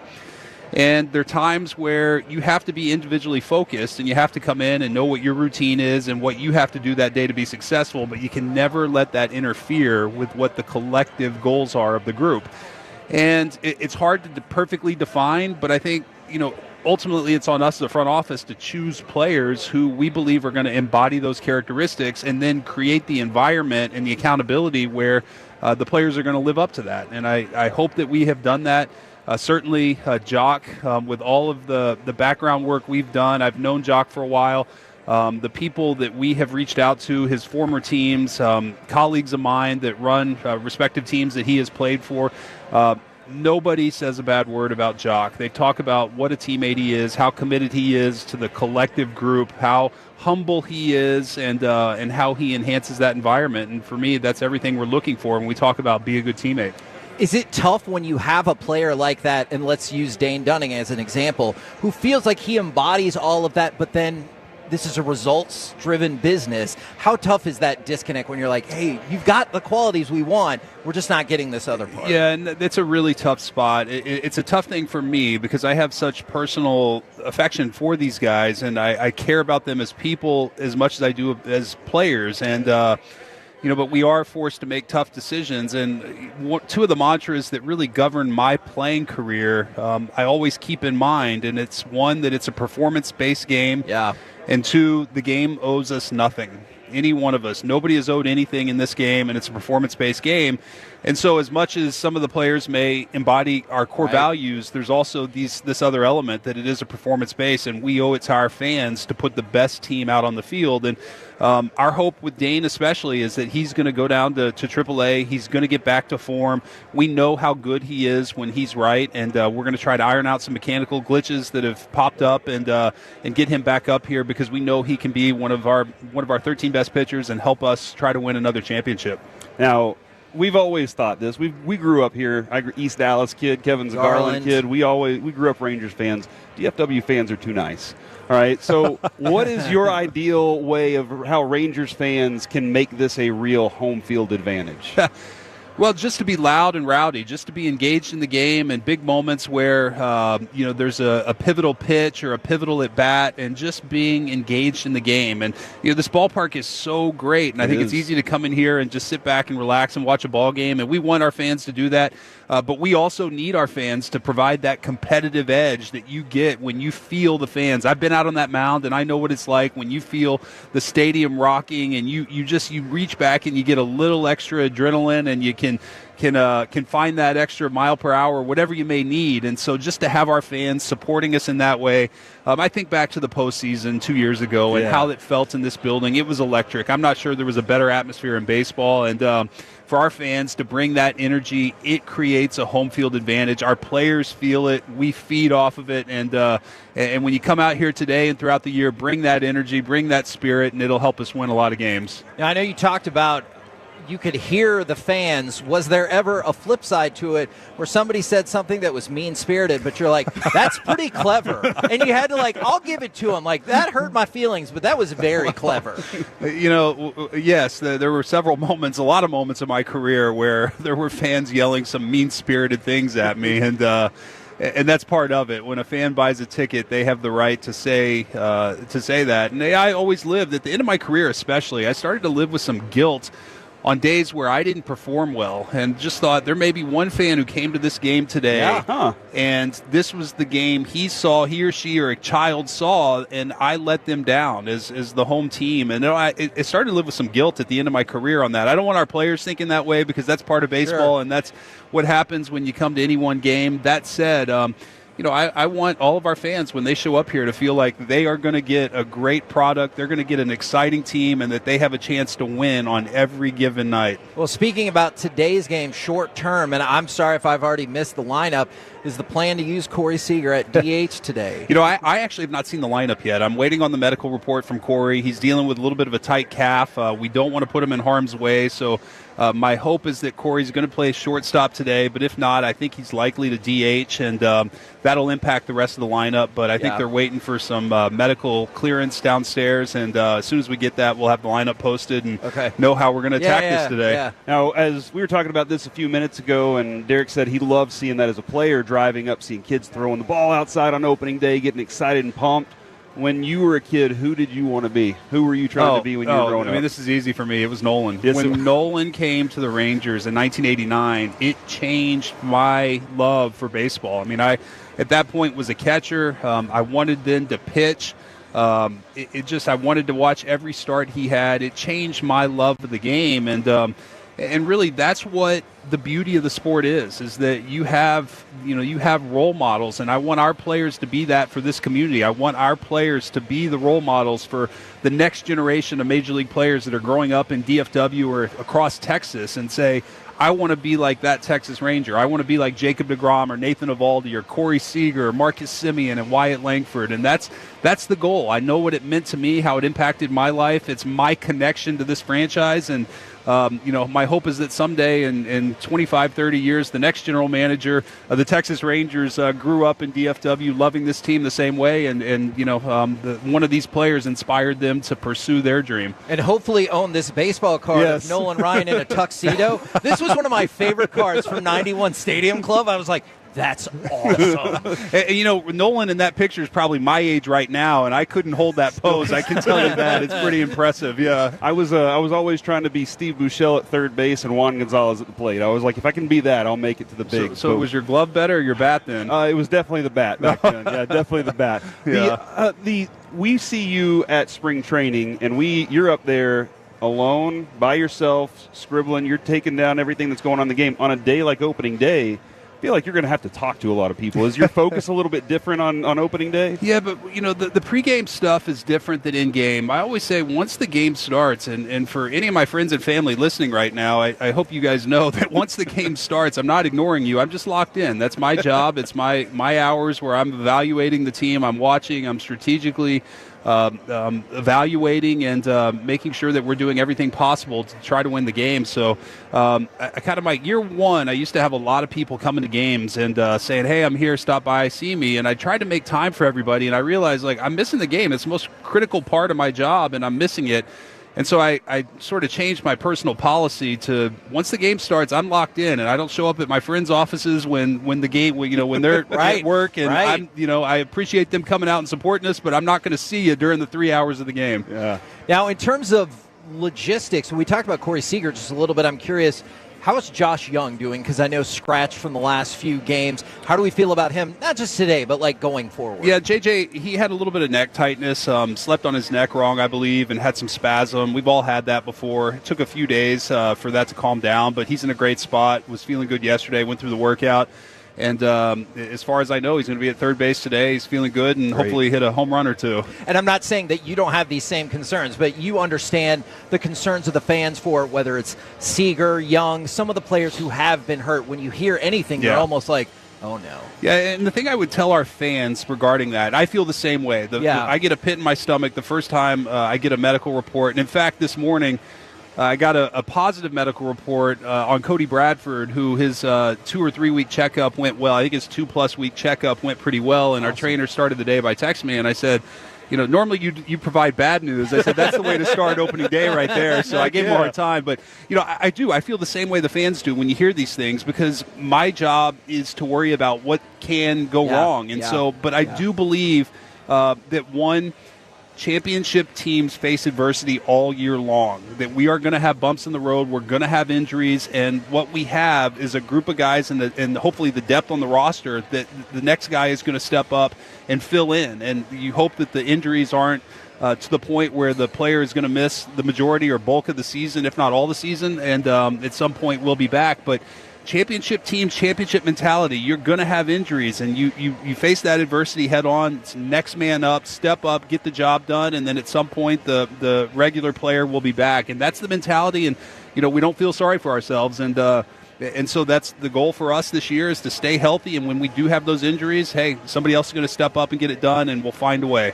I know you were a stud basketball player too, and that mindset of coach, point guard, they're kind of an extension, right? That was always the mindset. It feels like Evaldi's personality is an extension to you, and an extension to like what you want every Ranger to be like. And you're fortunate to have him taking the bump today. Well, Evo's a much better person than I am. He's a tremendous competitor. He's amazing. I admire him. I look up to him.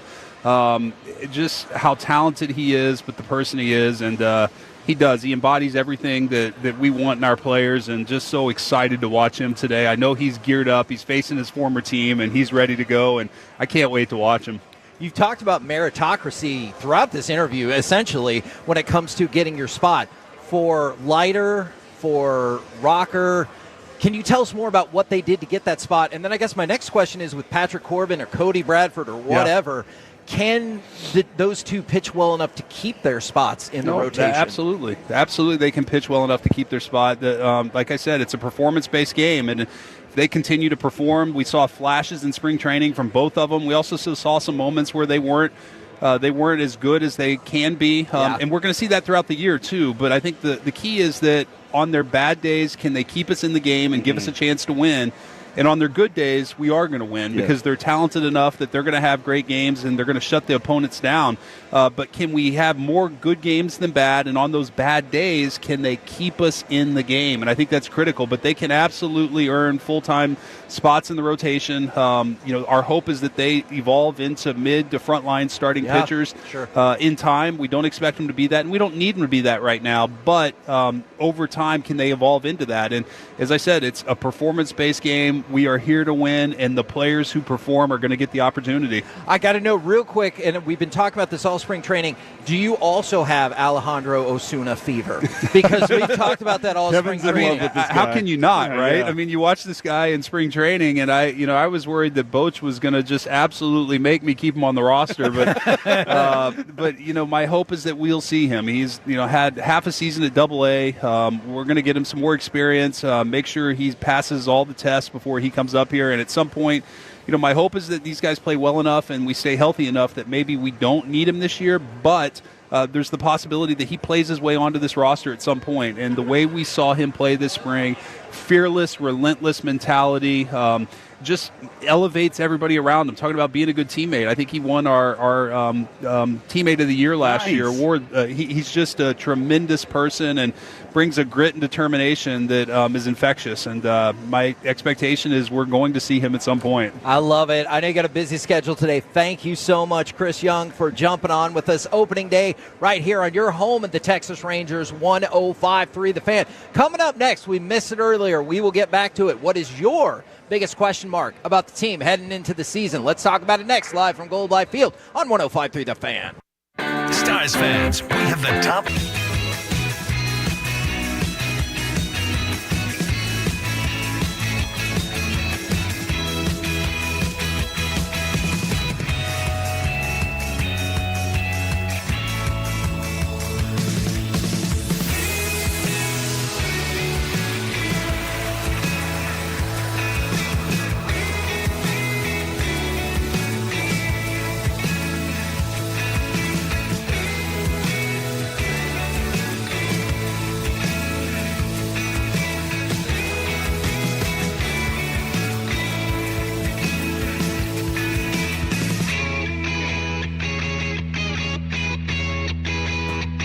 Has Lola V products? I got to remember that. Well, you know, they say in order to remember something, you have to forget something else. Okay, now that is a very cute haircut. That's like a little shag. I've never seen that before. Well, I mean, of course you have. It's the Rachel. Oh, is that your name? No, I mean, like, your name. No, I'm Jen. My name's Jen. Right, but I just mean, like, this is your haircut. But that's hair on your head. I'm not saying this is your hair. Okay, freaking me out a little bit.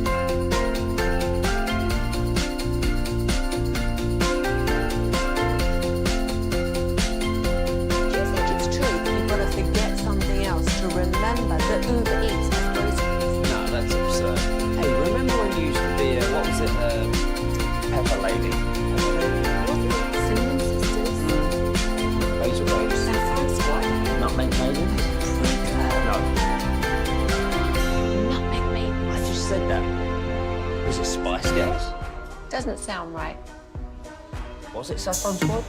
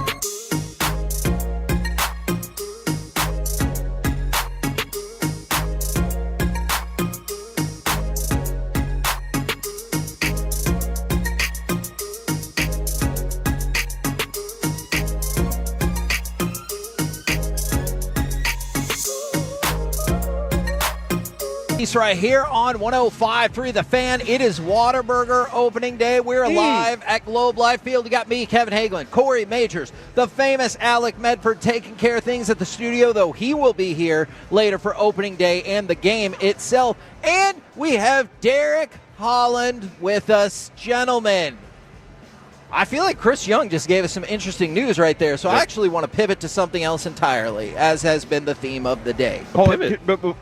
The Corey Seager thing, we're waiting. We're waiting to confirm. It'll probably be whenever they have to throw the lineup out is whenever they'll have it up. But it did sound like, and he's hitting. Y'all can correct me if you think I'm wrong.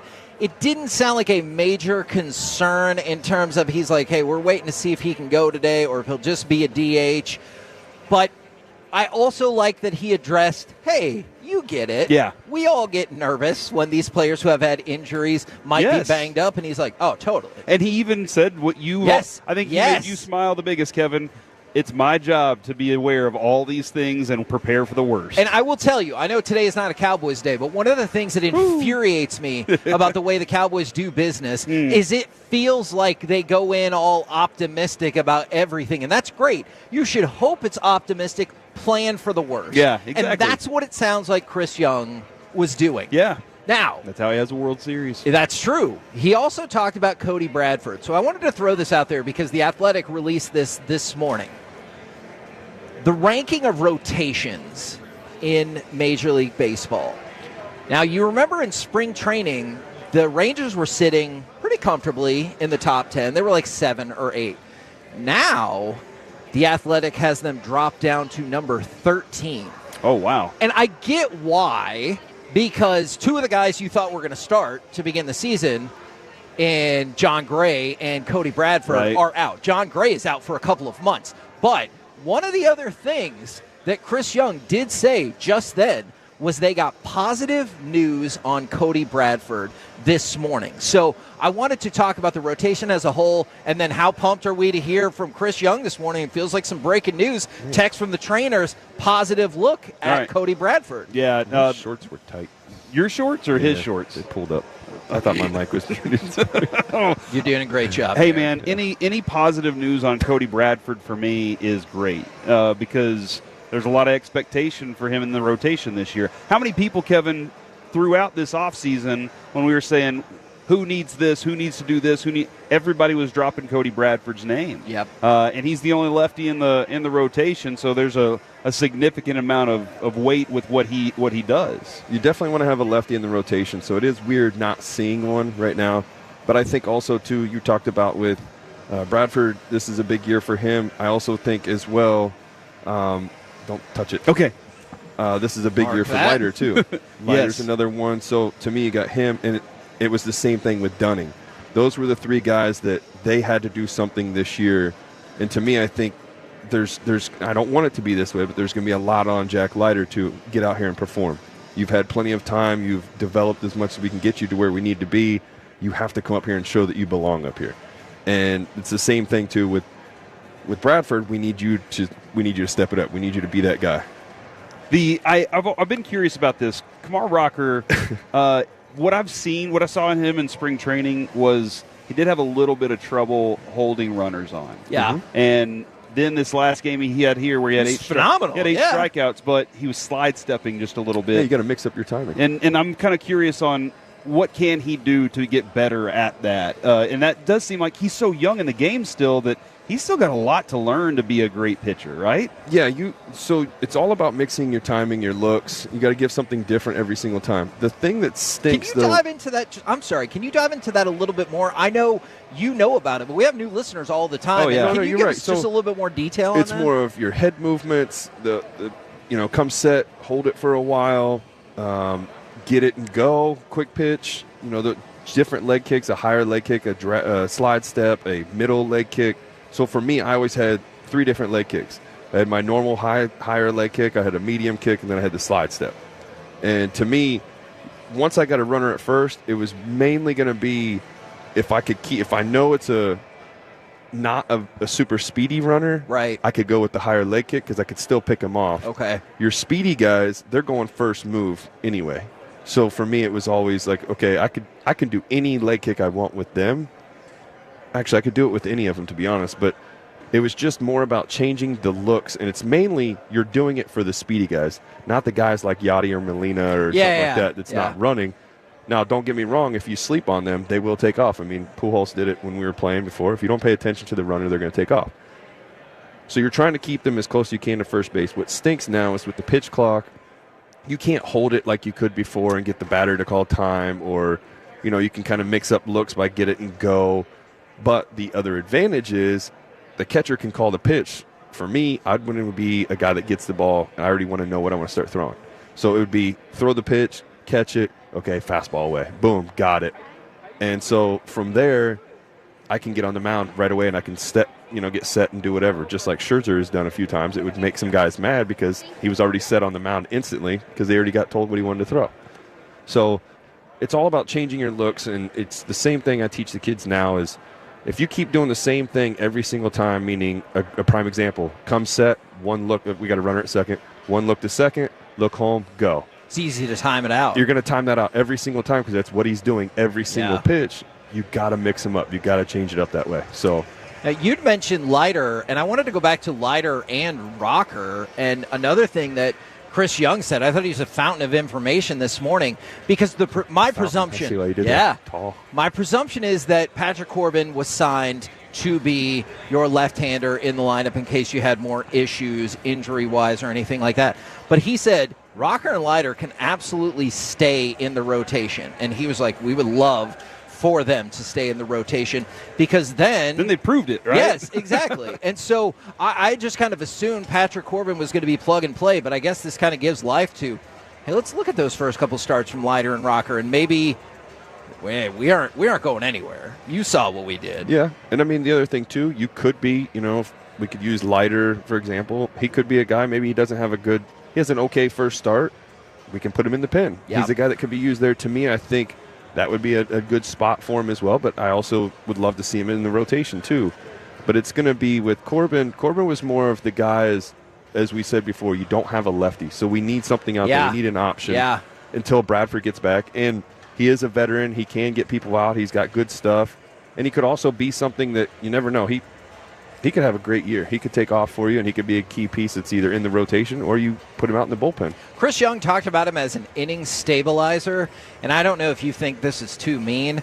I said he is the buffet of left-handed pitchers in terms of it's not the best quality, but, man, those portions are good because he will throw 200 innings on you just like that or 180 just like that. The ERA might make you a little sad, but he won't deplete your bullpen when he goes out there. I agree with that. That's the thing, too, sometimes about ERA. Now, granted, as a starter, it's a little bit different, but, you have a bad outing, it skyrockets up, and it's early in the season, it'll be easier to bring it down. Yeah. But once you start getting out there, you could have one bad outing, and that can change everything for what you're doing. And that's why sometimes ERAs are a little bit false advertising. A little tricky.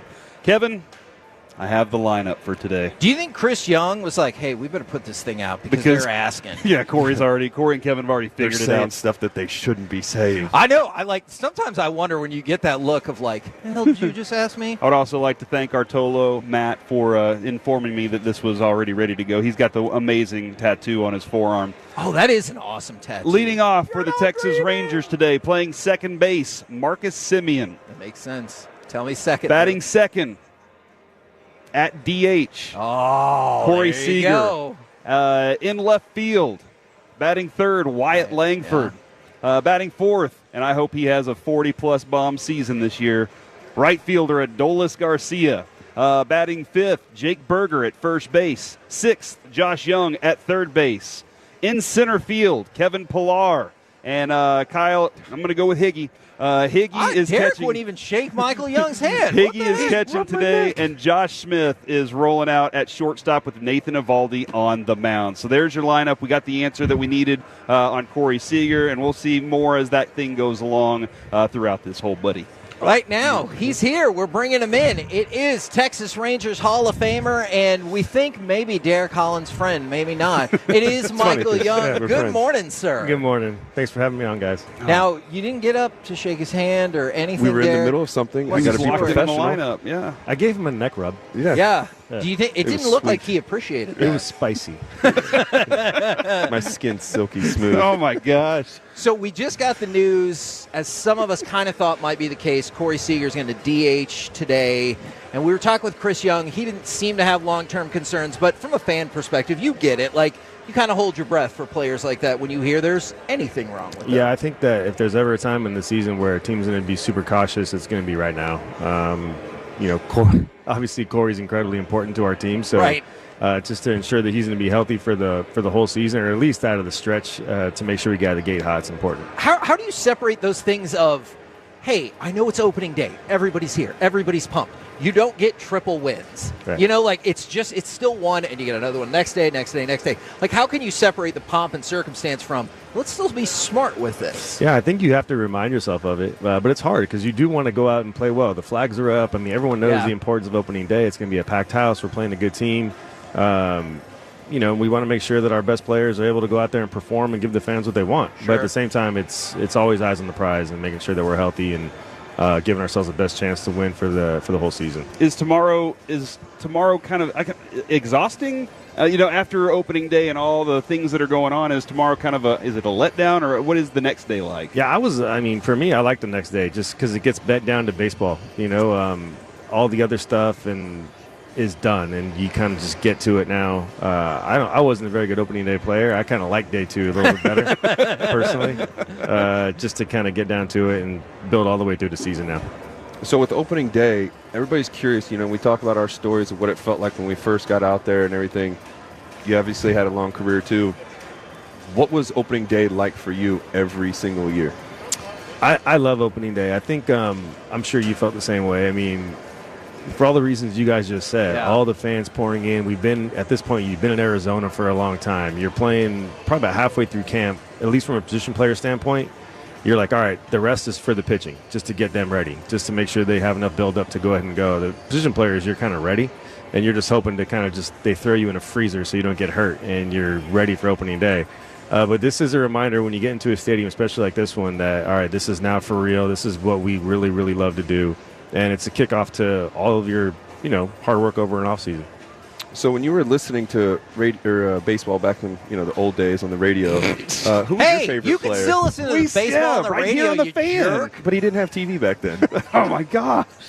It was He tough. played the top It was tough for me to establish my favorite player when the TVs are black and white. It's super tough to kind of like figure out which one you kind of gravitated towards. So, but the Ruth guy in New York, he was a pleasure. Baby I Ruth. loved watching him. Yeah, Baby Ruth. What was it he like was the competing man. with him? You Great compete candy with him bar. on the streets because I do hit the streets at nighttime. That's where you really did your work with him. And nobody was beating him there. No one was right? beating him there. That's from You're everything playing I for second. understand. Yeah. You're playing for second. Do you? Okay, you said maybe you were not the best opening day player. Do you remember your first ever opening day? And let's see if you tell the truth about it. My first opening day in the big leagues was in 2002. Against the A's. That is correct. Yeah. How did you do? I don't think I got any hits.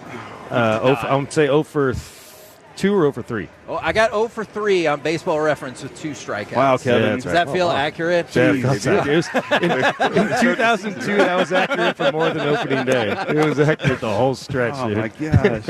I just wanted to see if he was going to be honest, because like whenever we would ask Bassick, he's like, "Oh yeah, I remember that. I went against him 8 times and got 3 strikeouts, and like he knew every and 5 homers." Yes, exactly. probably fair. One of the things I was curious about is how aware is the offense about the potential pitching deficiencies, or not just for this Ranger team, I just mean in general, like each season, or how aware do you think the pitching staff is of like, hey, maybe our offense is not the best and vice versa each season? Yeah, I think from an offensive standpoint, it's something that you're going to be better off if you just put it aside. Okay. Because I think a lot of times, like, I mean, Derek will tell you too, there's usually a guy on a staff who, for whatever reason, during the season, he's like the guy who gets bad luck. And he's the guy that we don't score for. And as an offense, you feel it. And you want to pick that guy up, and you end up just – you're aware of it during his starts, and you feel terrible about it. I remember when I was in Philly, I literally went to Cole Hamels after a game. I'm like, dude, I'm sorry. Like, he is shoving every night, and he hadn't had a win in a month. You know, we just didn't hit for him, and it started to become a thing. Do the pitchers come into the clubhouse and they're like, "Hey, thanks a lot, dip asses"? Yeah, probably. I think they, especially the guys who've been around a while, I think they feel it too. They feel that we're pressing a little bit. Eventually, it does turn. But I think to answer your question, I think the offense is just better off just saying, all right, we're going to really focus on our jobs. Everything gets ironed out over the course of the season. You get healthier, you get better, and you hope that when the season kind of gets to the August-September stretch, you're ready to make your move. Do you have an expectation for Wyatt Langford? Like, do you have a Mike last year was giving us MVP, and we were like, oh, wow, we got this caliber player going here, and he still seems that caliber. He has that potential. What is it for him that you'd like to see him do this year? I hate to kind of put those kind of things on anybody. He's obviously, like, super talented. It's one thing when we got Wyatt last year, I think people were – pleasantly surprised about the other parts of his game. Like, he flies. Yeah. He plays good defense. He's for somebody who hasn't played the outfield much. Yeah, he literally was learning the outfield on the fly, and he did really well in center when he was out there too. I think it's clearly he has power. He doesn't really chase outside the zone. He's got a ton of like really, really important skills. I think for me, it's just growth.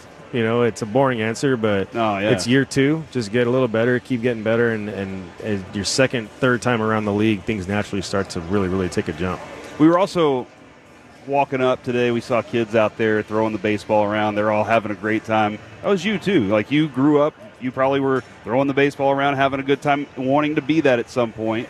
Did you take that little kid, that little Michael Young out there on the field with you all the time? Did you always feel like, oh man, I'm lucky to get to do this? That's a good point. Yeah, I think I had to remind myself to do it because I kept kind of trying to say, all right, just stay focused, right? Focus on my job here.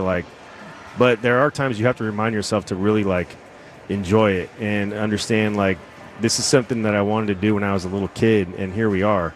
So it is important, I think, to remind yourself to really, really enjoy these things because they don't last forever. And when you retire, you look back at your career and it seems like it was super fast. So I think it's important for these guys to remind themselves that this is as good as it gets, and to really, really enjoy it.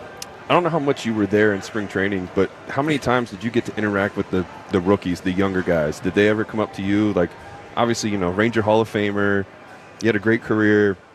Did they come and pick your brain at all? Yes and no. I mean, I think right now they have so much like really, really good instruction. I think there's this coaching staffs have doubled since I played. They have so many good people to go to. They have teammates they can go to. Corey and Marcus are as good as it gets. But yeah, I have relationships with all of them, and it's more like I hate to kind of be the guy that's constantly picking their brains, and I just want to make sure that they know that I'm available if they ever want to chat. So a lot of times it's just the basic questions though about baseball are always going to be the same. What'd you do when you hit a tough stretch? What were some of the things that you tried to focus on when you were there? I think those stay no matter the era. Those stay pretty consistent. Yeah, but with that being said, though, too, you look at when we were younger, too, we would go and talk to the veterans when they come in. You see Nolan, it was like, okay, I'm going to go pick his brain. And I feel like you're a type of guy, if they don't come to me, I'm not going to go to them. Yeah, I mean, a lot of times I go to them when we first get them, right? Just to kind of let them know, hey, man, I did with, you mentioned Wyatt. Did with Wyatt when we first got him. Hey, man, got to know him a little bit, asked questions. We sat down. We had something to eat here one day. And now it's we'll text during the season, and it's small little back and forth. And he'll tell me what he's thinking. But again, I don't want to be the one that's in his hip pocket. I just want to make sure that he knows I'm available, always here, and that I'm pulling for him. Now, I'm hoping this question goes my direction because everyone gets mad at me for saying this. Is today a must-win game? Yes, it is. 162-0. No, it's not. No, you can't go 162-0 without winning the first one. Never going 162-0. No, it's not a must-win. Thank you very much. If Michael Young says it, I'll have to. That's not a winning attitude. I'd like to say, yeah, I remember, and the only reason, I jumped back to 2011, and I think we were in the first series in the playoffs. I think we played Tampa Bay. And game one of that series, we lost 11-0. No one remembers that now, but we got smashed in the first playoff game of the season, and we won 3 in a row and won that series. Yeah. So, you want to go out and play well, but no, it's definitely not a must-win. I need to share a story with you. I might never get a chance to share this story again. No, we see him quite frequently. All right, maybe next time. No, go ahead. So my best friend's dad growing up, huge Rangers fan, and he said when he passed away, he wanted his ashes spread on the field, and this was at the old stadium, and I was working in media, and he brought me a little canister of his dad's ashes, and I was like, I'm going to figure out how to do this. This is during the ALCS against Detroit. And I walked out there, and I kind of was standing around. MLB Network is on the field, TVs everywhere. I'm sure I'm in the background somewhere.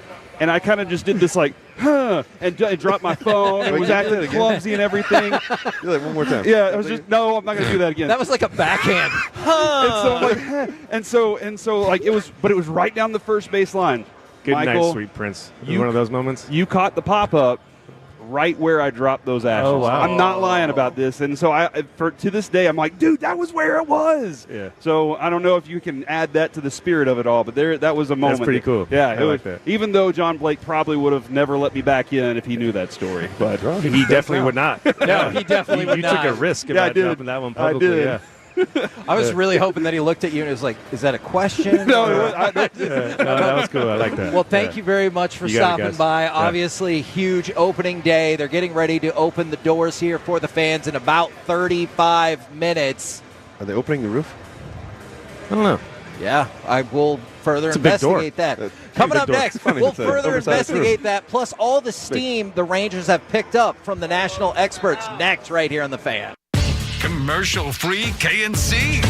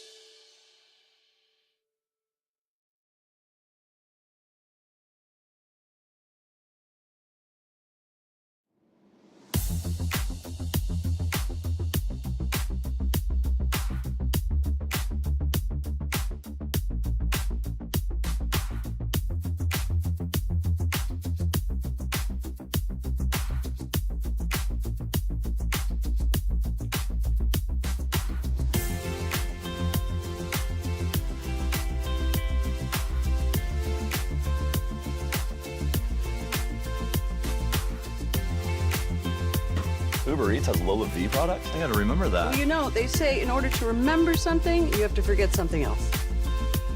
Okay, now that is a very cute haircut. That's like a little shag. I've never seen it before. Well, I mean, of course you have. It's the Rachel. Oh, is that your name? No, I mean, like, your name. No, I'm Jen. My name's Jen. Right, but I just mean, like, this is your haircut. But that's hair on your head. I'm not saying this is your hair. Okay, freaking me out a little bit.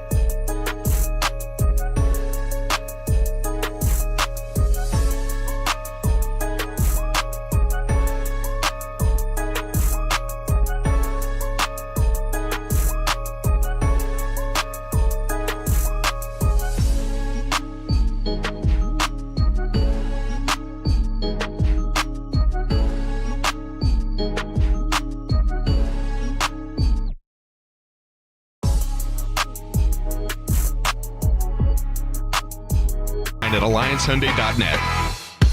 This segment of the KNC Masterpiece is brought to you by Cars for Kids. Donate today at carsforkids.org and by the personal injury lawyers Frankel and Frankel. If you've been injured in a car or truck wreck, call Frankel first, 214 or 817-333-3333. With Frankel and Frankel, there is never an out-of-pocket cost. They only get paid when you win. Frankel and Frankel, the go-to car and truck wreck attorneys in Dallas. Yep.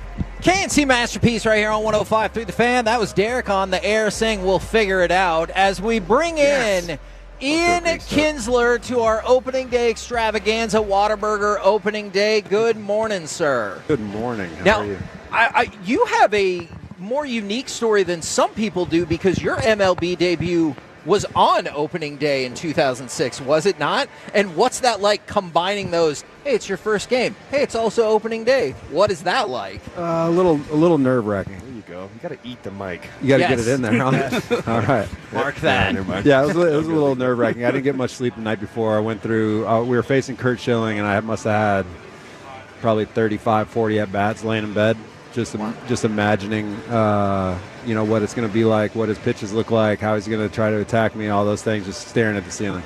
So you brought something up right away, and I want people to understand this too. How much do you visualize before you face a pitcher? Sorry. Quite a bit. I mean, it's, when you were a younger player, there's still guys in the league that you saw when you were a kid. So when you watch games growing up, you watch them pitch. You watch Pedro pitch. You watch, Kurt Schilling pitch. You watch the older generation or the generation before you. You saw them pitch when you were a kid, so you kind of know what they got. And it kind of, it kind of triggers your, your imagination or your preparation, and then also trying to get a hit off a guy. It's a legend is always extra motivation. Did you have a point person to take care of your family and everybody so they didn't bother you leading up to it? Because I know your family was in town. Or you like, hey, I got to get ready for the game and everything. So go talk to whoever. Yeah, I mean, my wife kind of took all of that on, which was stressful for her, and she did an amazing job with it. And then we had kids, and then she was, responsible for them also, and then responsible for my parents, her parents, sisters, brothers, cousins, friends, so it would get to the point where it's just will call. Now you got an app on your phone, you got the ballpark app, send a ticket there, they're good, they get in. But when we played, you had to go in and put a name down and will call and all that stuff. So it wasn't too difficult. But as far as hotels and flights with the family, it was always my wife. Now, somebody just texted and asked this, and I kind of have a feeling on this. They said, why isn't Jock Peterson in the starting lineup today? Garrett Crochet's a lefty. Jock's not great against lefties. You have Pilar, and you have that option there. Seager's at DH.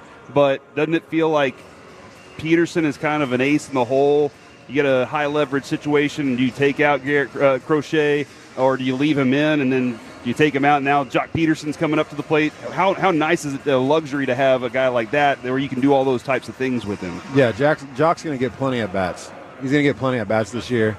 And like you said, most relievers, a high percentage of relievers are right-handed. Mm-hmm. You're looking at 90% probably, or 80-something% of relievers, and especially closers. Yeah. I mean, there's maybe 2 in the league that are lefty or something. So he's going to be in there late in big situations, especially when right-handers are starting. So Jock's going to be getting plenty of bats versus right-handers, and then big at-bats versus right-handers late in games when he's not playing like today. I'm curious, this question is not necessarily for today, but I was doing some research just about how the Hall of Fame respects second basemen, and it kind of feels like, not to call out all of the Hall of Fame, but it feels like perhaps they're deficient sometimes at acknowledging second basemen. Do you ever feel like perhaps second base doesn't get the love it should? Man, that's a tough question. There are second basemen in the Hall of Fame. Sure, and so there's a standard set. But Jeff Kent is the home run leader for the position, and I think he fell off the ballot pretty quickly. I don't know if it was really. I don't even know if he got close. I think he got 40% was his highest or something, 40-something%, and I think you need 75 to get in.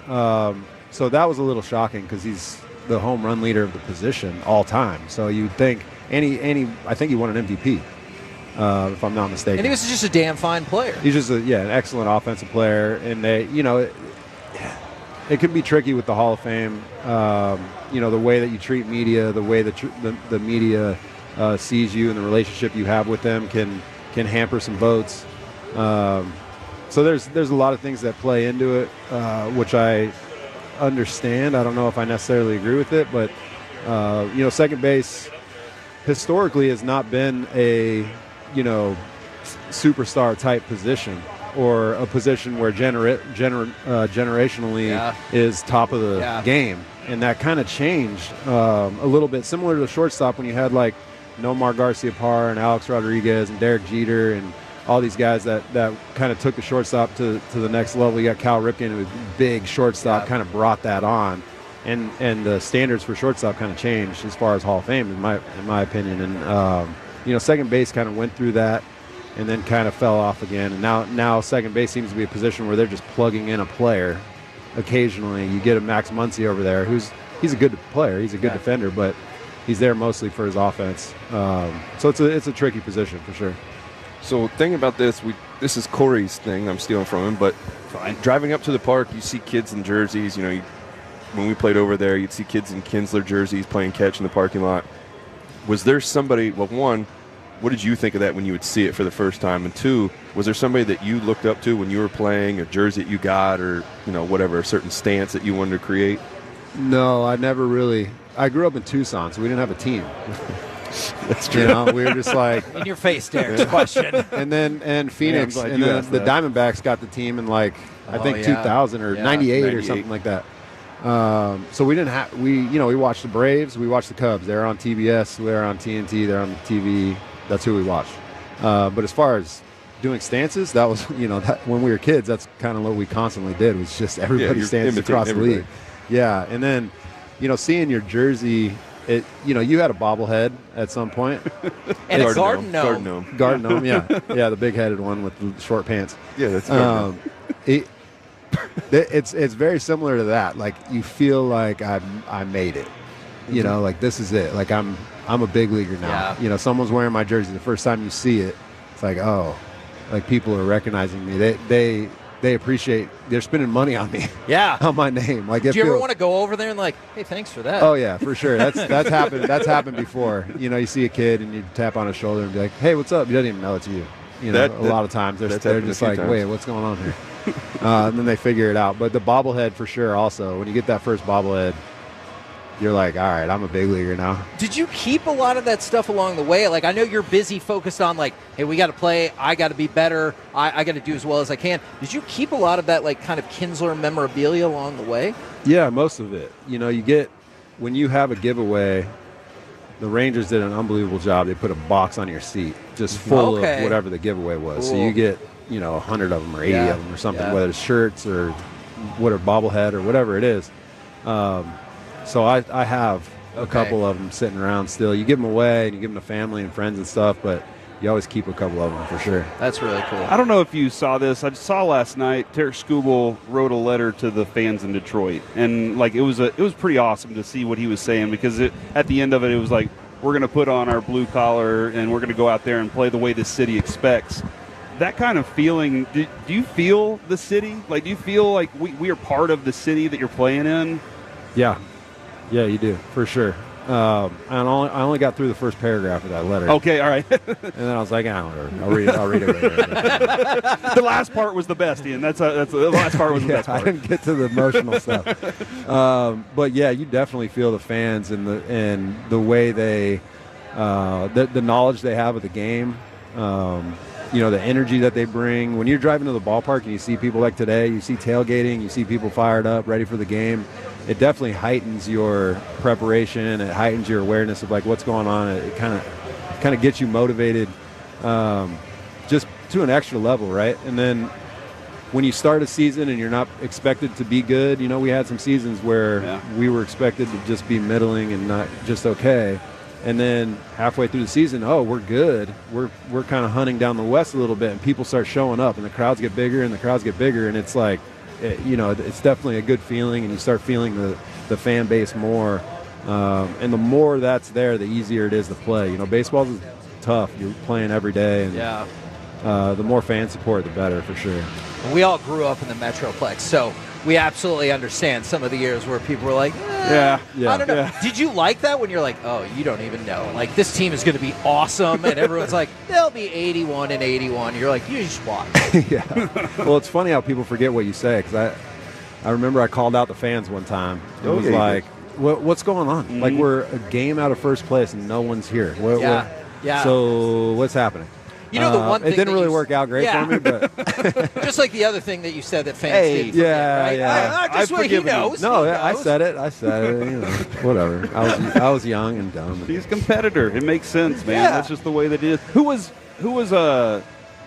Chris Young's mantra is be a good teammate. That's one of the three. Like, who was the best teammate? Like the epitome of that's what you want. Man. Because you got a bunch. Yeah, that's the hard question, because when you're winning, when you're on a team that's winning, it's like everybody. 9, 10, 11, 12, like those are our guys. Yeah. Like everybody in the locker room, they're all good teammates. There's very rarely even somebody that might go against the grain a little bit and kind of do their own program, they're still there to win. They're still there to compete, to put their best foot forward. There's still a pride level in their performance, and they want to do well. So we all respected that, right? Whether they wanted to do it exactly like the leaders or the mass majority of the team, we still respected the guys that might have done it a little bit differently, but at 7 o'clock they showed up. And I think a lot of that started with Wash. Wash really didn't care what you did. Like, he treated you like a man, and if you're ready to play at 7 and you showed up, he was fine with whatever you wanted to do, and I think that's the toughest question I get is who's the epitome of a good teammate. It's like when you're on a winning team, everybody is pulling for each other. We all work hard. We all prepare well. And, when you're on a losing team, it's like, one guy or two guys you kind of gravitate towards. And that's kind of how it ends up being a losing team, right? Yeah. So tough question. But those 9, 10, 11, 12 teams, pretty much all of those guys. I was real lucky.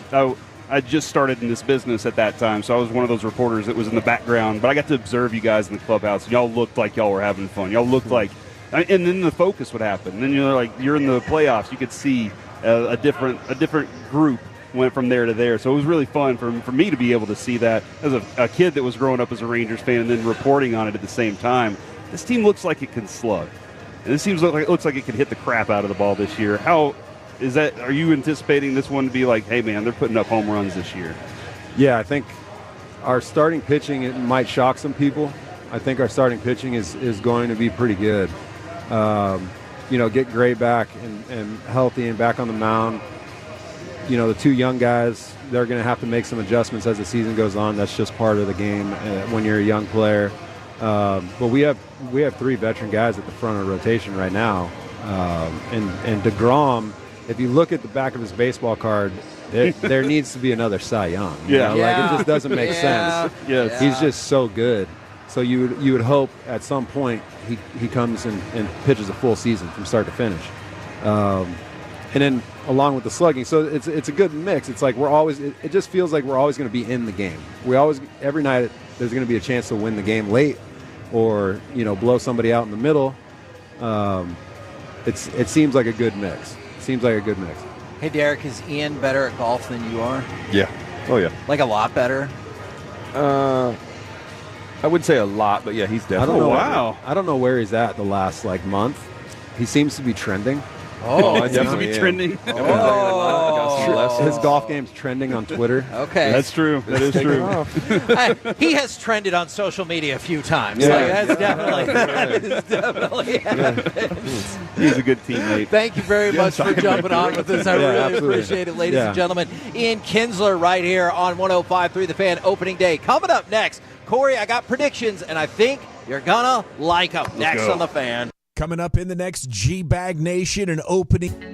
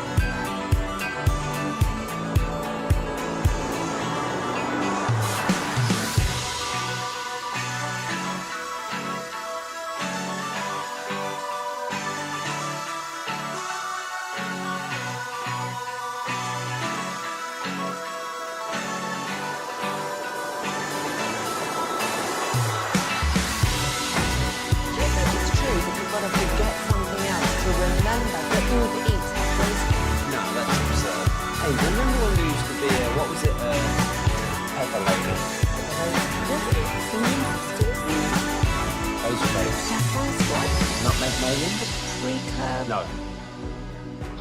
Nutmeg Maiden. I just said that. Was it Spice Girls? Doesn't sound right. Was it Saffron Squad?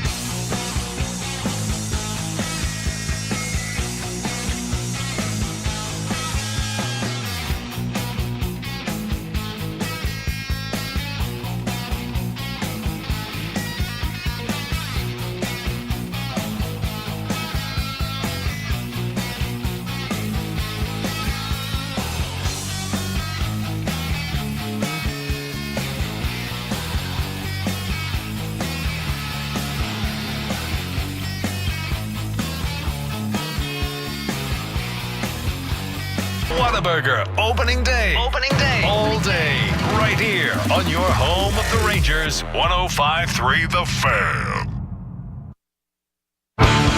This segment is brought to you by Classic Chevrolet in Grapevine.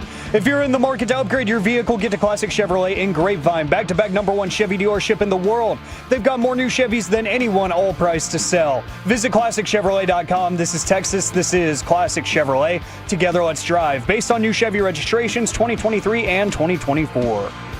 KNC Masterpiece back here on 105.3 The Fan, and Derek Holland has demanded this final segment for himself. Nice. Yep. Actually, I have a question, if that's okay, and I'd love for you to answer it. We only have a few minutes here. And Adolis Garcia, this offseason, they kind of altered his stance a little bit. Mm-hmm. And he kind of had his shoulder up just a little more and his chin out over it. He was a little taller.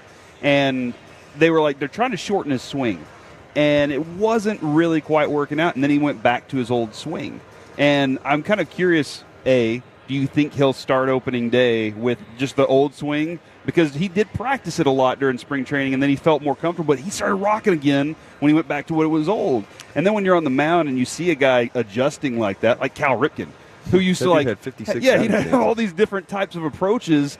Does it kind of, do you have a look on, I know exactly what he's trying to do here, I'm gonna beat it? Or how's that work for you? So for the first question, with hitters, they are constantly changing things, and sometimes when you are changing something, you feel something that takes you back to getting your timing right with the old swing. So with Adolis, I would say he's definitely going to swing the old way. He's going to stick to that, and it's going to work for him. He's going to be fine. To me, I think he's a guy that's going to have a really big year. He's going to definitely make his name known again, get him out there. Not saying he disappeared, but the big thing is to constantly changing swings. As a pitcher, you evaluate those guys. You're watching what they're doing. For me, I was always watching your hands. Where do you stand in the box? What are you thinking, or what are you swinging at in certain counts, certain situations? So there's a lot of detail that I pay attention to. But with the hitter, I'm looking more at where you stand. And when I watch your swing on video, I'm looking at how far you go out, how far you stay in. Do you like it inside? Do you like it more away? You're looking at all those. And to me, with Adolis, they're trying to shorten up his swing, but at the same time, you want to keep that same power. Yes. That's the thing. Sometimes when you do shorten up, you might not have as much power. But and when he's fully extended, it's like you've seen it many times. He's got some pop. And the thing is, he is a strong dude, so he's going to definitely still have the pop, even when he has a shorter swing. Yeah. So, Kevin, that was kind of what I was really interested in. And watch that today, Tolos, when you're out there. As y'all are coming in the stadium, when you're checking it out, what's going on? I got an update for you about the stadium. So the doors here open at noon. Also opening at noon will be the roof. The process begins at noon for the roof to open. If you're on your way, we're out here in center field broadcasting. Derek Holland has to go. He has important coaching things to do. I got to go coach. I got to get my kids right. Coming up next. We love you, buddy. I love you guys. We upgrade him as we will discuss all things Rangers with broadcaster extraordinaire Matt Hicks. Okay, bye. Bye. Bye. The North Texas Baseball Show.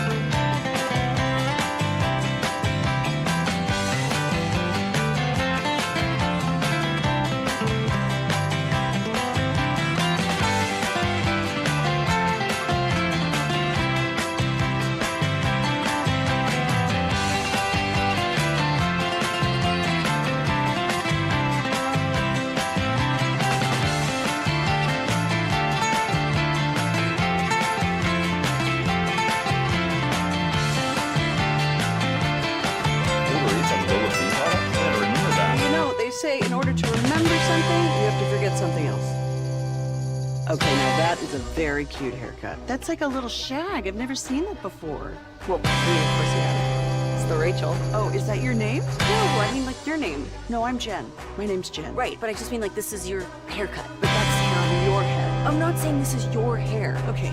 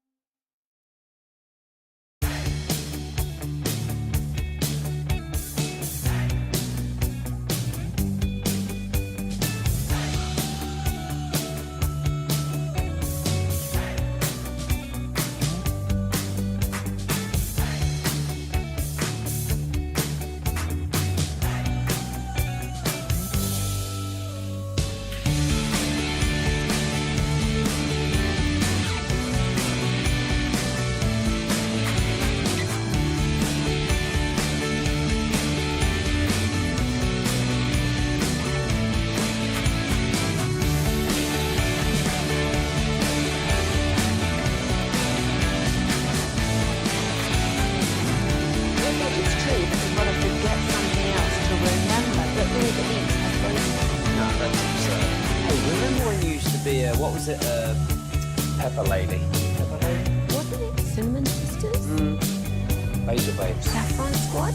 Nutmeg Maidens? Paprika? No. Nutmeg Maidens. I just said that.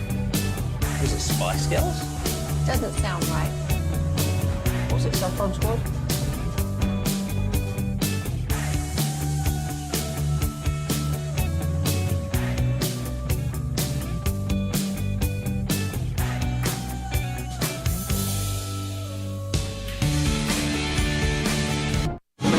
Driven by our our D&M Leasing Studios. It's the KNC Masterpiece on 105.3 The Fan. Let it go. Gonna keep going. I hope you guys can hear this. That music right there I love it. is the sound, ladies and gentlemen, of the roof opening here at Globe Life Field. You got me, Kevin Hagelin, Corey Majors, the famous Sorry, I'm not paying Alec attention Medford anymore. back at the studio, and with us now with an entrance music bestowing his greatness. It is broadcaster extraordinaire Matt Hicks. Good afternoon, sir. Good afternoon, guys. Yeah, this is kind of cool. Right as the gates are opening, we've got the roof opening. That was a very late decision, it's my understanding, but love it here at Globe Life Field when the roof is open, and that's going to add to the excitement and the festivities of opening day. And you said it, opening day, like you said. It's always great when the roof is open, but it would almost feel like if it's not raining or 100 degrees or freezing cold, it just feels wrong to not have the roof open on opening day. I agree with you. Yeah. I think it's just so much better. You know, for us, the visibility is much better with the roof open. There's, the natural sunlight coming in here, and it just, it feels like opening day should feel. Yeah. Yeah. We just saw this little note from I think it was Kennedy Landry, that Josh Young dropped off a bunch of items for every teammate in the clubhouse today, a bunch of little things, and he wanted to inspire them. He just wanted the team to be inspired by this. How important is he to this club and like the energy and the leadership of what they have? I think it's very important for him to be involved on a daily basis. One of the things that was so difficult last year after he got injured in the fourth game of the season, fifth game, whatever that was that he ended up being away from the team for quite some time, having to, have the surgery and all the rehab and whatnot. And being there on a daily basis and being there for your teammates is a big part of a club's overall success. And, Josh is emerging as a team leader. I don't think there's any question about it. So, for him to have a healthy and productive 2025, I think, is a big part of the key to this team's success this season. And you were just kind of talking about this, and I hope this doesn't feel like a retread. I was just hoping for a little bit more here. I mean this, I love Josh Young. We all do. Can you be a team leader if you're not on the field? That's really hard to do, right? It is, yeah. It is super hard to do. You can be a rah-rah guy. Yeah. And we saw that, like, for example, when we had Max Scherzer and Max wasn't pitching and how much of a rah-rah guy he was, or from like an Austin Hedges who got to maybe have 2 at-bats a week and really wasn't on the field all that much, but he was a great cheerleader. But when it's one thing to be a cheerleader, it's another thing to be sort of the force and soul of the club. And I think you've got to be on the field in order to be that. And I definitely agree with you about the potential. I think we all feel that way. I was just curious about that, like how tough you're like, hey, I wish I could be out there. And you're like, okay, that's great. Yeah, exactly. Yeah. Matt, I've been asking everybody throughout the day this question. When you were a kid and you were looking at opening day, who were you trying to be? Who did you want to be when you were growing up? Well, once I started, Scully. Once I know, well, you're doing a fine job at that. Once I started realizing certain players and whatnot, I grew up in the suburbs of Washington D.C., so I rooted for the Washington Senators, the team that came here to become the Rangers in 1972, which is kind of cool in and of itself. It is kind of cool, but I think all of us, when we got out, there was behind my house. There was an open field along a creek, and we go out and play either softball or baseball out there, and we all wanted to be Frank Howard. Oh, yes. Everybody wanted to be Hondo and to just, hit the ball a long way. And so, I mean, that's who I grew up kind of wanting to be. But realization hits hard when you play youth baseball, right? And you realize that I can't get out of the way of this guy that's throwing the ball into my back. I got hit by pitches. That's how I got on base more than just about any other way. And I never hit a home run in youth baseball. I came close. I did hit one ball over the fence. It's 200 feet all the way around. And I once hit one over the fence that was down the left field line and foul by just a couple of feet. Cleared the fence by a few feet. I was excited. I thought I had hit a home run. Were you shrimp skiing it or Penske bowling this it is right this is way before those guys. Oh yeah, guys. that's true. I'm sorry. So, we wore wool uniforms, my man. Wow. So anyway, I'm starting to get to first base. I'm hoping that it's fair. They say foul. I'm so disappointed. I'm like, oh my gosh, that was so close to a home run, and then ended up striking out. Oh man, it happens though. So, and now you know the rest of the story. Paul Harvey. Yeah, that feeling though of a home run is coming off your back. Good feeling. It is a good feeling. A lot of times you don't even feel it. You don't. Usually when you hit the ball really well, get it with the right launch angle, you hit the sweet spot and whatnot, and the ball just jumps, and you don't feel it. As opposed to those times when a guy is throwing, and I've actually had the opportunity to take a swing at a major leaguer's sinker. Now, not when he was in the major leagues, right? But a guy that I worked with when I was in El Paso and Corpus Christi, Ken Schramm, who pitched in the big leagues in the 80s. He was a sinker slider guy. Every now and then, like when we were in El Paso, we'd go out to the field and just kind of mess around a little bit. And he'd throw me a sinker, and I would just, my arms, I'd make solid contact and my arms were like rattling. I think I need to go to the emergency room right now. Yeah. People who ask like why or if you would use batting gloves have not experienced that ever before. Exactly. Yeah. Which is amazing why a guy like Vlad spent his whole career going, nah, I'm good without them. Yeah. I'll just rub them together and just go hit a baseball. So a lot of these guys have such incredible strength, not just in their upper arms, but in their forearms, in their wrist, in their hands. I once had the opportunity to meet Harmon Killebrew many years ago. Cool. This was back in the mid-'90s, and I actually had him on the pregame show once when I was in the minor leagues, and he actually, up close and personal, looked like Popeye. Like his forearms were like actually bigger than his biceps. Yeah. How's that possible? Yeah. But this was a guy, he was a small guy. He was like 5'9", and he was a home run hitter.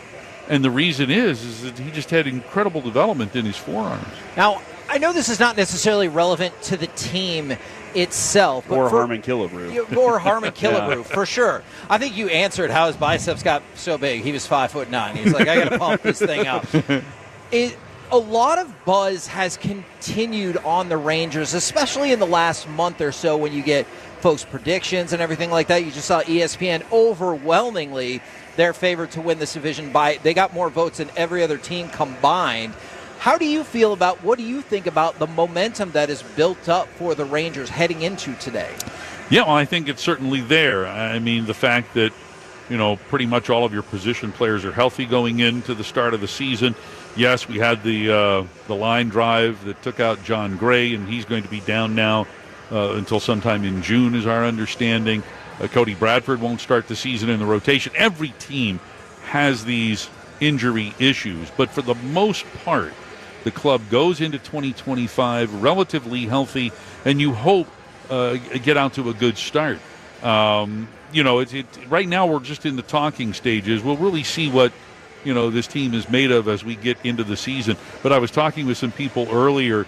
We all put. Here we're focused on opening day, and rightly so. For sure. And whether you win or lose on opening day, it doesn't really matter. I'll go back to the 2013 season when the Rangers opened up in Houston and were significantly better than Houston and lost that nationally televised game. Well, that was one of 2 losses in 19 games against the Astros that year. Rangers went 17-2 against Houston that season. How you begin can be important, but it doesn't necessarily indicate what you're going to do for the rest of the season. Another case in point, the 2010 season, I believe, the Rangers got off to a 5-9 start. Though they did win that first game. They did. All 3 times they've been to the World Series, they won game 1. 2010, 2011, 2023, the Rangers won opening day, and they went on to play in the World Series. I get your point, though. And in 2011, they beat Boston to open the season.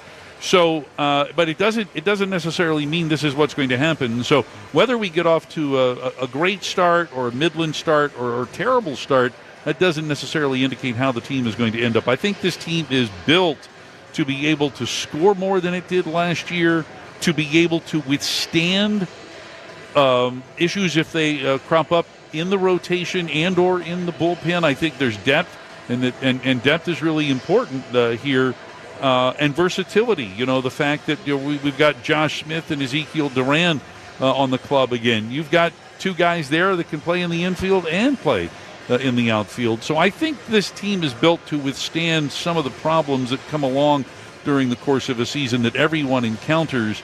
And I think that the Rangers will be able to weather those storms better than they were able to last year. If I'm going to go, I'm a fan first, then a broadcaster. I am very excited. You mentioned them about seeing Rocker and Leiter. And when we talked with Chris Young earlier, I guess I've just kind of been under the assumption that, hey, they can pitch as well as they want, but once Patrick Corbin is ramped up, he's going to go into the rotation.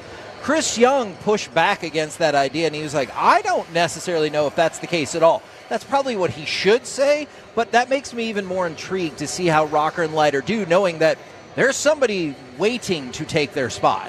One of the things that you get from interacting with Chris Young, members of the coaching staff, players, is that competition is always going to be there, regardless of what your status is. Yeah. Now, some people have a status, based upon their contract that you're not going to be talking about those guys.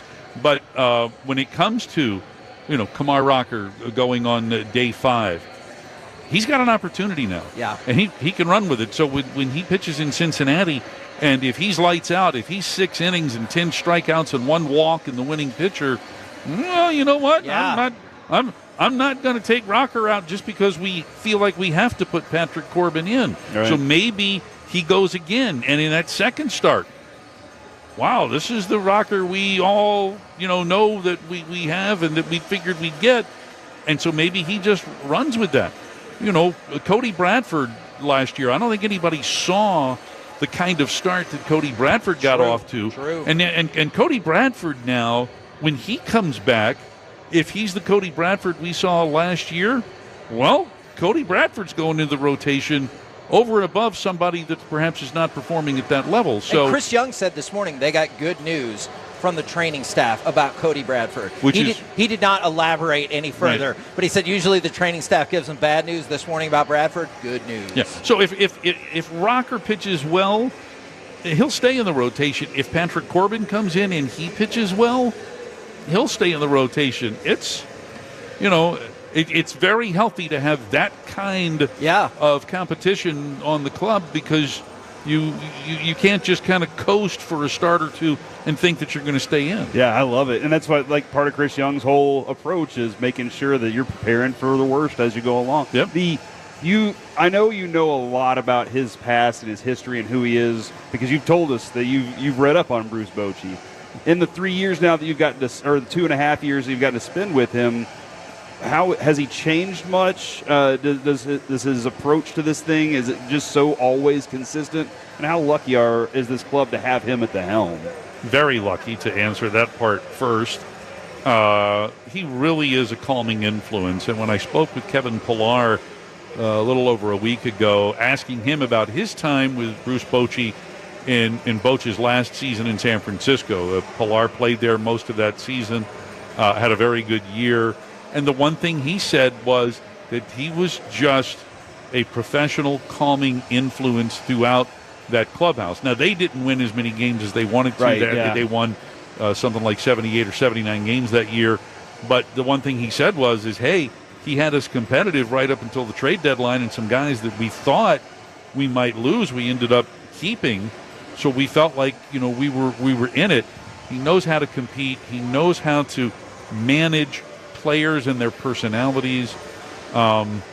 And you're right. We're just so fortunate to have him. And the other thing about Boch, everybody, you take a look at a guy that's been managing for as long as he has, and his age, and you go old school manager. Well, to a certain extent he is, but he's also the kind of guy who listens and is willing to incorporate information into his decision-making process. And so I think that's another aspect of Bochy that makes us very fortunate. And by the way, somebody turned on the wind turbine. What's going on here today? They really did. By the way, can I just get you to settle an argument? No team in Major League Baseball is ever going to go 162-0, right? Okay, good. Because I keep getting this nonsense from people like, it's going to happen. If you don't win today, you can't go 162-0. That's a fact. Shut it down, Matt. Forget about it. The Los Angeles Dodgers might win 120 games this year. You know what that means? They're going to lose 42. Unless they win 162. They're not winning 162.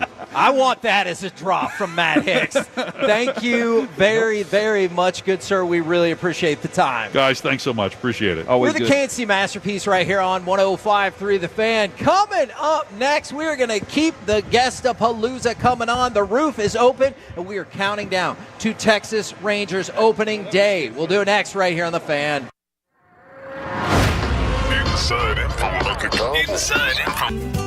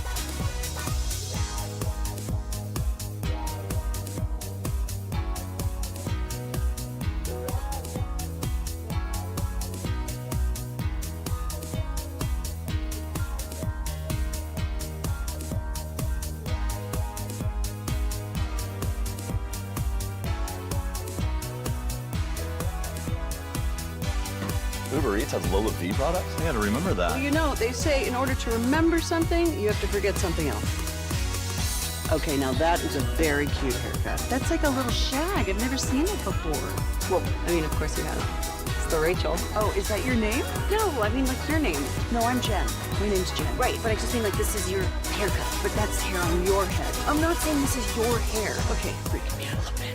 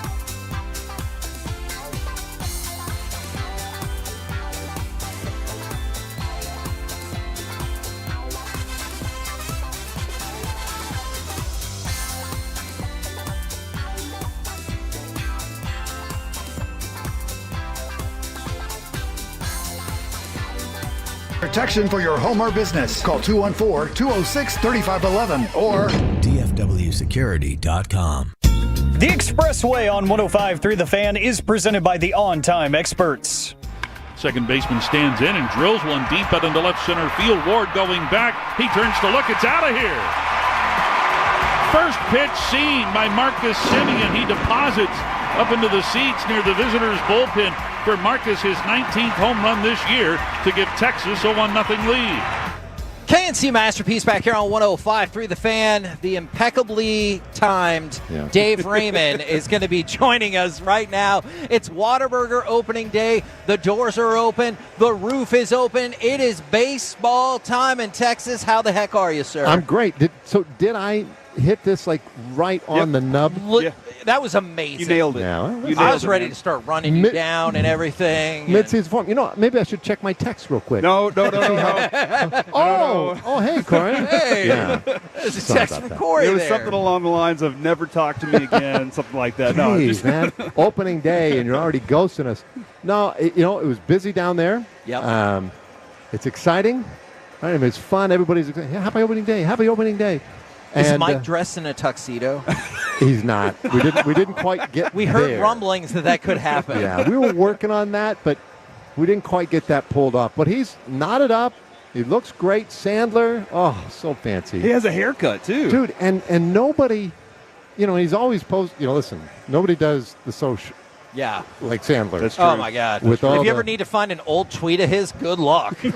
with all the, tailors who have given him this or people have set him up with that. So he's got some sweet suit that's basically Rangers themed, lined with this cool stuff. I mean, he's all decked out. So I it's just gonna got a be great. Whataburger jersey. You guys went straight Whataburger. Yeah, appreciate that. Absolutely. Yep. Got to please the sponsors. You know how it You're goes, never right? going to lose. You're never going to. You will go 162 and 0. All right. I'm telling you. Nobody's going 162 and 0. With Whataburger, you are. Yes, exactly. I guarantee you. Okay, Yes. that's a fair point. I will gone concede wrong? that. Not a single Have time. you ever gone wrong at Whataburger? Not one time. Look. After 11 o'clock, I get the taquitos. Before that, I'm just getting the bacon cheeseburger, making man. sure we're getting the. I love the fries. Once they got their app going, that helped out because you like the app business? Because if there's more than 3 cars in line, I was like, maybe I need to go. Okay. But now that they got the app rocking and rolling, I feel much better doing great. about that. No, they absolutely are doing great. So it's day one, and I know this game counts the same as all the other games. But when you hear calf, when you see cigarette DH, you understand, because I'm part of the fan base. I'm sure you are as well. Yes. You understand the concern when you hear that. Yeah. Right? Absolutely. I heard you guys talking to CY about that this morning. There's no doubt. In fact, even in the exhibition games, when they were still assuring us, well, it's no big deal. Yeah. He'll be fine on opening day. I thought, well, I hope so, but I don't feel good about that. So it bothered me, but I literally just before coming up here, because I knew you two would ask, and let's face it, I'm here for you guys. Yes, you are. I know. I saw Boach, and I asked him, and he said we felt like we had to DH him today because we really need him out there tomorrow. There we go. Okay. If it's just 80%, whatever, just got to get him out there. I'm just trying to win this game today. Get this one today. So it sounds like he'll be in there tomorrow. Okay. And I was out here yesterday, and he took the live BP, and he was hitting tanks, which he hates, by the way. Corey hates wasting bullets in batting practice. I could see that. Yeah. Honestly, I really could. It makes him nuts. But anyway, he looked great, and they said afterwards, they're like, he felt great. It doesn't bother him at all hitting. It's not a problem. They just want to be careful with that quick burst movement. It's short, that kind of stuff. Ian Kinsler kind of touched on this a few minutes ago, and I thought it was really interesting because in 23, if you didn't score in the first 4 innings, you were like, it's on its way. Like at some point, there's going to be a flurry of runs by this team. And that was exciting because you knew you were always in a game. You knew you always had that chance, and the pitching's keeping you there. Jordan Montgomery, Evaldi doing their thing. With this group, as you've kind of been watching them in spring training, are you going, oh, yeah, this club's able to do that again? To me, and you hate to get too far ahead on these things, I feel like this team offensively is going to be more dynamic and stronger than that 23 team. And that 23 team was crazy. They led in almost every offensive category in the American League. 880 runs. Yeah. But I look at this team, and I think if these pieces stay healthy, if these guys stay healthy, generally speaking, they're going to do a lot of damage because there's just no weakness. There's no hole. Josh Smith's in the lineup today, right? Batting ninth. Yeah. The Silver Slugger last year. But he got in the lineup today. Yeah. But barely. Yeah. Right? Yeah. I mean, it's just guys like Jake Berger and Peterson and these guys. There's so much thump. So for the bullpen, it's always tough because, if they did poorly in spring training, then I'd be like, oh, our bullpen's in rough shape. And they did great, especially in the leverage spots, but you have to always say it is spring training. I have to admit, I feel a little bit more optimistic about especially the leverage parts of the bullpen than perhaps I did before they got to Arizona. Well, let's face it, we haven't talked about it very much, right? Yes. Before spring training started, that was the issue. They don't have a closer. They don't have a closer. Who's going to close? Yeah. And that's all we could think about. Then spring training comes. We didn't talk about it at all. Yeah. Now, that's good, and I'm with you. They did do really well down there. And for all those times where I temper people's excitement or disappointment about players saying, don't pay attention to the spring training numbers. They don't matter.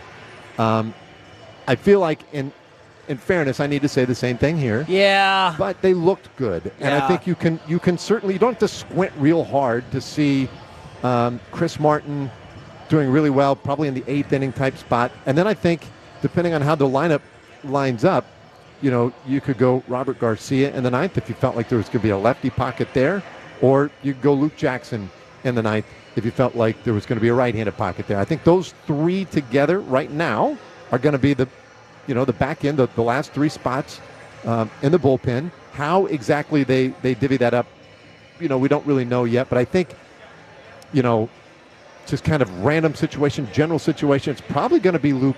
I was going to ask if you felt like he had theoretically emerged. I know it's situationally dependent, but all things being equal, it felt like maybe he had emerged. I kind of feel like that too. And whether it's him emerging or just Bochy showing his tendencies, however you want to look at it, I get the sense that they like that. And I will say too, I think I only saw him pitch in one A game while we were down there. But man, it is interesting because the pitch clock, okay, we've upped the tempo a little bit. Nothing like this. This is almost just unbridled aggression. He gets that ball back, and he is coming at you again. I like it. Those hitters have no time to think. So I like it, and he's got this bravado or this confidence about him too. So he just comes right at you. It's certainly, at the very least, it's been fun to watch. We'll see how it plays out. I know it's a new kind of model that y'all are working with a little bit this year from this side, and opening day in particular for you. How is it different than 161? How is that unique and different? But also, what do y'all have some special things planned on that side? Yeah. So I mean, the biggest difference I think there'll be a couple things, right, in the game broadcast, and that's why I frankly concern myself mostly, right? How's the game going to be presented? Well, in a lot of ways it will look and feel the same, but there's a you'll see in the picture quality, you'll see in the graphics, and just the way we present little things, it's going to be a lot cleaner. You're going to get much more of the game, I think, and I think from a production standpoint, this starts getting into the weeds a little bit for fans. I think our intent is to cover the game, right? Let's get fans here in the stadium with us to feel the game. And I think that's kind of our goal, as opposed to, let's say, a lot of stats and storyline stuff. That stuff comes out. It emerges all the time. But I feel like, and I might be speaking out of turn, I certainly know this is my goal, is that every game broadcast would be about the game that day. So I think you'll see some of that stuff. Then the pre and post game stuff. Now we got Jared hosting every day. We're going to include radio and TV people on that. So I think we just feel like the nice part about that is that it's a blank slate. Just do what you guys want.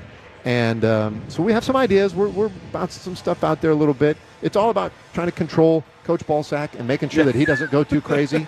Good luck with that. And that's our primary goal. Yeah. Keep him reined in. Yeah. And then the rest of us can just sort of support it. So, and shameless plug alert, obviously, you can hear those pre and post right here on 105 through the Fan. One of the things that I think is really cool, I've been looking around the stadium already, and Corey had asked this, I think a couple of days ago.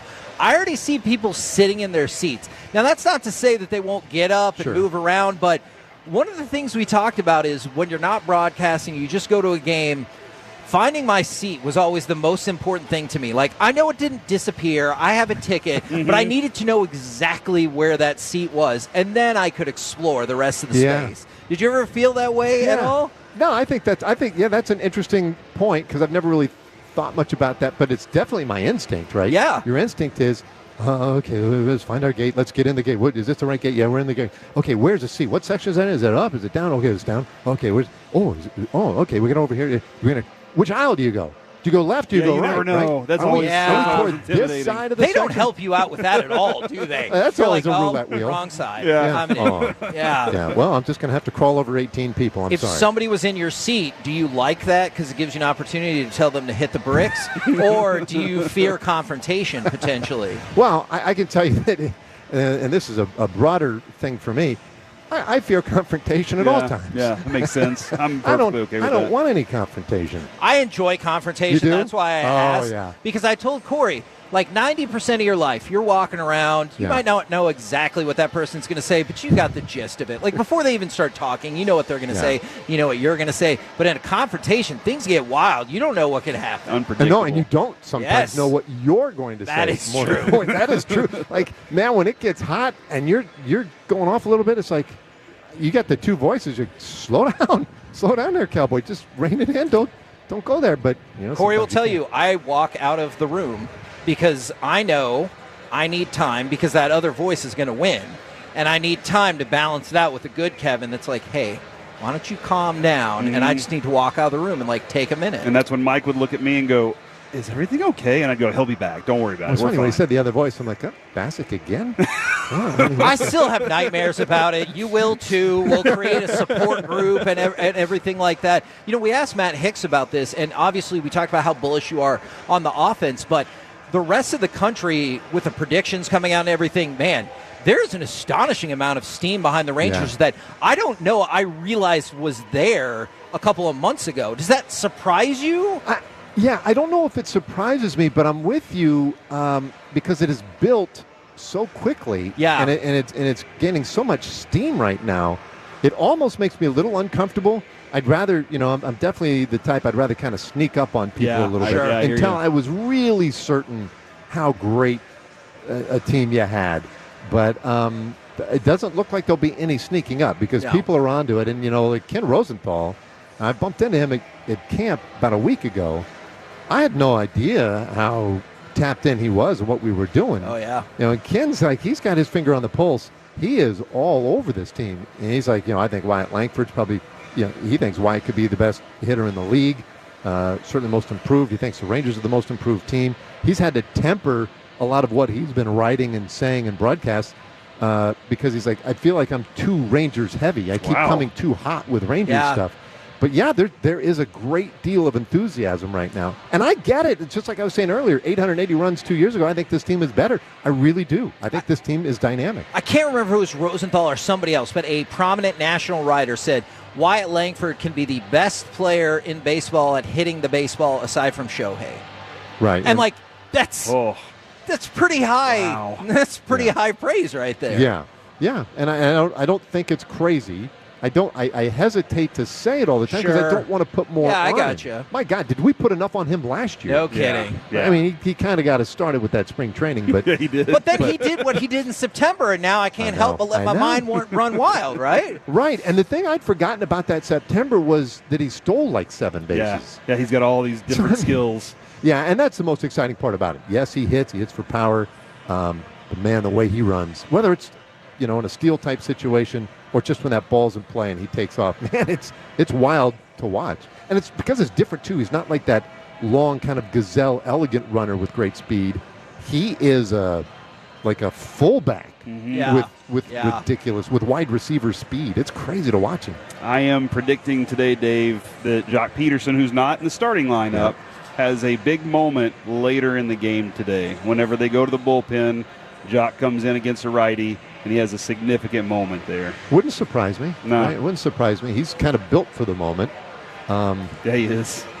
And he's as chill as they get. He really is. We saw him in his winter cap dancing around at spring training and stuff. So I keep wondering, when am I going to see some butterflies or, whatever? No. And today he's got the hat 3/4 cocked off to the side. It's his style. No Sandy socks going. Just blue, Grover socks pushed down. I'm like, okay, well, he's, he knows what he's doing.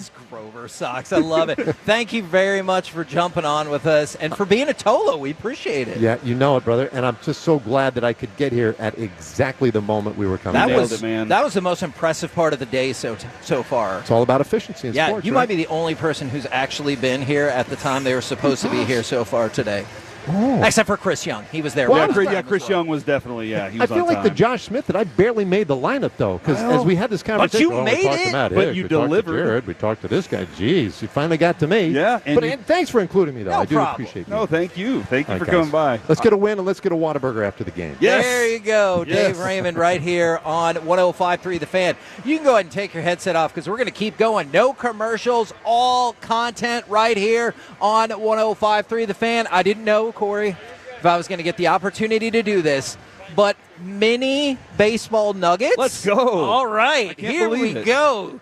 We're just flying by the seat of our pants today. All right, Dave Roberts. So Dave Roberts had hinted that maybe May would be the spot where Shohei Ohtani would be back on the mound. And he said, hey, we're being careful.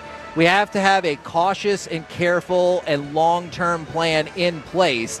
And he goes, the most important thing is having Shohei not only in May, not only now, but through the end of the season, including October. So if he doesn't pitch now, you hear it right there. They're gearing up for him to potentially pitch, obviously, in October as well. Okay, then that's what it's all about. Dave As Raymond if they needed more. Dave Raymond just texted me back, though, so I appreciate that. Yeah, he's Thank like, you. I'm on my way. Thanks a lot, Corey. All right, let's talk about another Corey. Corey Seager. I have over-under predictions for his stat line this year. 33 home runs. Ooh, take the over. He's at 28.5. I'm taking the over. How many RBIs? 101. 82.5. That feels low. Interesting. It does. It does, but if he's driving line drives and singles, like he's not, they don't want him to run to second base, right? Like they want him to get to first base. They don't want him going to second, like pushing it too hard. So he might be that dude that just drives really good singles and clears Marcus Semien, but then he's on base for the guys like Wyatt Langford and Adolis Garcia to knock him in. You're feeling bullish on Seager batting average. I think his batting average, he's going to hit 301. Wow, 280. Okay, all right. And then only 130.5 hits. So if you're feeling bullish on Corey Seager, go, go, go. Right now, oh my God, he got a haircut. His suit is on frickin' point. It is Rangers broadcaster and knower of all things baseball, Jared Sandler. Good afternoon. Happy opening day. What's up, guys? Happy opening day. Your suit is fantastic. Yeah, dude, you look sharp. I love these shoes, too, man. Oh, my. Can you show out that off for the camera again? Oh, is this the, let me get the what's on the World Series homage. Wow. Yeah, let's win another one this year. You have World Series shoes on. World Series shoes. I got my dog on my socks. Cute. Underwear. Just regular. Who says I'm wearing any? There you go. I'm not. Yeah. All right. Hopefully I've been down and get a little bit. Yeah, you never know. Probably will. You said let's go win another one. And that is the beauty for so many fan bases, even the White Sox, maybe not the White Sox today, that it's a new start. It's a fresh start. Can you just talk about that aspect of opening day? Because the games all count the same. The game tomorrow and the next day, it'll be the exact same in the win-loss column. But this day is obviously special for the players, for the fans, for us. Yeah, and no matter how much you know that that's not the case, like when you win the first game, it feels like 162-0. Here we come. And if you lose the first game, it's like, oh my gosh, everything we thought about this season, it's over. Yeah, it's done. And maybe you don't hit well the first. Can they hit? I mean, is their lineup toast? Maybe they're just not good. This guy went 0 for 4. So, you'll like a segment we're going to do tomorrow. Your complete overreactions, positive and negative, to the Rangers opening day. And I know you're laughing when you guys say that because that was a source of a lot of fights on the post game for years. But as a fan, I'm the same way, right? Yeah. I want to see everyone get a hit, and so now I will tell you guys, I do think that first of all, the American League, somewhat indisputably, is wide open. When you look at the projections, there's not one clear-cut favorite like the Dodgers are in the National League. And even behind the Dodgers, sorry to jump in there, the Braves, the Phillies, people Mets, seem like really robust 100%. On the National League. I think, for my money, the AL East could be won by, I don't think Toronto, but I think you could make a really strong case for 4 of the teams, and it wouldn't be the biggest shock in the world if Toronto did win. They've got good pitching, really good defense. They do some of the little things well. You might ask 10 people and get, 2 people saying each of the 5 teams. My vote goes to the Red Sox. I think that the Red Sox are the best team in the AL East, and I think that arguably they're the best team in the American League other than the Rangers, right? I think these are the 2 best teams in the American League. Okay. Now, it might not play out that way because we thought this, this time last year, but I think it's a really fun series to start the season. I'm kind of curious because we left before he's turned it back on, but Adolis, what is your expectation from him? Because I know he changed it up a little bit, and then it seemed like he changed it back to his original swing. What do you like? What did you see while we were gone that goes, oh, he might be back? Yeah, he was. It was like meeting in the middle, right? So he made these changes.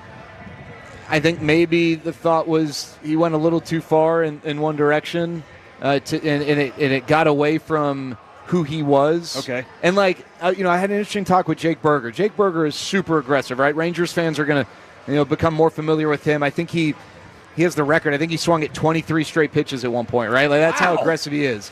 And we were talking about that, and he said, like, at the end of the day, yeah, there are people who might watch me and say, I wish he walked more or whatever. And he probably could try and walk more, but that would take him away from who he is and what he is. Now, can you rein in the aggression when it crosses a line? Yes. Can Adolis go back to 2023 where, yeah, he's still chased at around league average rate, but, it wasn't like he was the most disciplined? Sure. But you don't want to get away from who he is. And I think some of the swing changes, it was more something you would see from a guy who's going to bat eighth and, maybe spray the ball the other way. Yes. So he kind of met in the middle from what he had been versus what he was adjusting to, and it looked good in spring. Now, who knows what it's going to be like once the season starts. But I think the biggest thing for Adolis is he's healthy. The right knee is healthy, and I think that is huge for him. Jared just predicted 4 home runs today. 4 home runs. I like it. In the first 4 innings. Yeah. So maybe the first. Who knows what happens after that? Boston's screwed. Yeah. So you just kind of sort of answered my next question when you said it's spring, so who knows? I have to admit, I have fallen into the trap of feeling more confident about our bullpen because of spring training, especially 7, 8, and 9. Is that a fool's errand to feel that way? Yeah, so on Monday, Luke Jackson came out for the 9th inning, and my guess is that was not by mistake. He is going to be the first. He's going to be the first guy to get a shot at being the 9th inning guy. But he came out to a remix of "Like a Prayer" by Madonna. Awesome. And at that point, I was in. Yeah. Okay. I mean, it was actually pretty sweet. To me, I don't think he's going to give up a hit all year. So let's just. Why do we even need to play 9 innings when the Rangers? He's going to take you there. He's going to take you there. Yeah. I left out another part of the lyric that probably would have been less friendly for the radio. But no, I think this bullpen is going to be good. It might take a little bit to figure out who fits best where, right? And I think the key is, even in 23, the Rangers did not have a good bullpen in 23. Yeah. The bullpen was shrunk significantly in the playoffs, and they made it work. But as they were trying to figure things out in the regular season, they'd call up this guy. Didn't work. Call up this guy. Nope, couldn't do it. Call up that guy. Like, they couldn't turn anywhere beyond the 8 guys they had active, and those guys really weren't, other than a couple, getting it done. Yeah. I think you can look at 6 to 8 guys who aren't on the Major League roster right now, and not all of them are going to be studs, but guys I'm like, this guy throws 97 with a nasty slider. There's a reason he's not in the big leagues, but, like, I could squint and see it. Or a guy like Robbie Alstrom, who's going to start in Double-A, who by June 1 – could be ready to be getting big league hitters out. They just haven't had the depth beyond the guys on the opening day roster that they can turn to when inevitably some of the guys on the opening day roster who you expect to be a part of it don't pan out. Maybe it's back in the bullpen. Maybe he gets a start here and there. But Chris Young did mention they think Dane Dunning can be one of their best 13 pitchers still. Do you envision a path for him to be back and help this big club this year? There is a path, yes. Okay, right? But that sigh means it's a tough path. I mean, here, and I think Evan Grant did a good job of sharing, where the Rangers are financially, and it's not like they've been unwilling to spend, right? I think we've talked about this. This is a separate conversation than the Athletics, the Rays, the Guardians, teams that don't spend. But because they have spent, and because they've exceeded the luxury tax the last 2 years, they want to stay below it this year. In order to do that, they can't really afford to add a lot of salary. Yeah. And the reality is the reason why Dane Dunning was placed on outright waivers, one, he wasn't pitching well. And you hope somebody pick him up. Yeah. But, if someone picks him up, then they get the $2.5 million of financial relief. So, that's still a reality. That's not going to change. Now, if he starts getting hitters out and they start liking what they're seeing, the Rangers need multi-inning relievers, and he fits that, and he's done it. I mean, heck, the guy's the all-time winningest pitcher in this ballpark. I know it's not a long history, but since the ballpark opened, the most wins, the most innings pitched, the most strikeouts. All that to say, he's got big league experience. You know what he can do, but it is possible he's thrown his last pitch with the Rangers. That is a definite reality that could come true. All right, so I know we only got about 3 minutes here. The pitching matchup, we haven't talked a lot about that today. Evaldi, we love having him on the mound. Crochet's fantastic. I feel like I know it's game one, so they're not in the groove, but I feel like we're going to get a really good pitching matchup for opening day. Well, yeah, and what I really love about it is one of the biggest weaknesses for the Rangers last year offensively, maybe the biggest weakness, was their inability to hit the fastball. And you can make a case no one's got a better fastball in Major League Baseball than Garrett Crochet. Struck more guys out with his fastball than anyone else last year. Some of the other numbers that I could rattle off, but will get lost in people's heads. I mean, they put him up there. Basically no wider of a group than maybe top 5 in terms of just fastball performance. Wow. Well, all right, first game of the year. Marcus Semien, let's see if you can get back to 2023 fastball hitting form. Adolis Garcia, let's see if you can take a step forward. Jake Berger, one of the big reasons you were brought here. You're a really good fastball hitter. Jock Peterson as well. He's not in the starting lineup, but you're gonna get a really tough test right off the bat with Garrett Crochet and with Nathan Eovaldi, making his 5th opening day start in his career. A back-to-back for the Rangers. I mean, he's just a guy you trust, right? You just feel really good that when Daddy's home and it's thundering and lightning outside and you hear some noises around the house, like, hey, Nathan Eovaldi's in the building, you're going to be okay. Let's put that to the test. How much trust do you have? Over-under on his wins this season, 10.5. Strikeouts, 145.5. Well, I love the wins, especially because I think they're going to score a lot of runs, and he's going to pitch, at least 6 innings most nights to get you that win. Yeah. And then the strikeouts is as long as he's healthy, yes. And I think that's the only question is if he can stay healthy. But he is around a strikeout per inning guy. So I think that's what you're asking yourself. Can he give you 145 innings? And if he can, if that's your bet, then I play the over on the strikeout total. All right, go ahead and put in your call for the first one today. Well, new rules, guys. New rules for the home run game. We're no longer like I can't pick who you pick and you can't pick who I pick. But you can only pick a player once a week. So if I pick Corey Seager today, this is a short week, but I can't pick him again until Monday.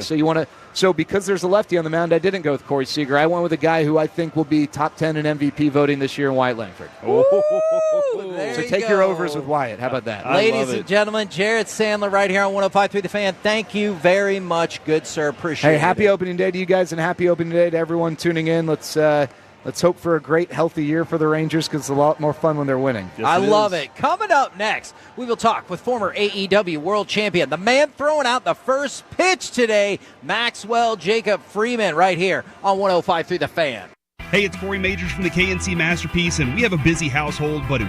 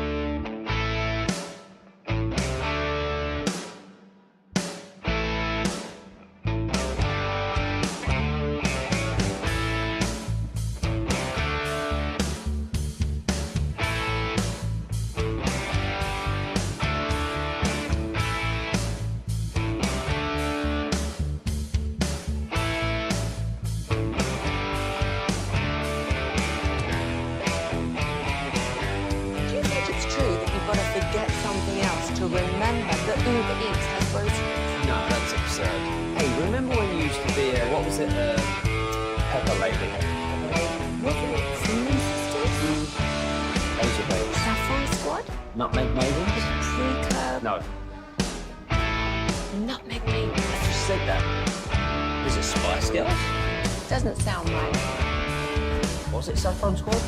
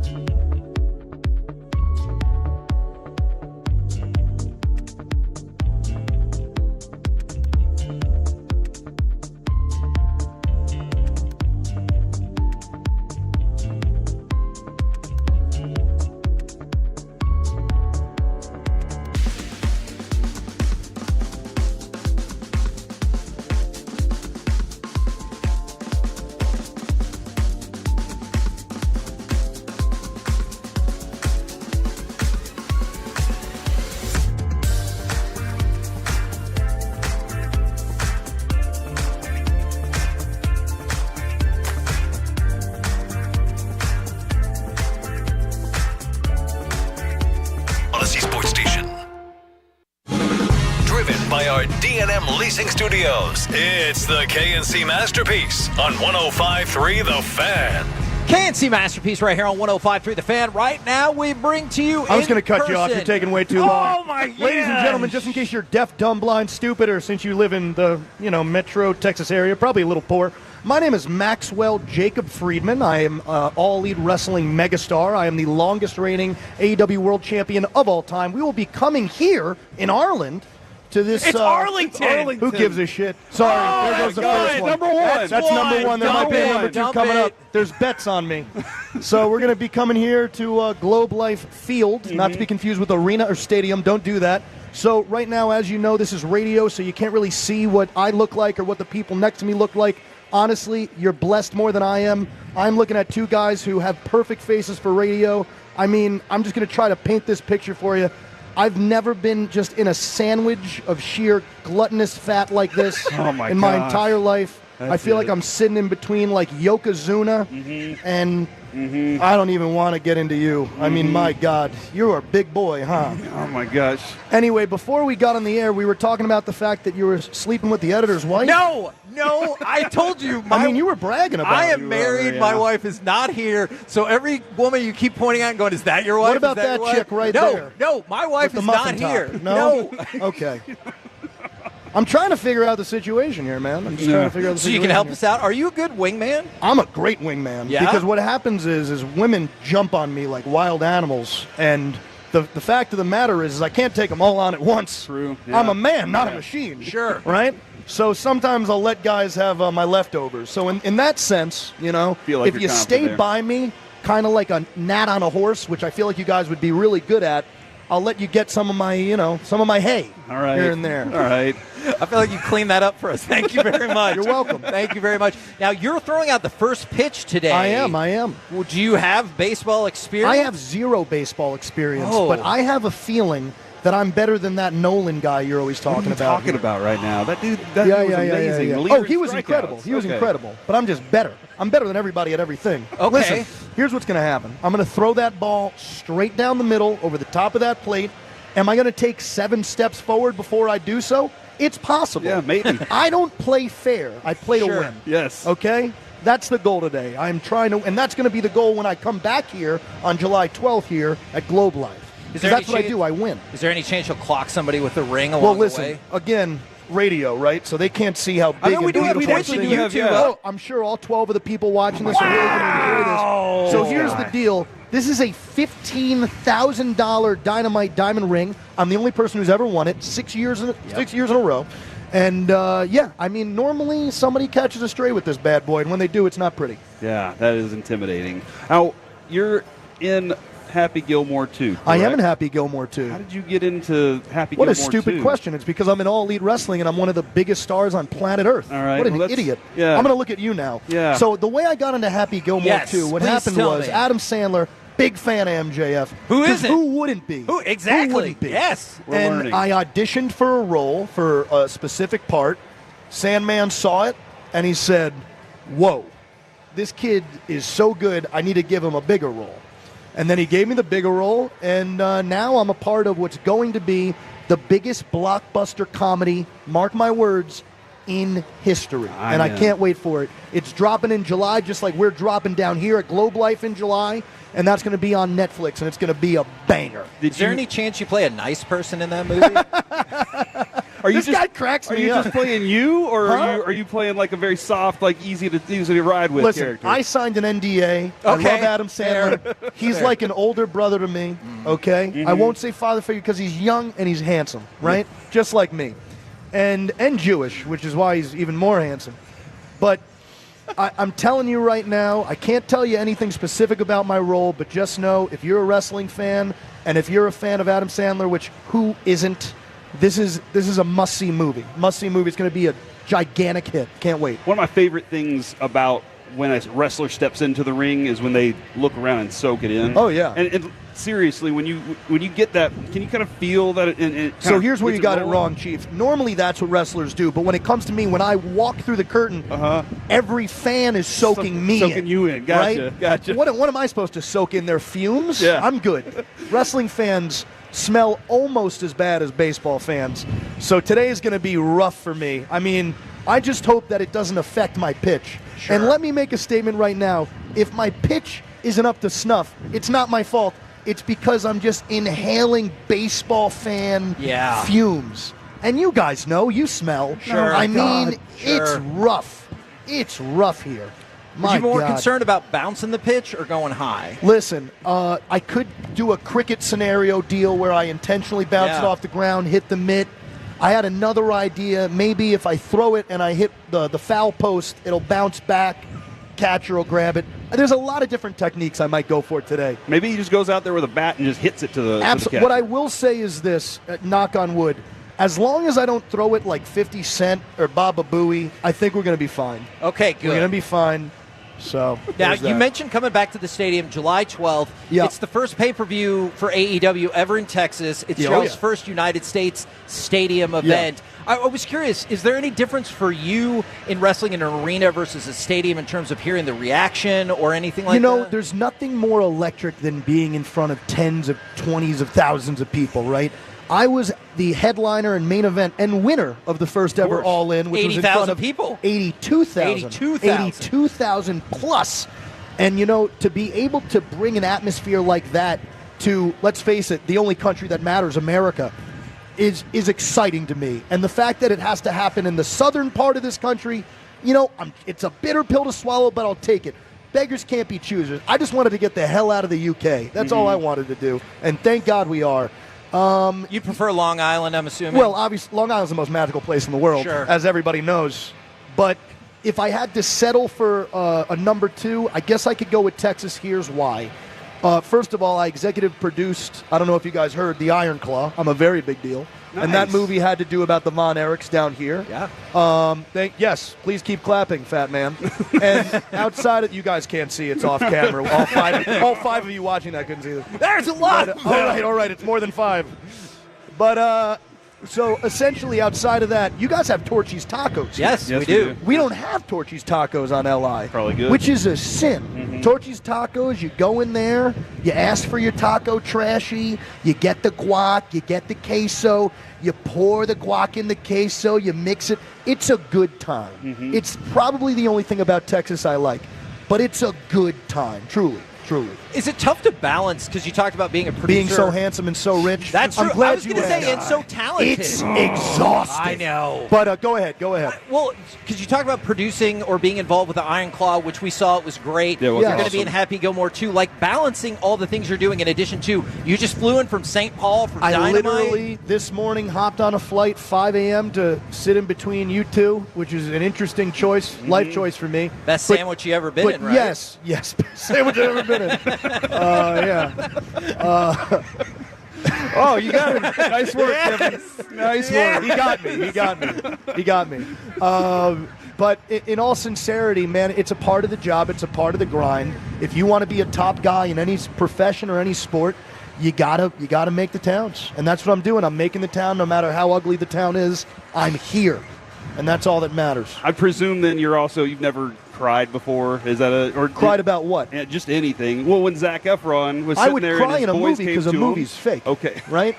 So I'm fine with that. His boys come and but tell I'm not gonna like cry in real life like a dork like you. I mean, man. what do I have to cry about? I'm living my best life. Oh, you watched the movie. You executive produced it. That didn't make you tear up. We'll be your brothers. Come on, that Absolutely was a great not. line. Listen, if they died in front of me, I'd be fine. Do you guys know how much money I make a week? I'm fine. I'm living it up. I got nothing to cry about. Holy cow! Do you want to send a message to MVP and? Well, MVP, Montel's my boy. He was on your side yesterday. Of course he was on my side because Montel knows a generational talent when he sees one. And by the way, Bobby and Shelton, these guys aren't dumb, okay? They've been in this sport for a long time. I'm 29 years old. I've already had a certified first ballot Hall of Fame career. They know how good I am. They're just worried. They think I'm an unsavory person. But if you've learned anything today, I'm a great guy. Seems like Can it, we yeah. all agree on that, Yeah. folks? I'm a great guy. I'm salt of the earth. Everyone's agreeing. You can't see. Everyone's agreeing. And I just think it's going to take a second for them to acclimate to MJF possibly joining the Hurt Syndicate. But look, at the end of the day, it's an advantageous venture for all of us as businessmen. Because think about it. Me with them, it gets me what I already deserve, which is my AEW World Championship back, which, trust me, there is a good possibility that I'm strolling in on July 12th into this very stadium with my Triple B around my waist. We'll see what happens. But it's advantageous for them because, guys, I made AEW, okay? They came into Daddy's company, and Daddy knows how his house is run better than anybody. So if they want to make sure that they keep those tag team championship belts, I'm a good guy to keep around because I know the ins and outs of this place. I know how everybody in my locker room ticks. It's my show. It's my company. Montel gets it. They don't get it quite yet.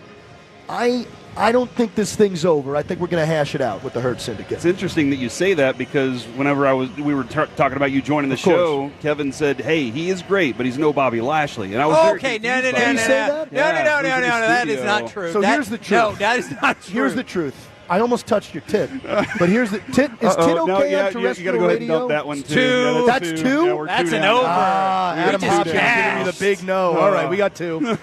Breast. That's fine. Oh, there you fine. go. Yeah, we're good I there. touched the fat man's breast. Oh by my accident. God. But now I got lost from. It's okay. It's all right. He You're has a better great, question better than anyway. Bobby Lashley. I think is a takeaway. I wouldn't necessarily. Well, obviously yes, but I wouldn't say it in a mean way. Right? Bobby Lashley. Let's face it. That's another guy who's had a Hall of Fame run, and he's been in this industry much longer than me. World champion in different companies, different brands. Great guy, tremendous collegiate professional wrestler, amateur wrestler. But they call me the Sprawl God. I don't know if you guys know this. Yeah. Nope. I've never been double-legged. Not even one time. In my entire life, when I was amateur wrestling in high school, didn't get double-legged once. I was undefeated, and my football coach made me stop wrestling because he wanted me to focus on being a middle linebacker. Wow. That's what happened. So I will say this. Bobby Lashley, great guy. He couldn't double-leg me. But he shouldn't be offended about that because nobody can. I'm a Sprawl God. Yeah, that's just what he I'm does. the Sprawl God. It is what it is. Same thing I'm assuming then for Dustin Rhodes because he's talked about he wants to play a big part. I beat that sissy already. Oh I don't know if my you gosh. saw the match. I said sissy. I said sissy. He's fine. With an S. Just two.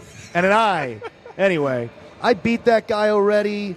And, he put up a great fight. He's a Rhodes. Every Rhodes is a tremendous talent and a great professional wrestler. But at the end of the day, I beat him because that's what I do. When you talk about being trustworthy, probably wouldn't have Cody Rhodes on your list of trustworthy people for you. You know what? Listen, the American roller coaster, he's a great guy. He's doing well. I'm proud of him. I'm doing well. He's proud of me. We're still tight. Love Code Man. But at the end of the day, when I wrestled him in All Elite Wrestling, do you know who won? Cody? Yeah.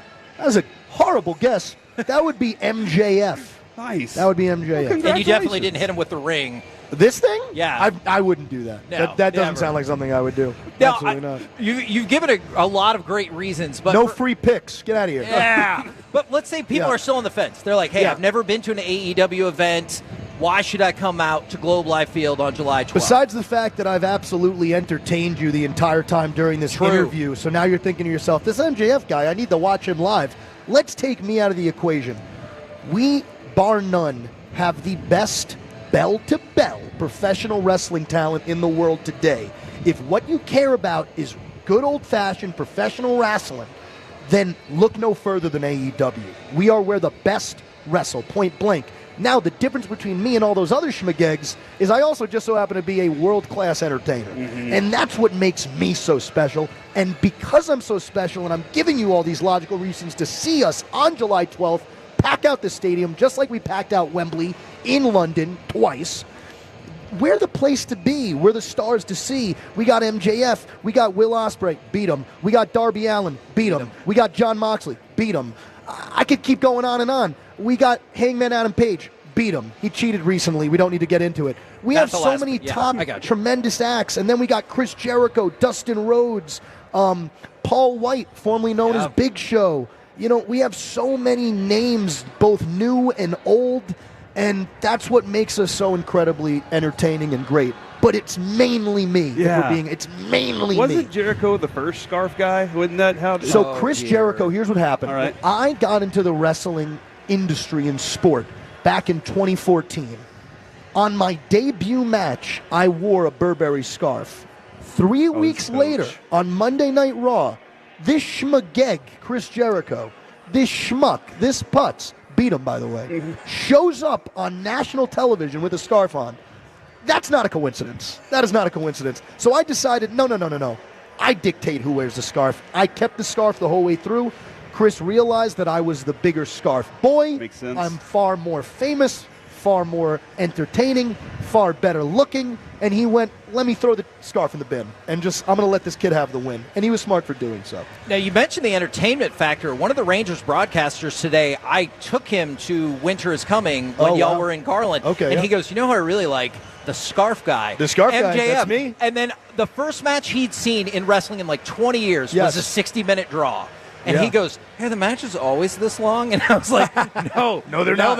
No, they're not whatsoever. It's a feat. What is it like being in a 60-minute match? I have no doubt you're very well conditioned. I've done it twice. Here's the deal. He could do 120 minutes. Much like baseball, and I'll give these guys credit, even though I do think that this sport's definitely fake and fixed.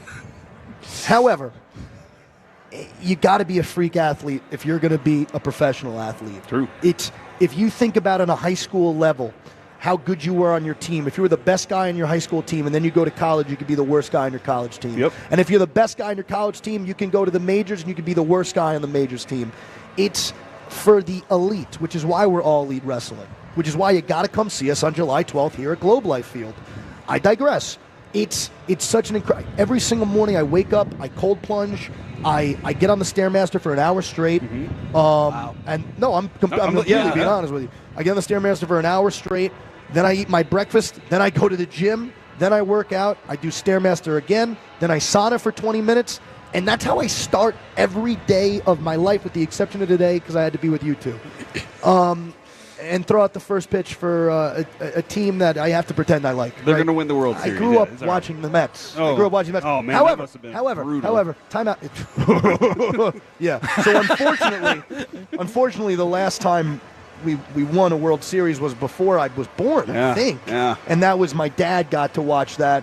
So now he just watches me every year look at him and be like, why did you pick this team?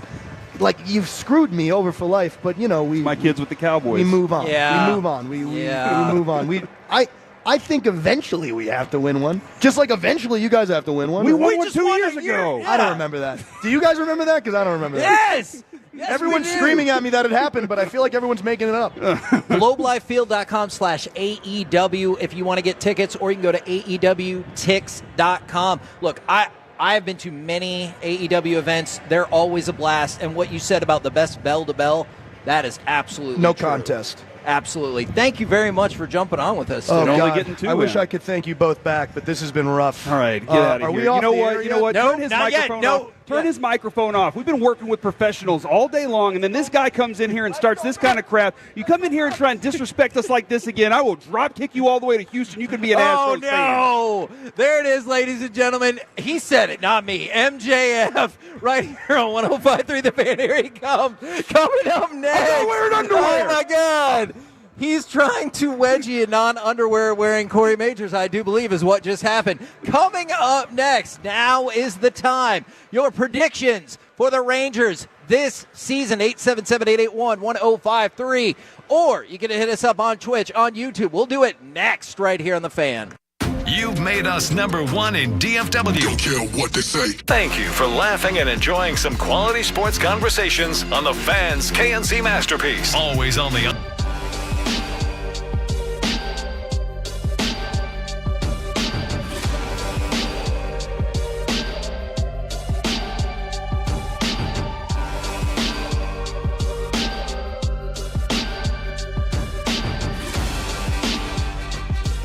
Lola V product? I gotta remember that. Well, they say in order to remember something, you have to forget something else. Okay, now that is a very cute haircut. That's like a little shag. I've never seen it before. Well, of course you have. It's the Rachel. Oh, is that your name? No, like your name. No, I'm Jen. My name's Jen. Right, but I just mean this is your haircut. But that's hair on your head. I'm not saying this is your hair. Okay, freaking me out a little bit.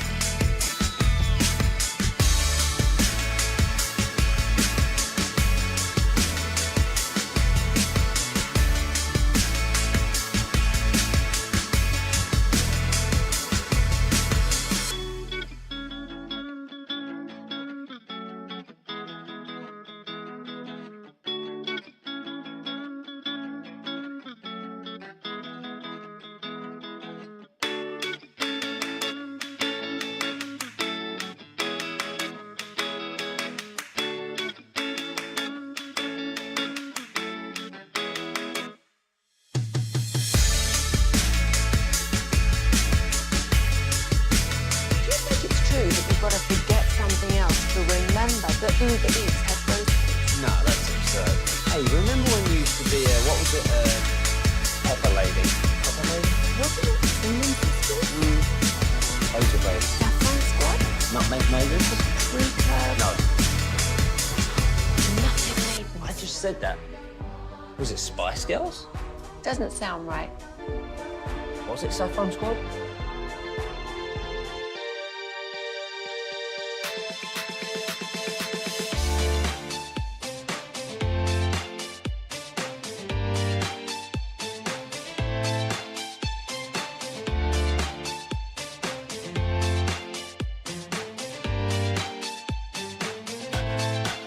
Only at intersections and crosswalks. Wait for the walk signal and look left, right, left before crossing. Be safe. Walk smart. A message from TxDOT. This segment of the KNC Masterpiece is brought to you by the personal injury lawyers Frankel & Frankel. If you've been injured in a car or truck wreck, call Frankel first, 214 or 817-333-3333. With Frankel & Frankel, there's never an out-of-pocket cost. They only get paid when you win. Frankel & Frankel, the go-to car and truck wreck attorneys in Dallas. Right, Jonah standing in on the left side. Hauk comes home, and this pitch is hit high and deep down the right field line. If it's fair, it's out of here. It is gone. Jonah Heim lifts one down the line. It's Heim time here in Arlington, and we're tied at 3. KNC Masterpiece back here on 105.3 The Fan. It is Whataburger opening day. Thank you very much again to MJF. If you want tickets, July 12th, all in Texas, globelifefield.com/AEW, or you can go to AEWTix.com. Right now, we're going to get TIX. We're going to get back into even more Rangers talk. We just talked with the person who's going to be throwing out the first pitch. And I've seen multiple people ask Mixed this. reviews on that guy. What's that? Mixed reviews on that guy. They either really loved him or really hated him. I mean, I really love him, but I can understand how perhaps one would that not. was glorious, man. I enjoyed it. People were asking, and somebody even admitted, hey, look, I'm a procrastinator. How do I watch the Rangers games? Now, shameless plug alert number 2, you can listen to all of them right here for free on 105.3 The Fan.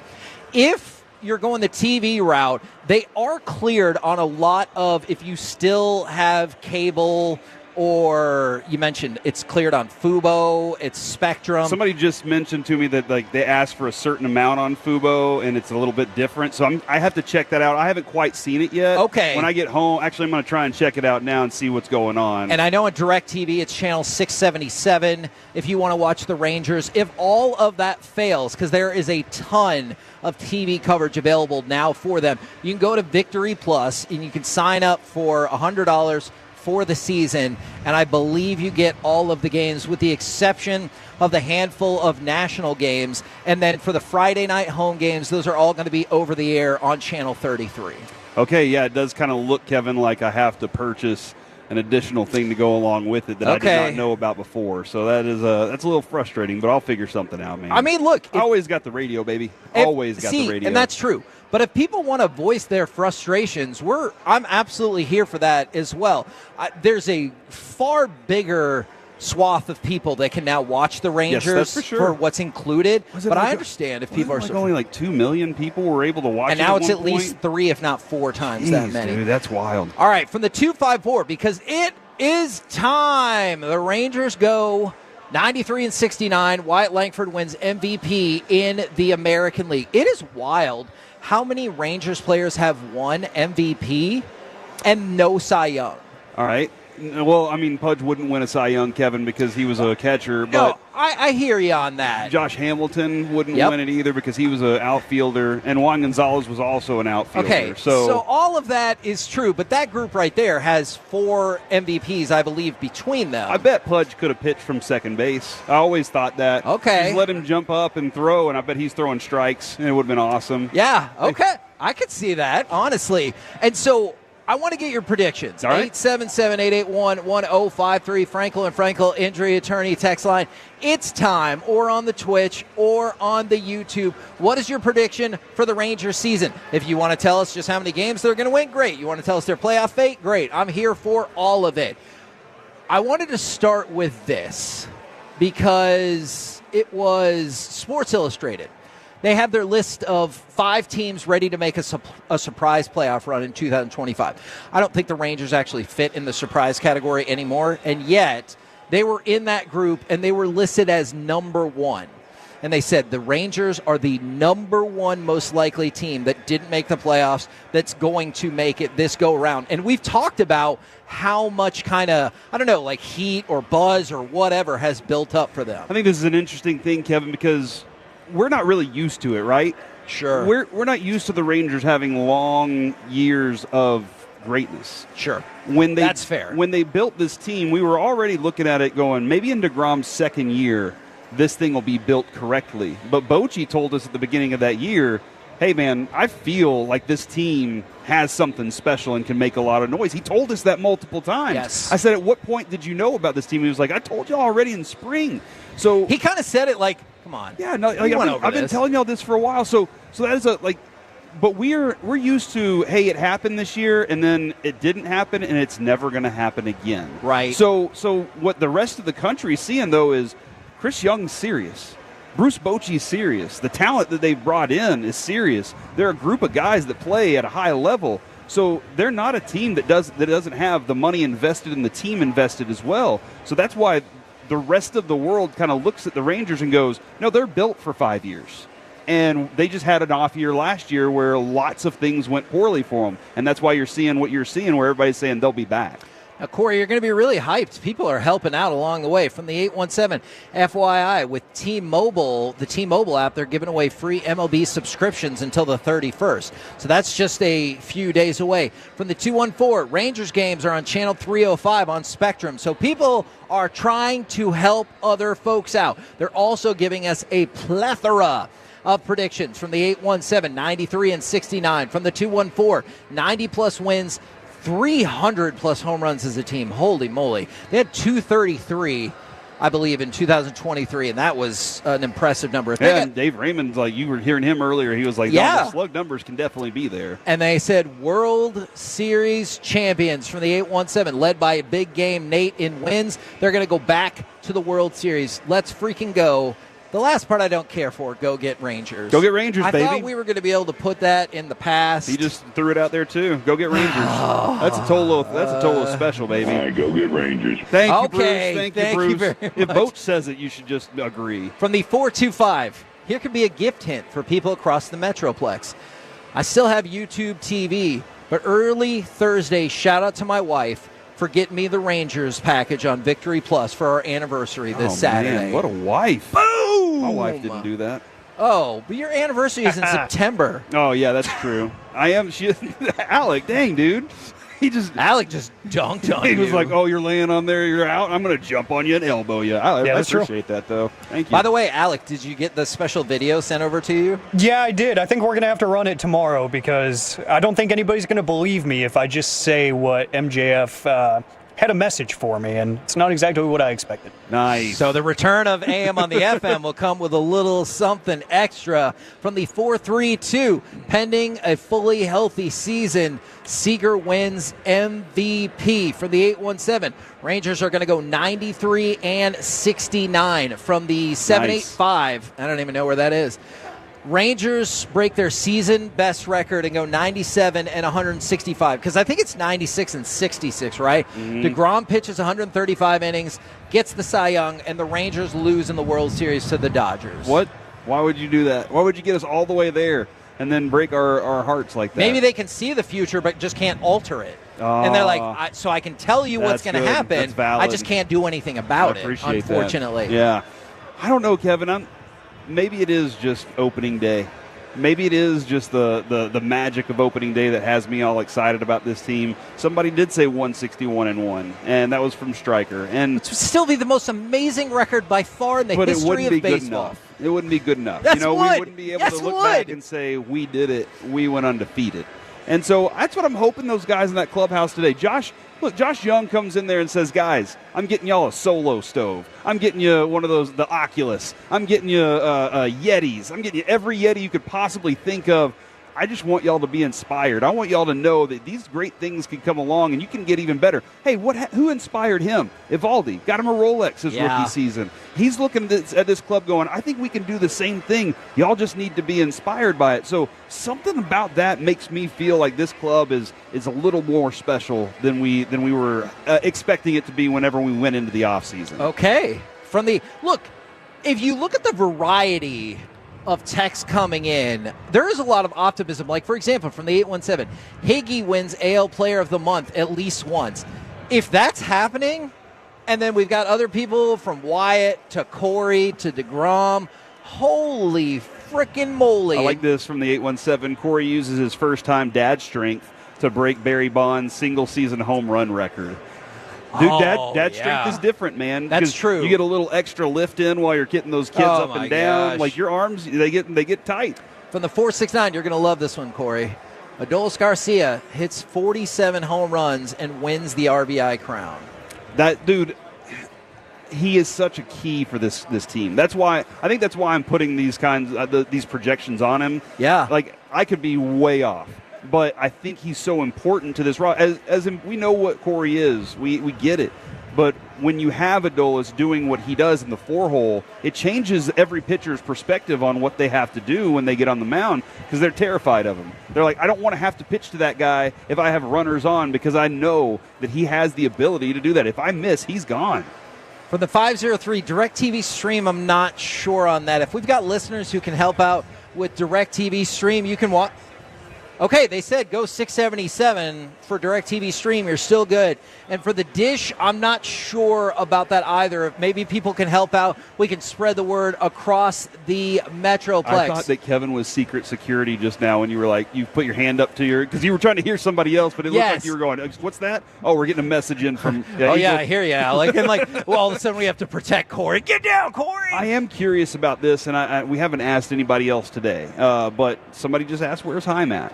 And Higgy's the starter today on opening day. And I feel like, I want to say, that kind of sends a message. You don't think it's going to be like split down the middle? But wouldn't you feel like Heim would start? That's a fair point. And that could be Evaldi. Maybe Evaldi loves him as the catcher. That could be the situation. But I'm interested to see how that plays out throughout the season. That is a fair point. From the 360, Rangers won 100 games and beat the Dodgers in 7 to win the World Series. Sorry, there's a lot of text coming in. Somebody said that the Rangers will win the division by 12 games, which would be absolutely tremendous. And from the 817, DeGrom will win the Cy Young and have a sub-1.9 ERA. My goodness, that would be vintage DeGrom, and it would be absolutely incredible. Kevin, I was just asked, Corey, would you rather go 161-1 and win the World Series or go undefeated and lose the World Series? And I like this because it's no-brainer.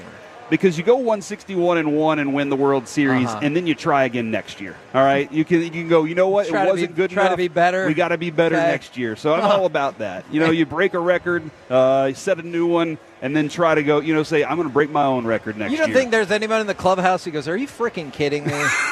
We just posted the best record by 40 games and won the World Series. Yeah, and then you know what? Be better. I think they'd be all right with that. From the 682. Okay, I love part of this prediction, but not the rest of it. Rangers win it all this year, and Kevin gets his third baby mama as a celebration. If that happens, something in my life has gone disastrously wrong. Oh, no, really? Because I'm married. See, dude, I'm sorry. I don't need another baby mama. To that woman? Or no, my wife is not here. I thought that was a funny bit. If we have a third baby, that would be great. They said a third baby mama. I can't handle that. That was all I heard. I heard third baby. I didn't hear the mama part because I like Jess. And then I feel like there's a stigma that comes with it. Yeah. You have babies with 2 different women, it could happen. Yeah, like Ross liked getting married. You like having babies with other women. But if we get to 3 or more, people are going to be like, that guy. Yeah, watch out for him. Yeah, he might just look over at me and be like, pow.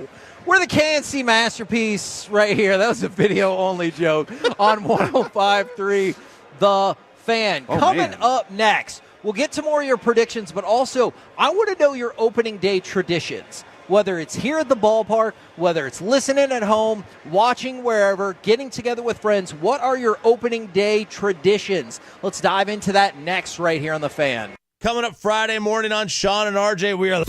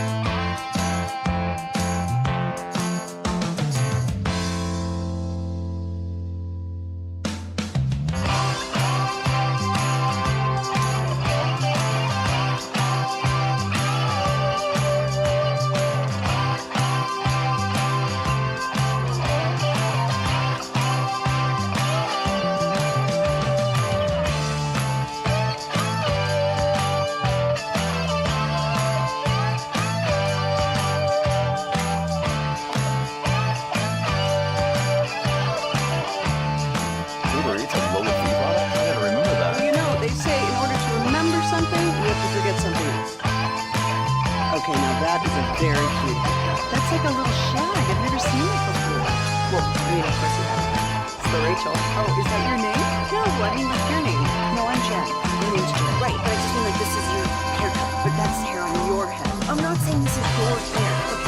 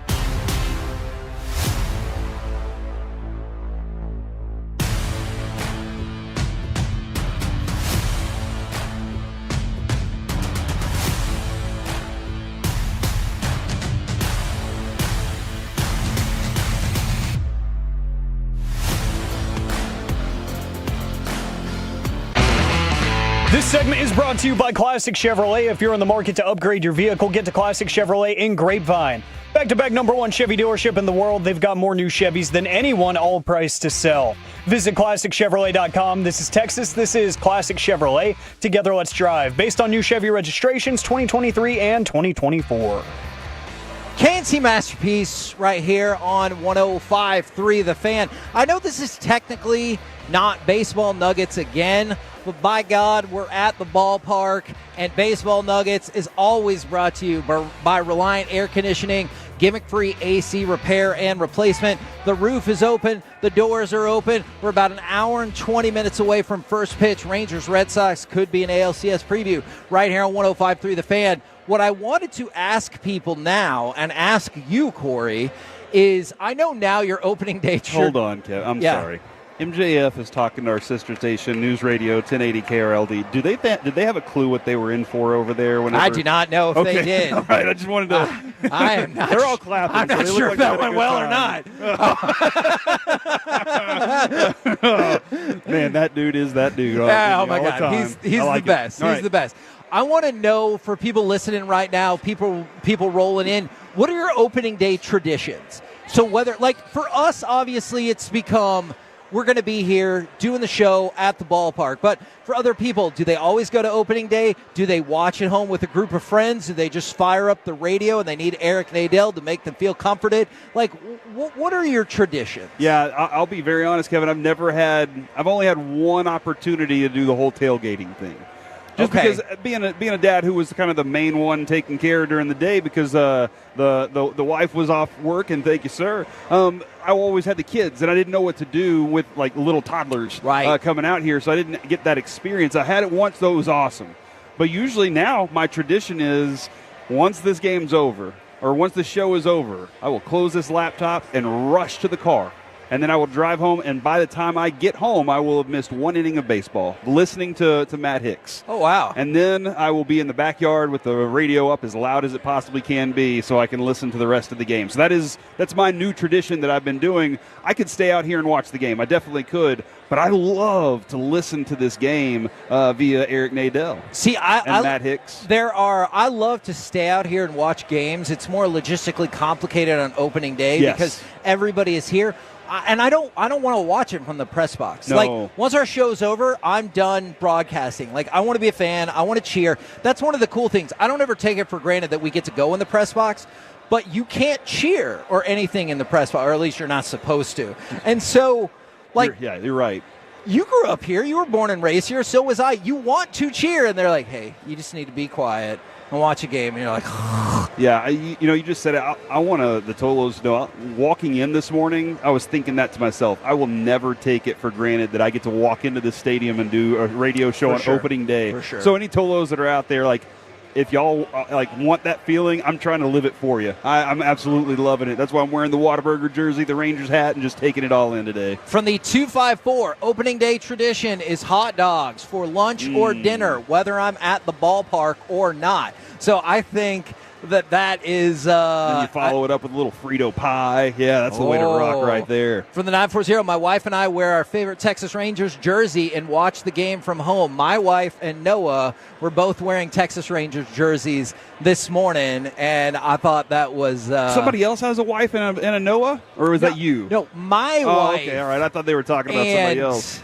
That's really cool, though. That's adorable. All right, I want to read this from the 254. Because this might be other people's experience as well. My brother passed away this past December. He absolutely lived and breathed Texas Rangers baseball.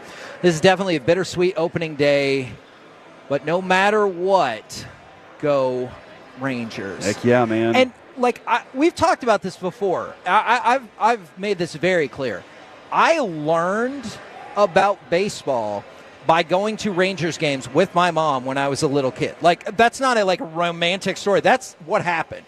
All right? And so she later told me she thought we were going to do this. I was going to do this for a living because she was like, yeah, you were always broadcasting during the game. And I was like, you could have really helped me some career choices and just let me know that. But, yeah, so, for me, I absolutely understand that, you directly think of the Rangers. You directly think of baseball, whether it's your brother, your mom, whoever it is, your best friend. It's my grandpa. Yes. Like that. I know I went to plenty of games with my mom and dad, but my grandpa was the one that it was just me and him, and he'd bring that little cooler out, and he'd have some Sprite, and the ice tasted like dirt. I don't know how. It's weird.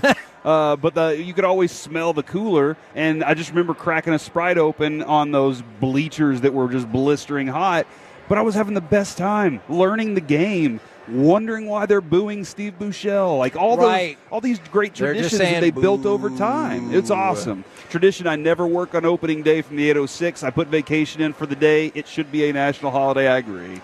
Because unfortunately, from the 214, my opening day tradition is I have to go to work. Oh, man. It's all right. We're here for you, baby. Yeah, absolutely. From the 214, I love this. Opening day live with KNC at the Globe has become my tradition. Hey!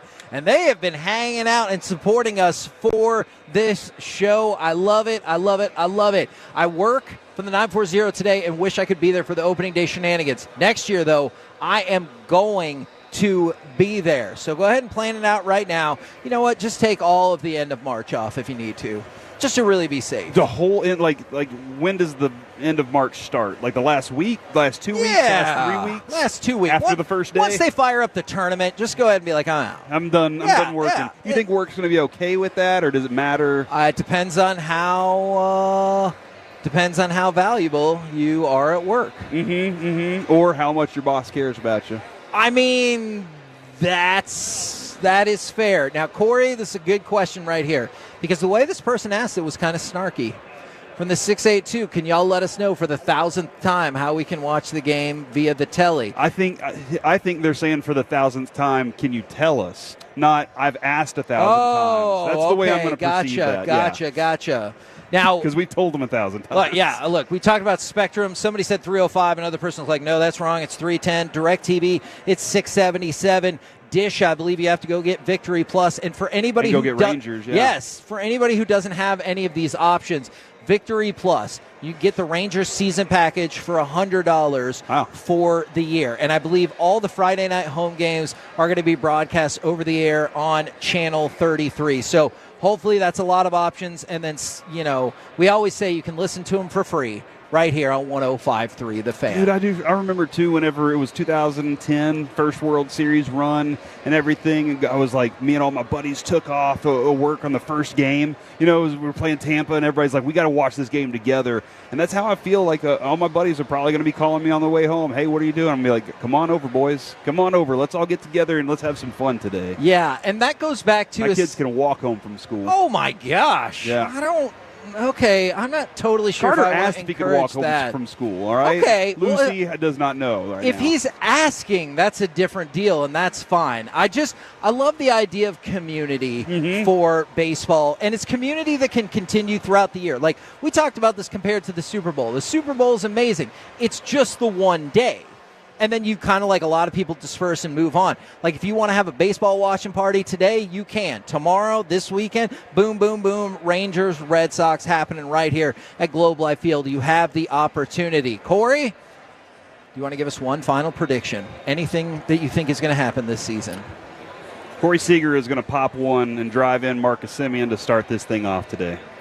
He's going to hit a home run, and it's going to start this thing off, and the Rangers are going to tear things up all the way to Sunday when DeGrom gets on the mound for the first time. I love it. I love it. I love it. Thank you to everyone who has already filled this stadium. We've had so many people stop by today. Rangers, Red Sox coming up next right here on 105.3 The Fan, and we'll be back tomorrow, 10 a.m. to 2 p.m. The KNC Masterpiece. You heard it right here on 105.3 The Fan. Good night, Kevin. If you're laughing, we're happy. Thank you. Thank you. Get Masterpieced anytime you want.